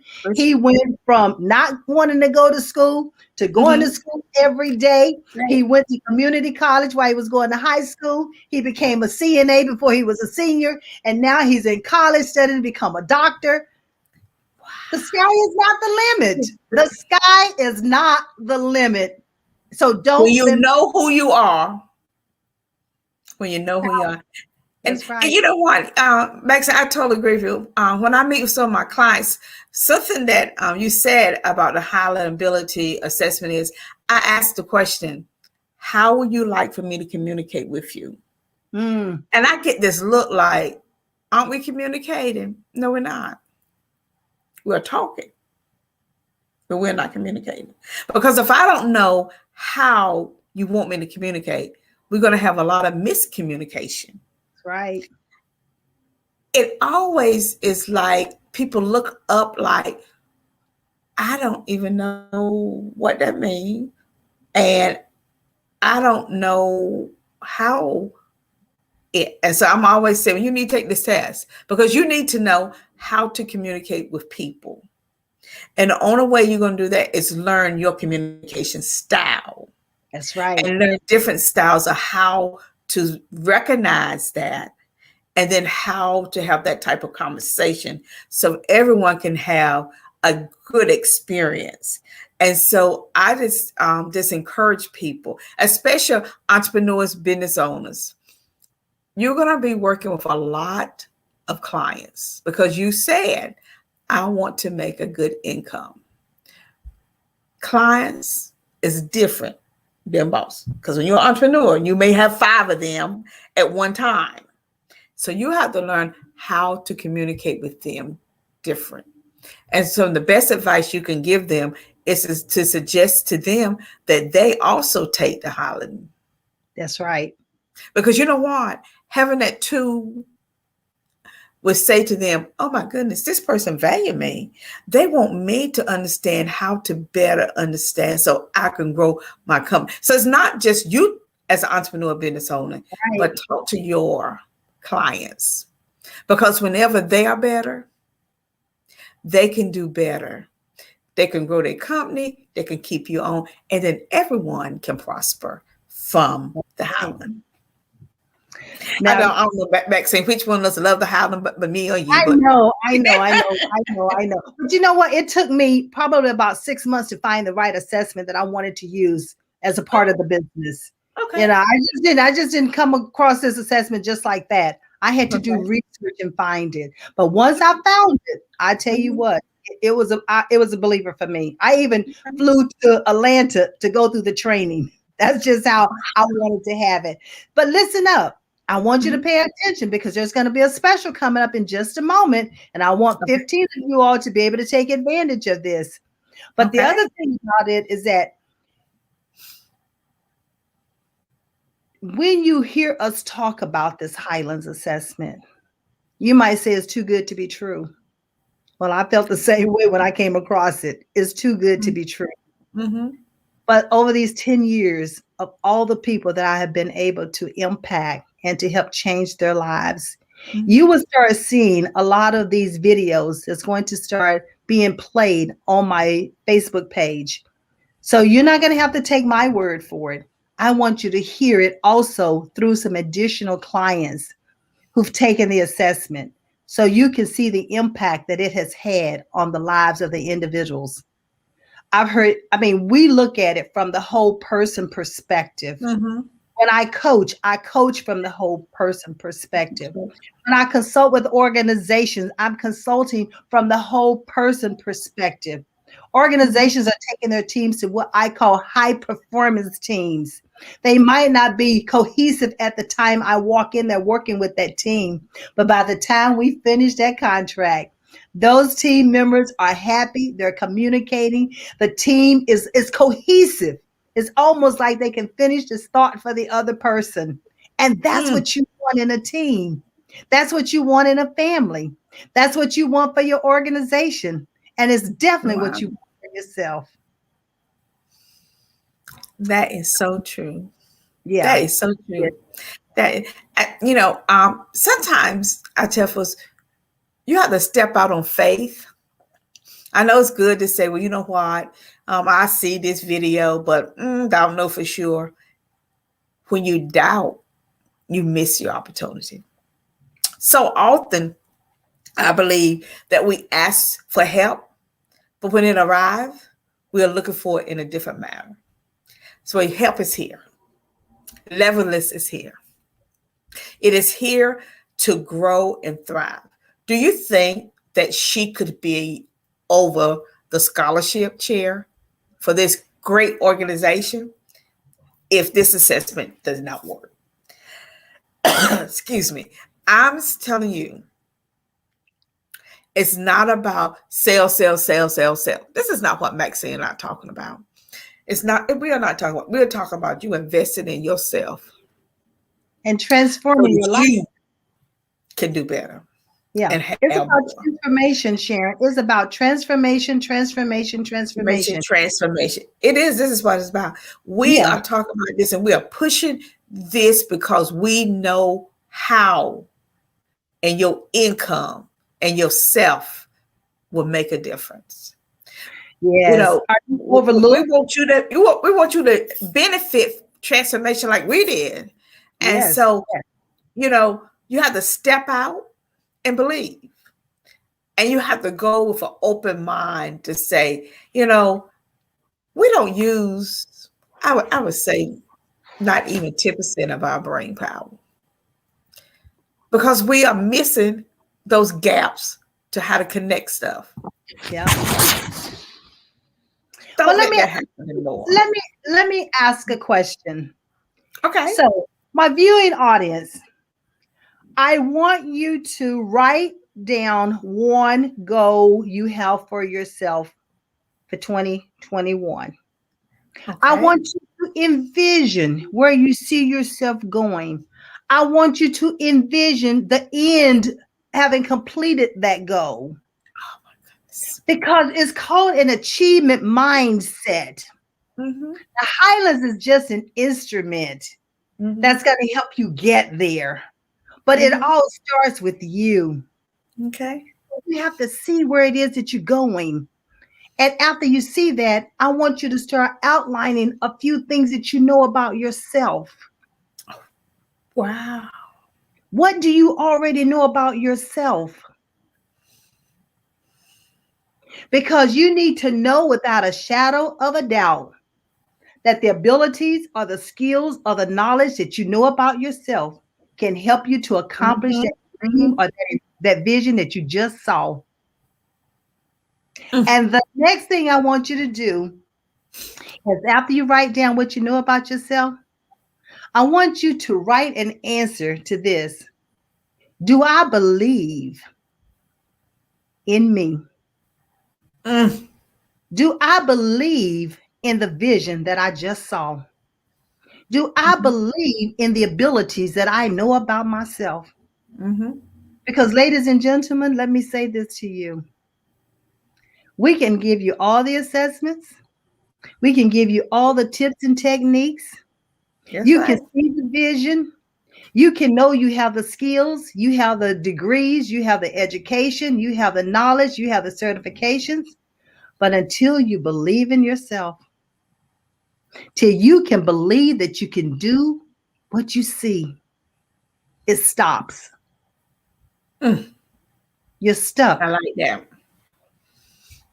So what I do is I help you to become unstuck.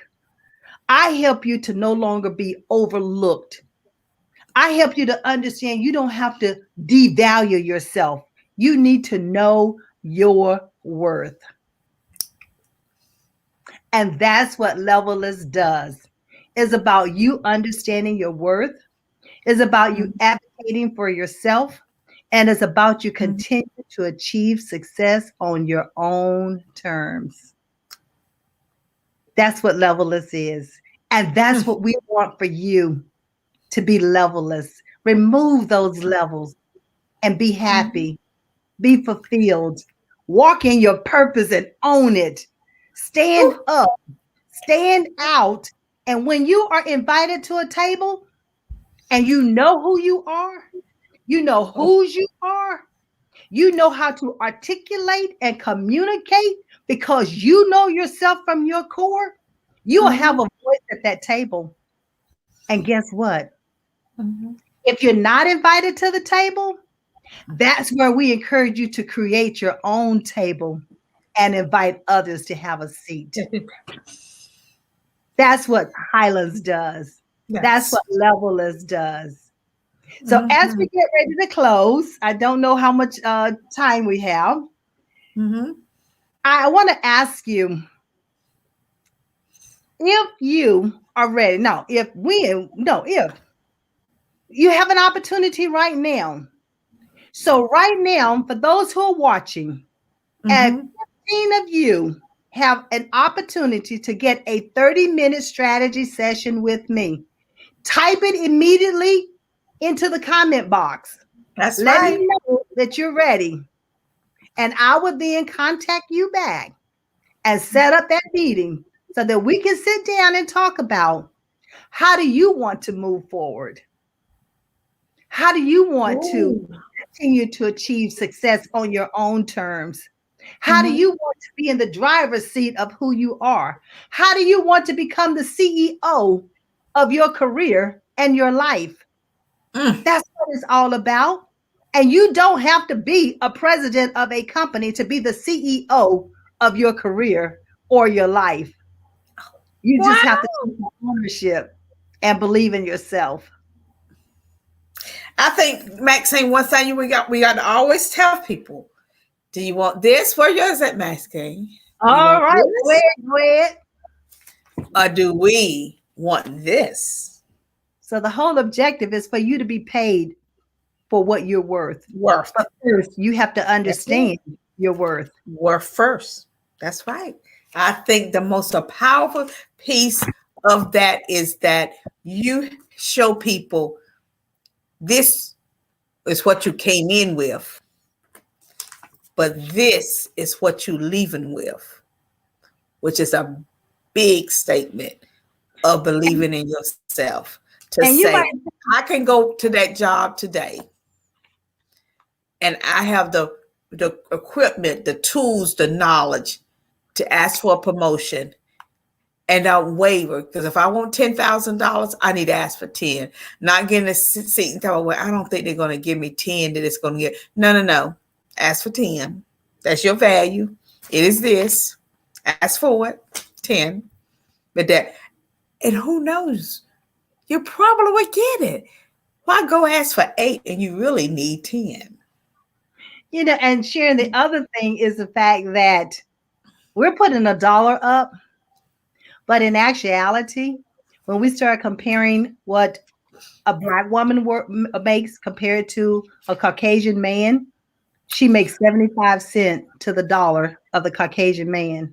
Mm-hmm. The white woman makes 81 cents, and the Black man makes 85 cents. So we're putting this dollar up to represent that we want you to be paid dollar for dollar. Dollar for dollar. That's what we Double do. does. And that's how you can advocate for yourself. So remember, take advantage of what I just said. 15 of you, the first 15, I will contact you back, get you that 30-minute strategy session with me. Mm-hmm. Not with one of my team members, but with me. So we'll sit down, we'll talk about how you're going to strategize and move yourself forward. Someone says, I'm ready. That's what we want to hear. Come on. That's what we want to hear. Opportunities. And that is what the Black Business Expo USA is about. Bringing opportunities to 7 days of opportunities. 7 days, 24 hours a day. 3 months of knowledge, over 70 plus speakers. And you want to know why? Your income you have not invested in what? Logging on to Facebook, having the schedule, checking it out. You are spending your time on your phone, twirling through other people's Facebook, posting these meaningless social media, but except here, collecting all this knowledge and say, you know what? I need to be educated. I have 7 days. They start at 7:30 in the morning to 9 o'clock at night. And then afterwards, they repeat it over and over. When I wake up in the morning, after I say my prayers, I can hit the button and look some more. I could go and say, oh, I want to relook at that. I need to call Max, say, oh, no, I need to call. Oh, I need to make this donation for the scholarship, because you know why? Exactly. We are bringing you opportunities. And if you have to invest back into these youth so they can help you. You may not know this, but one of them may be knocking on your door saying, I'm here to help you with social media because you invest in me doing this network. I took the Highland test, and Levelist says that I have the skill set to help you. And you'll be like, you want me to mentor you? Yes. But in return, I'm going to handle all your social media. Wow. For your small investment. Let me take that. I have invested. You know what? I have a challenge. I invested monthly. I said, no, I don't want to be a one time. I'm going to invest monthly. Draw it out my account. And I said, I don't have to eat out every week. I can invest in the youth. I don't need another pocketbook. I can skip getting my fingernails done once a month for a youth can have what? Money for college, a laptop, because that youth may come back and teach me some social media stuff. Okay. And guess what? I can invest because sometimes we need to add the Highland to this package deal for the youth. And we don't expect to get it free. We need to pay for it. And that needs to be part of the scholarship, that investment into that person. And so I'm going to challenge you. If I can do it at my company, then everyone that's on Facebook, all the listening is benefited. And I want to just know that you are on that scholarship saying, yes, I can pay this much a month. Not no one-time investment. You're going to do a year investment. Meet me at the top. But that's what Highland taught me. Meet me at the top. And so I'm investing if I can go to the top and help them come back. So I challenge you out there. Meet me at the top. Do the scholarship. All right. I like that challenge. Did you all hear the challenge? Meet her at the top and match with what? Making monthly installments and do it for the year. Awesome. Do it for a year.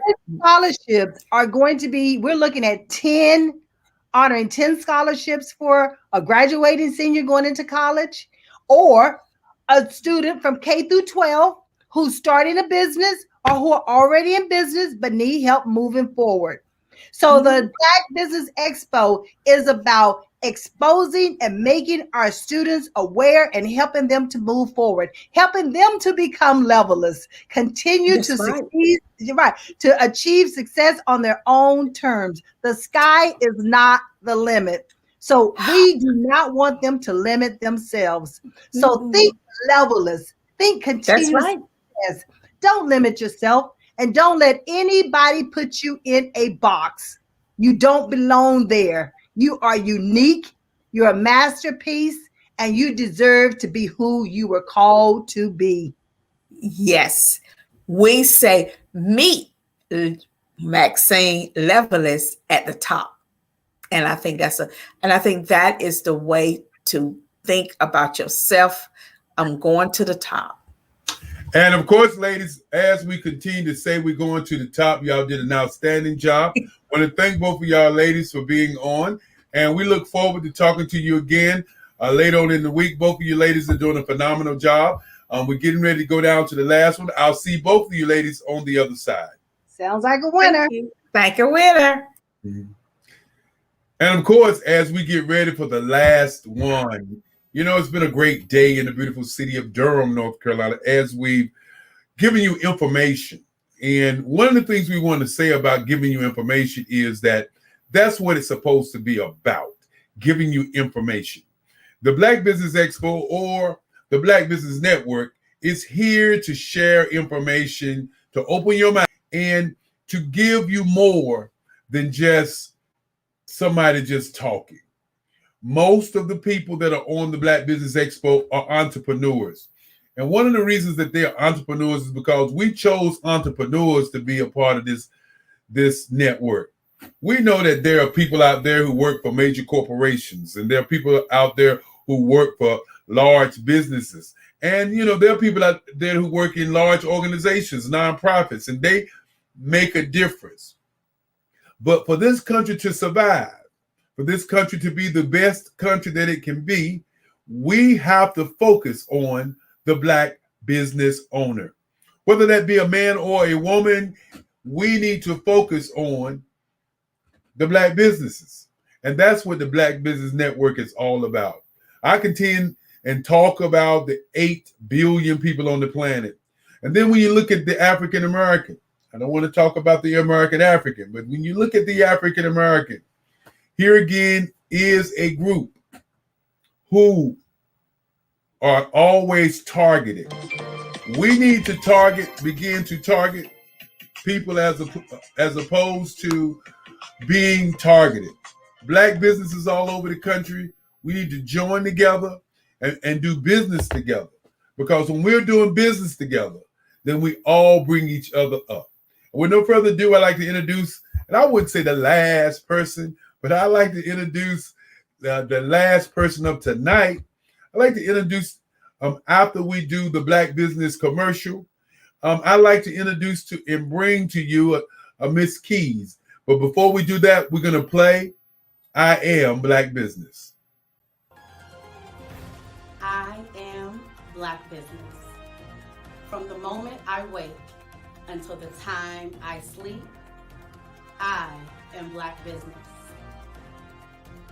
I am Black Business. Are you Black Business? I am Black Business. Do you support Black businesses? I support Black business because I am Black business.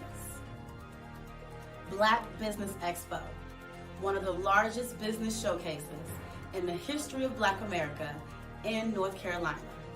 Sign up today at www.blackbusinessexpousa.com or call 919-380-9090. I am Black Business. I am Black Business. From the moment I wake until the time I sleep, I am Black Business. I am Black Business. Are you Black Business? I am Black Business. Do you support Black businesses? I support Black business because I am Black business. Black Business Expo, one of the largest business showcases in the history of Black America in North Carolina. Sign up today at www.blackbusinessexpousa.com or call 919-380-9090. I am Black Business. I am Black Business. From the moment I wake until the time I sleep, I am Black Business. I am Black Business. Are you Black Business? I am Black Business. Do you support Black businesses? I support Black business because I am Black business. Black Business Expo, one of the largest business showcases in the history of Black America in North Carolina. Sign up today at www.blackbusinessexpousa.com or call 919-380-9090. I am Black Business. I am Black Business. From the moment I wake until the time I sleep, I am Black Business. I am Black Business. Are you Black Business? I am Black Business. Do you support Black businesses? I support Black business because I am Black business. Black Business Expo, one of the largest business showcases in the history of Black America in North Carolina. Sign up today at www.blackbusinessexpousa.com or call 919-380-9090. I am Black Business. I am Black Business. From the moment I wake until the time I sleep, I am Black Business. I am Black Business. Are you Black Business? I am Black Business. Do you support Black businesses? I support Black business because I am Black business. Black Business Expo, one of the largest business showcases in the history of Black America in North Carolina. Sign up today.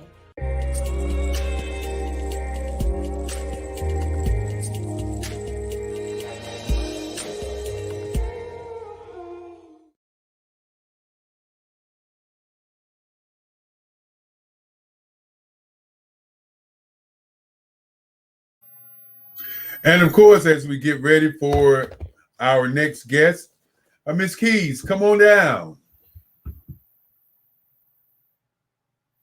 I don't know what I need to do. Hello. Hey, Miss Keys, how you doing? Good. How are you? We're just so delighted that you're here. We know you're going to do a banging presentation, and I will probably, I shouldn't say probably, I will be back at the 30-minute mark. Okay. And I'll do, I'll do some questions and answers for you. I might ask you a question. I might answer the question. You never know. But I believe that a lot of our people out here, even though you may not think that insurance is very valuable for them or they may not be interested, you have many people out here who really don't know what insurance is all about. A lot of families are hurting. A lot of COVID-19 is devastating families. And many people don't understand. They think about just what's happening when you get COVID, and then they think you just get a shot and you start walking around. It's not that easy. People have gotten COVID last year and still are having some of the effects of COVID even right now. And, this is a disease nobody really knows what it is and what it's all about. And it's the elephant in the room. So I'll come back, but more importantly, I want you to take your time, give the people what they need to get. Give it all to them, and we'll look forward to all the great things that you continue to do, okay? All right. Thank you so much. All right. And I'll see you on the other side. All right. Hi, everybody. My name is Crystal Keys, and I am the principal owner of Alpha and Omega Insurance Group located in Raleigh. We are a full service insurance agency, and we cover everything from boats to babies. But today I'm here to talk to you a little bit about business risk management. So whether you are an entrepreneur and just starting, or if you are making $5 million a year, some of the same things are going to apply to you. One thing I want is, whatever questions you have, please put them in the chat. I want it to be very interactive.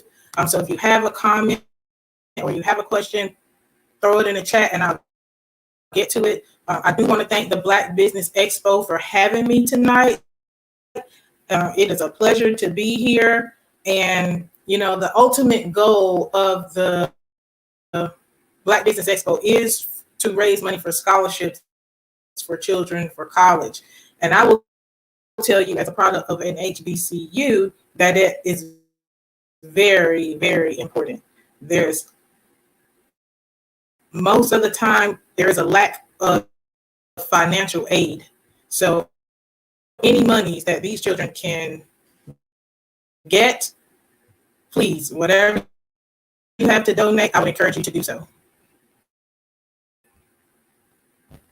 If you guys can hear me okay, let me know.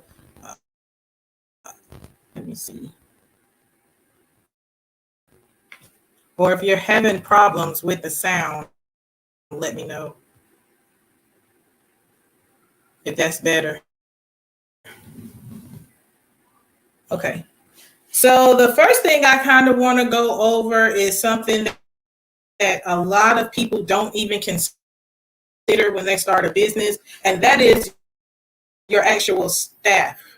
Okay. Let me interrupt. You said it sounds Hello, Crystal. Hello, Crystal. Yes. We're having some difficulty in hearing you live. So I don't know if it's your machine or what it is, but you're breaking up very, very much. What we can do is I can play a video, let you go out and come back, and then that way your reconnection may be better. Mark, would you play Veronica Hardy's video? which is about 2 or 3 minutes, and then we'll come back with Crystal, okay?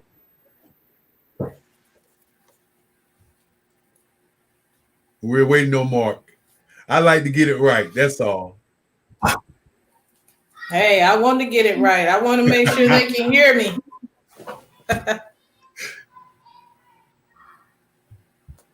So, yeah.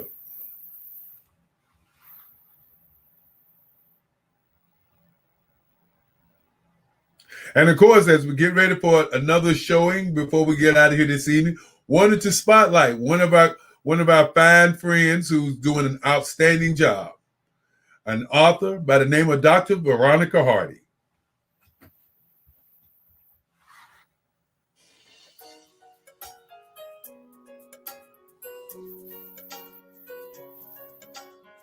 Hello, my name is Natural Breeden, and I'm introducing a new author and her publication.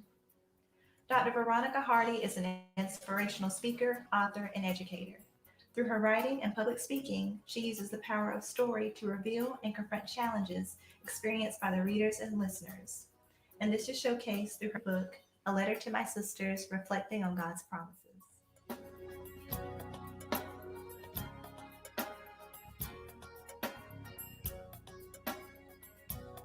Dr. Hardy, what influenced the title of your book?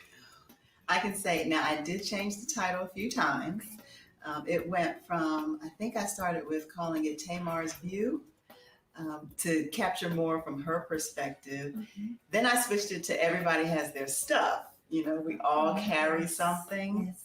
And then finally I decided to pray. You know, God, what do you really want people to receive or know from this book? Mm-hmm. And so that's when A Letter to My Sisters, Reflecting on God's Promises really came to me, because I felt it was really fitting that I was writing something for other women to read from my heart to theirs. Oh, thank you. Now, Dr. Hardy, why did you choose the story about Tamar as the basis of the book? I feel like oftentimes we don't talk much about the women in the Bible who have gone through difficulties, mm-hmm. such as her. She was raped or sexually assaulted by her half-brother. Okay. And I just thought that was an important story to be able to bring out. And I thought it was important to kind of bring out her story, how she responded to it, so we could also look at how we respond to it as well. Absolutely. Now, Dr. Hardy, how does the story of Tamar serve as an example for you? I would say strength, for one. It seems like she didn't hide it at all. And I think sometimes if someone were to ask us, we want to cover it. We don't want to share it. Why? Mm-hmm. Because we're carrying the shame, or we feel like we're guilty that we caused the situation to happen to us. Mm-hmm. So I was glad she was able to share it with her brother, acknowledge it. And then he said to her, don't take it to heart. Mm-hmm. And that message spoke to me that we don't have to carry what someone else did to us. We don't have to make that become part of our identity, but for us to remember who we are, because she was a princess. Okay? And that's not taken away because of what someone else did to her. And I just wanted us as women to remember who we are in God's eyes. Absolutely. Thank you for that.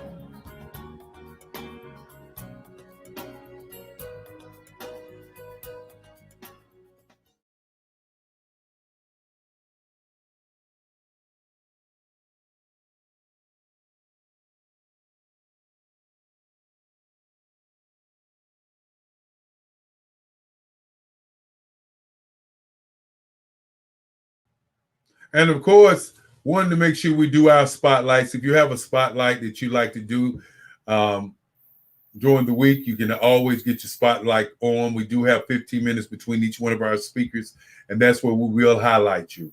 And as I always say, you know, as an ecosystem, you got to help. You got to do all you can. And now, if Miss Keys is back, is Miss Keys back? I am. There you go. There you go. Looking good. Looking good. Much better. Sounding better too. Okay. All right. All right. We're gonna go right into your presentation, and I got a host for you. She's gonna come up and ask you some questions. That's the smile I wanted to see, and y'all will have a very good time. Okay. And I'll come in and close everything out. Okay. All right. All right. And ladies and gentlemen, business owners, entrepreneurs, CEOs, here she is live on the Black Business Network, Miss Crystal Keys.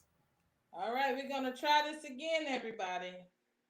So let me open up the chat. And again, if you guys have any questions or you can't hear me, throw it in the chat and I will respond promptly. All right, so the first thing I kind of want to talk about is when you're starting a business, sometimes we don't think about the things that we are really exposed to starting a business.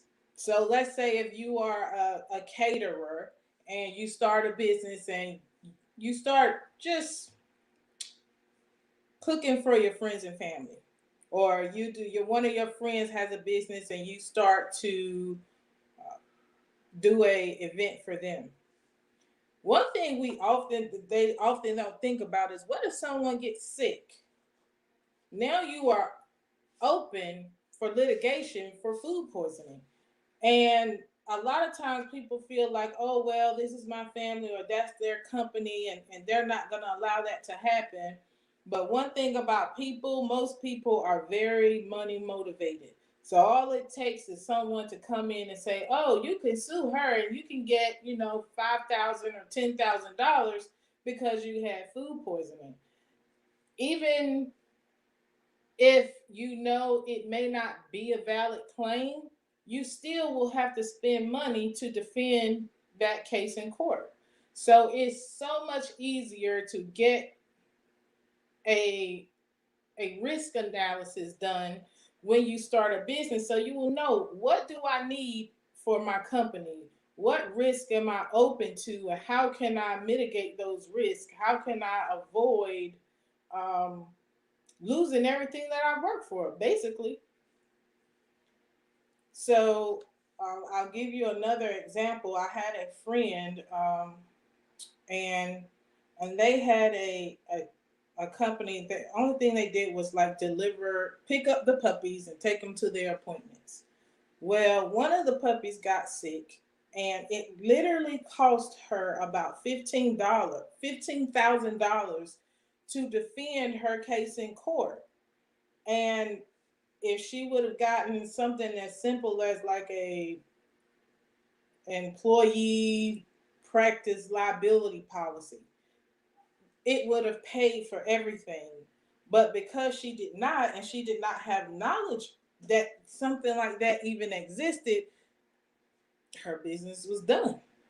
And it's really just that simple. A lot of us, we spend so much time building the business, marketing, social media, everything to build the business up. But we oftentimes leave all these holes for things to happen. And all it takes is one thing, and that could be the end of your business. So I often tell people, it's better to sit down, take 30 minutes, get a risk analysis, understand what your risks are, and go from there. Don't just call an insurance agency and say, hey, I need a policy for A, B, C, and D, because that's what somebody told you on a piece of paper. That's what they require. But that does not safeguard your company against additional risk. For instance, a company, I think most of us probably remember when Target had the huge data breach. It cost them millions of dollars to get those claims settled. And anybody who takes a credit card is at the same type of risk, because if anyone's data gets exposed or if anyone's data is compromised, you're going to immediately have a lawsuit on your hands. And I mean immediately.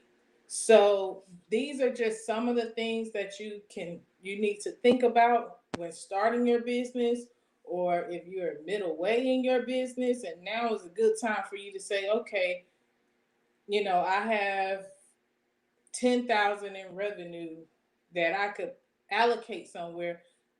Am I completely safeguarded when it comes to risk with my company? If an employee, let's say if you own a doctor's office, if an employee comes in, goes and says something to a client, guess who they're going to sue? They're not going to sue the doctor. They're not going to sue the employee. They're going to sue the owner of that facility. So it doesn't, even if you're not necessarily the person performing the services there, if you own it, you are liable for any type of litigation that may come. And you have to be prepared for it, whether you are a caterer, whether you are a painter, a carpenter, no matter chiropractor, doctor, dentist. You know, some of them have malpractice, and that's just for them. But what about your staff? What if your staff goes out and does something to cause harm to someone? How are you covered with that? Most of the time, we're not. And that's just how it is, especially in the Black community, because we are not taught that these things are important. And that makes a really, really big difference when it comes to even terminating an employee. You know, with COVID here, you have to be cognizant of, okay, when it's time to go back to the workplace, what if my employees don't want to come back? You know, how do I navigate that?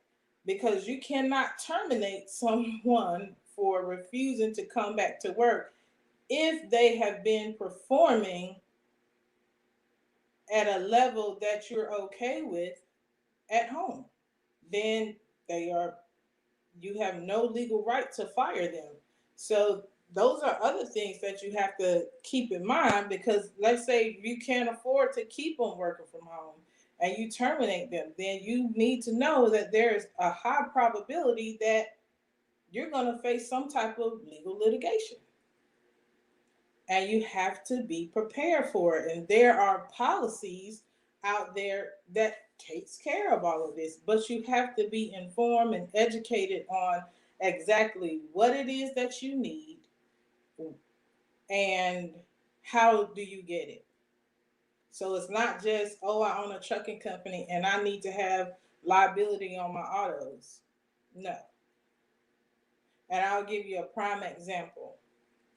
So I had an ex-employee and she was terminated for violating her non-disclosure. Well, this employee cost us about $4 million in revenue. And there was really no recourse for us for that, you know, because even with her creating the damage, the only thing we could do was go back and sue her, and that would have cost us more than she was even worth. Just to have a lawyer come in and, you know, review the case, that's a $200, $300 an hour. You know, it could go upwards to, you know, 1,500 hours.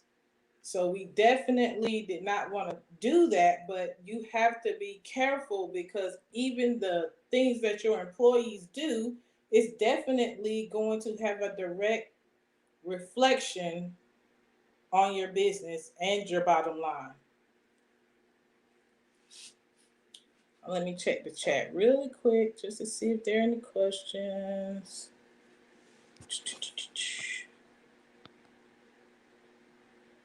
Yes, research is very, very, very important prior to getting started. But a lot of people, they do not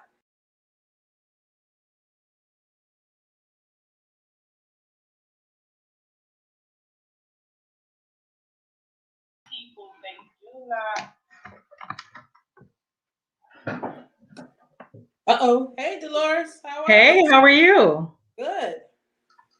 Wonderful. Oh, you're co-hosting with me, I see. I am. Hold on, let me turn this off. So I just want to go over a little bit. I'll let you get situated. Great evening, everybody. This is Dolores with Divine Connections. Just coming on to touch bases. So you're talking about insurances, right? Yes. All right. What type of insurance is this? So today I'm talking about business risk management and basically how companies need to safeguard themselves against risks that they often don't think of. And I was given an example about an employee and how we often think that just the policies that somebody may say we need is enough, but it's really not, because for instance, we own a trucking company. So they may say, okay, you need liability on your trucks, you need to have A, B, C, and D, but it never says anything about, hey, what happens if one of your employees does something to someone else? Because we're still liable for that, but guess what? We don't have coverage for that because we don't even know that we need it. We don't know that it's even an issue.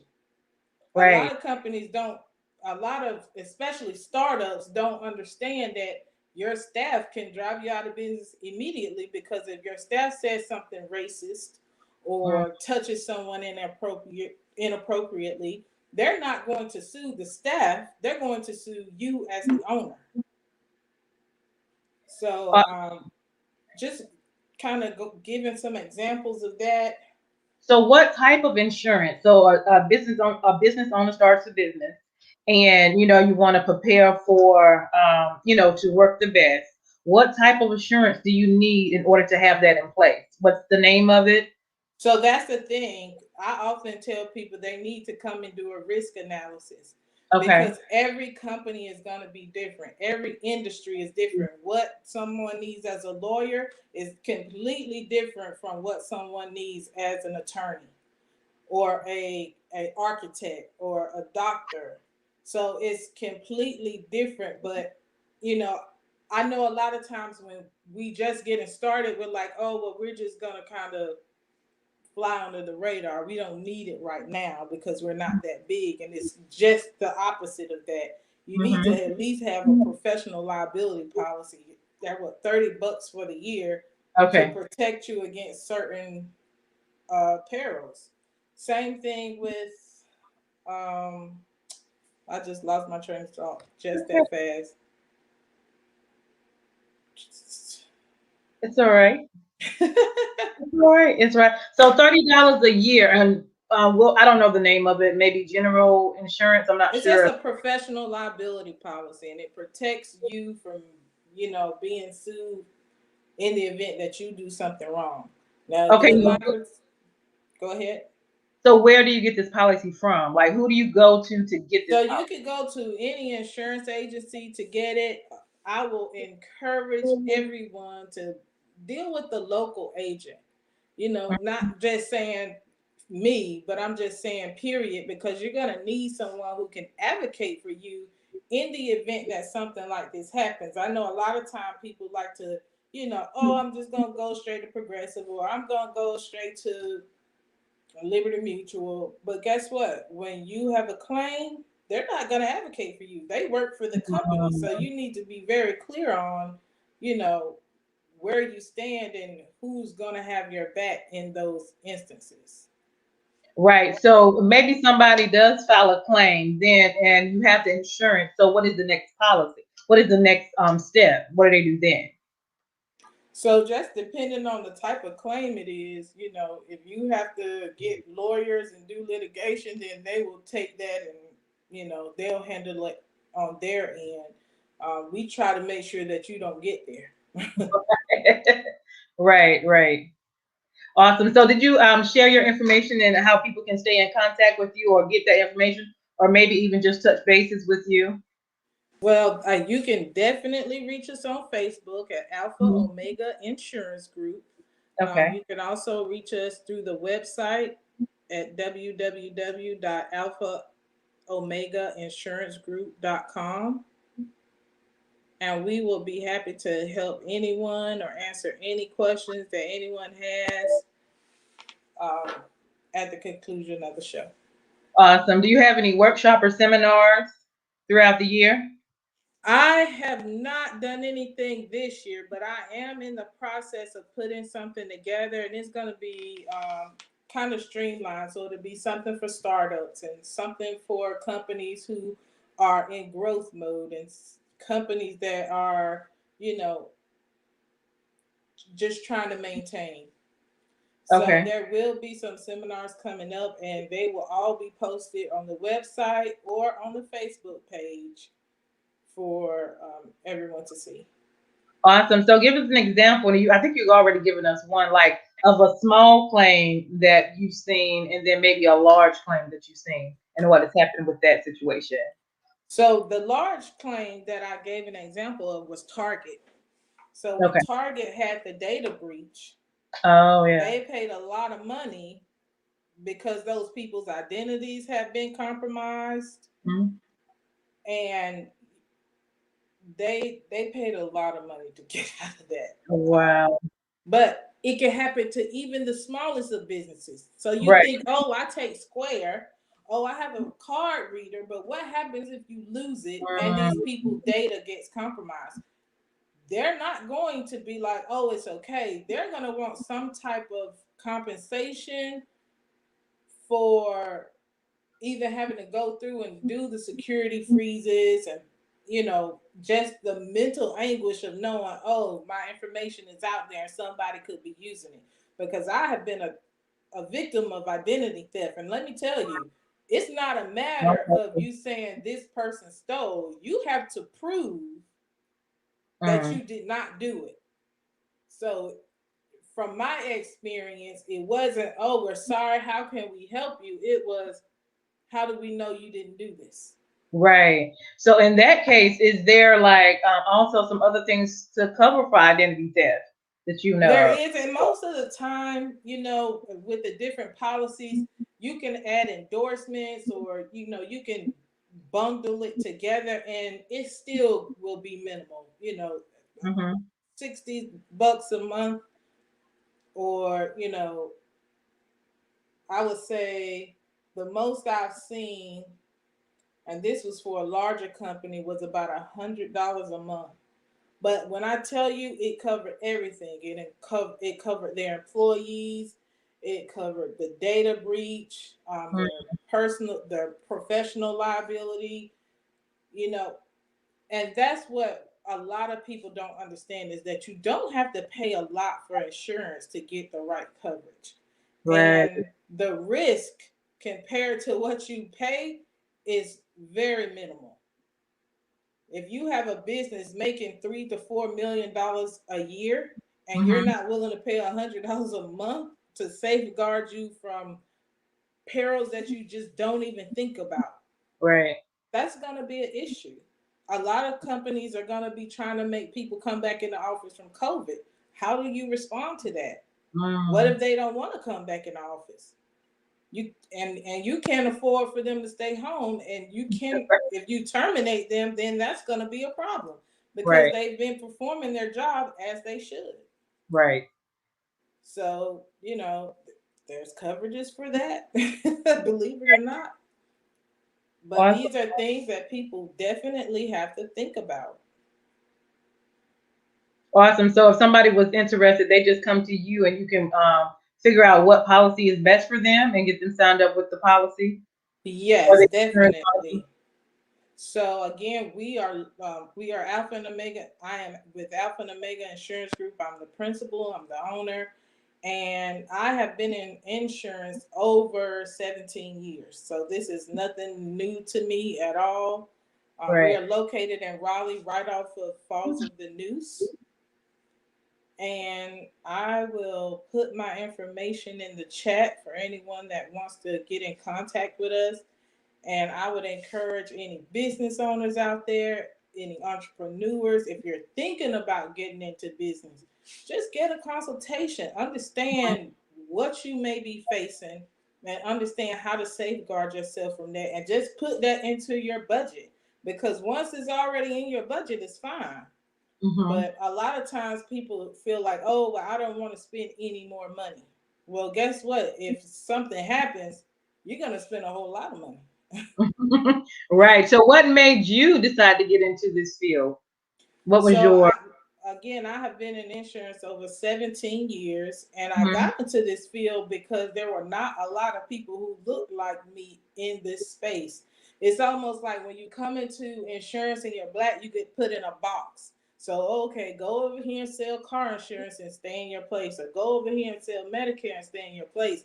But when it comes to consulting with businesses and learning different methods of wealth accumulation, I don't see a lot of Black women in those spaces when it comes to benefits management and pension packages.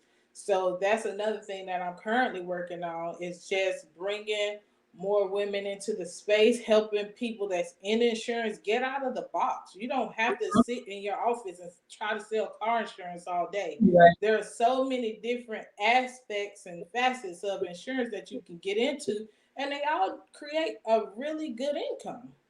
So just informing people of the different things that they have available to them. Because again, it's all about knowledge and education. If you have no knowledge of it, then you will never pursue it.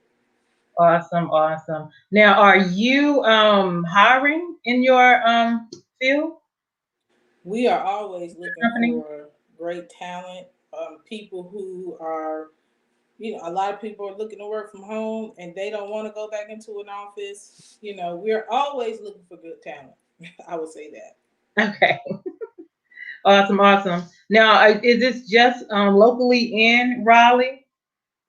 No, so I actually serve several states, Okay. North Carolina, South Carolina, Georgia, Maryland, Tennessee, and Missouri. Okay, awesome. Awesome, awesome, awesome.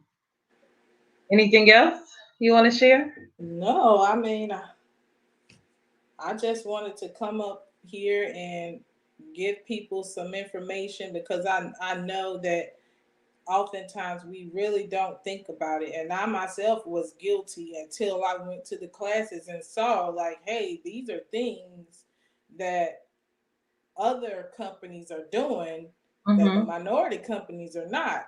And then when you look at the rate of litigation for minority companies, and I'm just going to be very frank, you can go to Walmart and they can mess up 1,000 times.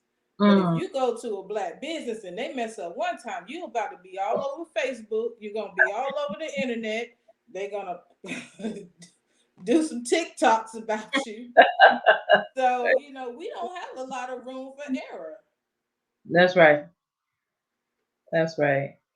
Awesome, awesome, awesome. Well, that's We great. often Great, don't great think information. that, especially as entrepreneurs, we often don't think about, hey, what happens if I'm not available? How can my business still run? And that's a lot of what I see. So someone may come and they may have a landscaping company, but if you're the main person and nobody else can do what you do, if something happens to you, your business now ends. Mm-hmm.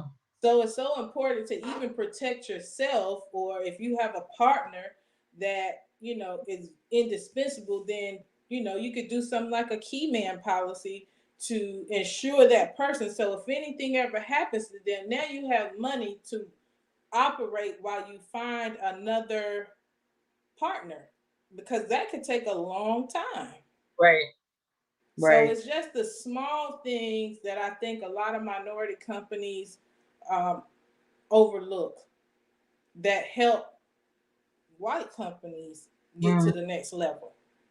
Right. Because they use insurance in so many different ways. I mean, from employee retention to pension plans to, I could sit here all night and just tell you creative ways to use insurance, but it's not normally taught in our circuit. It's always, oh, you need to get some burial insurance for when you pass. But what about your children? What about the staff at work? What about the organizations that you work with? Do you not want to leave any type of legacy for them? And that's a huge gap from African Americans to other cultures, because we often do not have anything to leave as a legacy. And I'm not going to say it's not because we cannot afford it. a lot of it is because we put our money into the wrong things. So Right. instead of paying $500 for your child to have a weave, you could take that $500 and pay up a policy for a That's whole right. year. That's right. So I see all aspects. You know, somebody come to the office, they dress to the nines. I'm like, okay, we about to make some money because they got some money. And then they get in there and they don't have any money because they spending it all trying to look rich. But then the lady in the little Subaru, she come in there and, you know, she got $250,000 that's sitting. So I see so much in this industry and so many different cultures and how people utilize it. That's why I have a passion for it, because I want to educate our people on how do we use this? How do we make the best choices when it comes to hedging against risk, whether on a personal level or on a business level? And if you have a business, you definitely need to be protected on a personal level because you're the backbone of the business. Absolutely. Absolutely. So do you do everything online now because of COVID? Like if they wanted to come to you and meet with you and set up a policy? So the first thing I would do is probably do a virtual meeting. And then if it was something that I needed them to come into the office for, I would determine that at that time. Gotcha. Awesome. Awesome. Anybody else has any other questions? That's great information.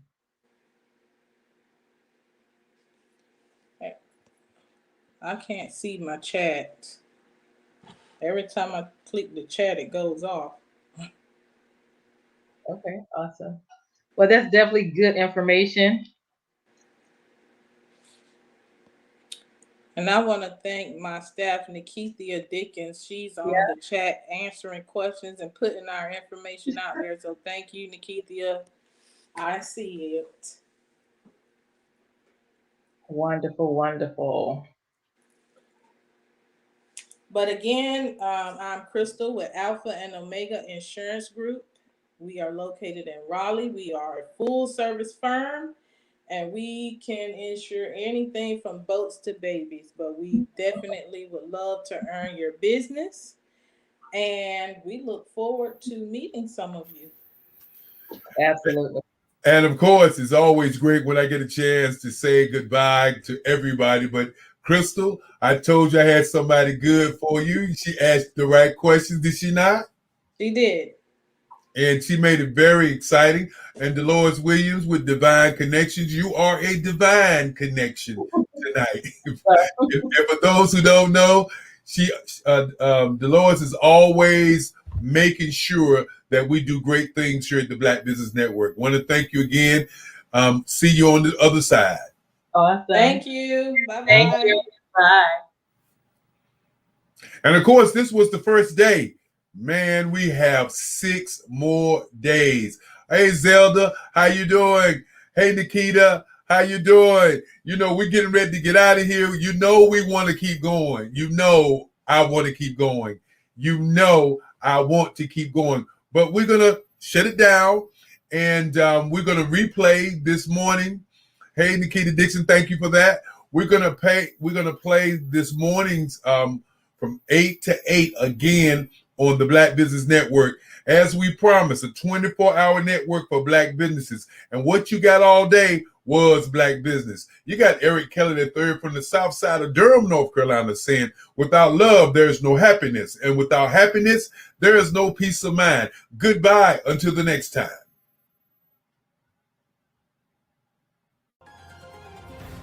I am Black business.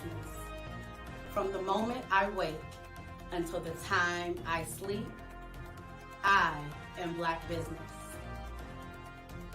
I am Black business. Are you Black business? I am Black business. Do you support Black businesses? I support Black business because I am Black business.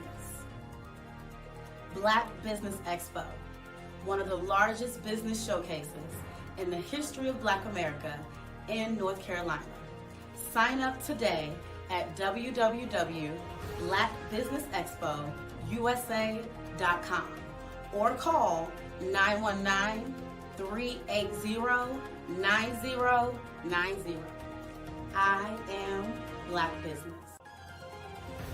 I am Black Business. From the moment I wake until the time I sleep, I am Black Business. I am Black Business. Are you Black Business? I am Black Business. Do you support Black businesses? I support Black business because I am Black Business. Black Business Expo, one of the largest business showcases in the history of Black America in North Carolina. Sign up today at www.blackbusinessexpousa.com or call 919-380-9090. I am Black Business. I am Black Business. From the moment I wake until the time I sleep, I am Black Business. I am Black Business. Are you Black Business? I am Black Business. Do you support Black businesses? I support Black business because I am Black Business. Black Business Expo, one of the largest business showcases in the history of Black America in North Carolina. Sign up today at www.blackbusinessexpousa.com or call 919-380-9090. I am Black Business. I am Black Business. From the moment I wake until the time I sleep, I am Black Business. I am Black Business. Are you Black Business? I am Black Business. Do you support Black businesses? I support Black business because I am Black Business. Black Business Expo, one of the largest business showcases in the history of Black America in North Carolina. Sign up today at www.blackbusinessexpousa.com or call 919-380-9090. I am Black Business. I am Black Business. From the moment I wake until the time I sleep, I am Black Business. I am Black Business. Are you Black Business? I am Black Business. Do you support Black businesses? I support Black business because I am Black Business. Black Business Expo, one of the largest business showcases in the history of Black America in North Carolina. Sign up today.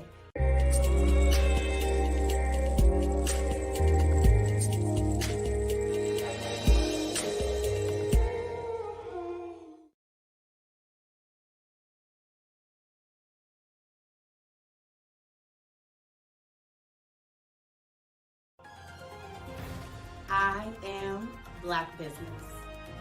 From the moment I wake until the time I sleep, I am Black Business. I am Black Business. Are you Black Business?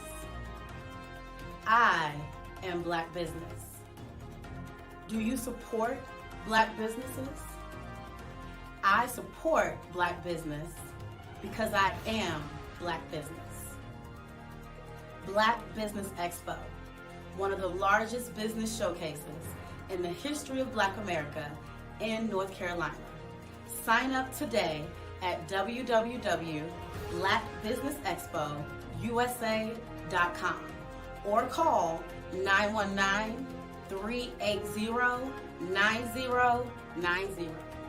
I am Black Business. I am Black Business.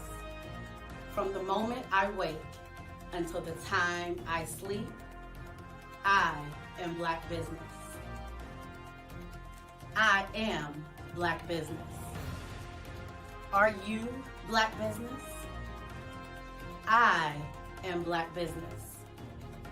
Do you support Black businesses? I support Black business because I am Black Business. Black Business Expo, one of the largest business showcases in the history of Black America in North Carolina. Sign up today at www.blackbusinessexpousa.com or call 919-380-9090. I am Black Business. I am Black Business. From the moment I wake until the time I sleep, I am Black Business. I am Black Business. Are you Black Business? I am Black Business. Do you support Black businesses? I support Black business because I am Black Business. Black Business Expo, one of the largest business showcases in the history of Black America in North Carolina. Sign up today at www.blackbusinessexpousa.com or call 919-380-9090. I am Black Business. I am Black Business. From the moment I wake until the time I sleep, I am Black Business. I am Black Business. Are you Black Business? I am Black Business. Do you support Black businesses? I support Black business because I am Black Business. Black Business Expo, one of the largest business showcases in the history of Black America in North Carolina. Sign up today at www.blackbusinessexpousa.com or call 919-380-9090. I am Black Business. I am Black Business. From the moment I wake until the time I sleep, I am Black Business. I am Black Business. Are you Black Business? I am Black Business. Do you support Black businesses? I support Black business because I am Black Business. Black Business Expo, one of the largest business showcases in the history of Black America in North Carolina. Sign up today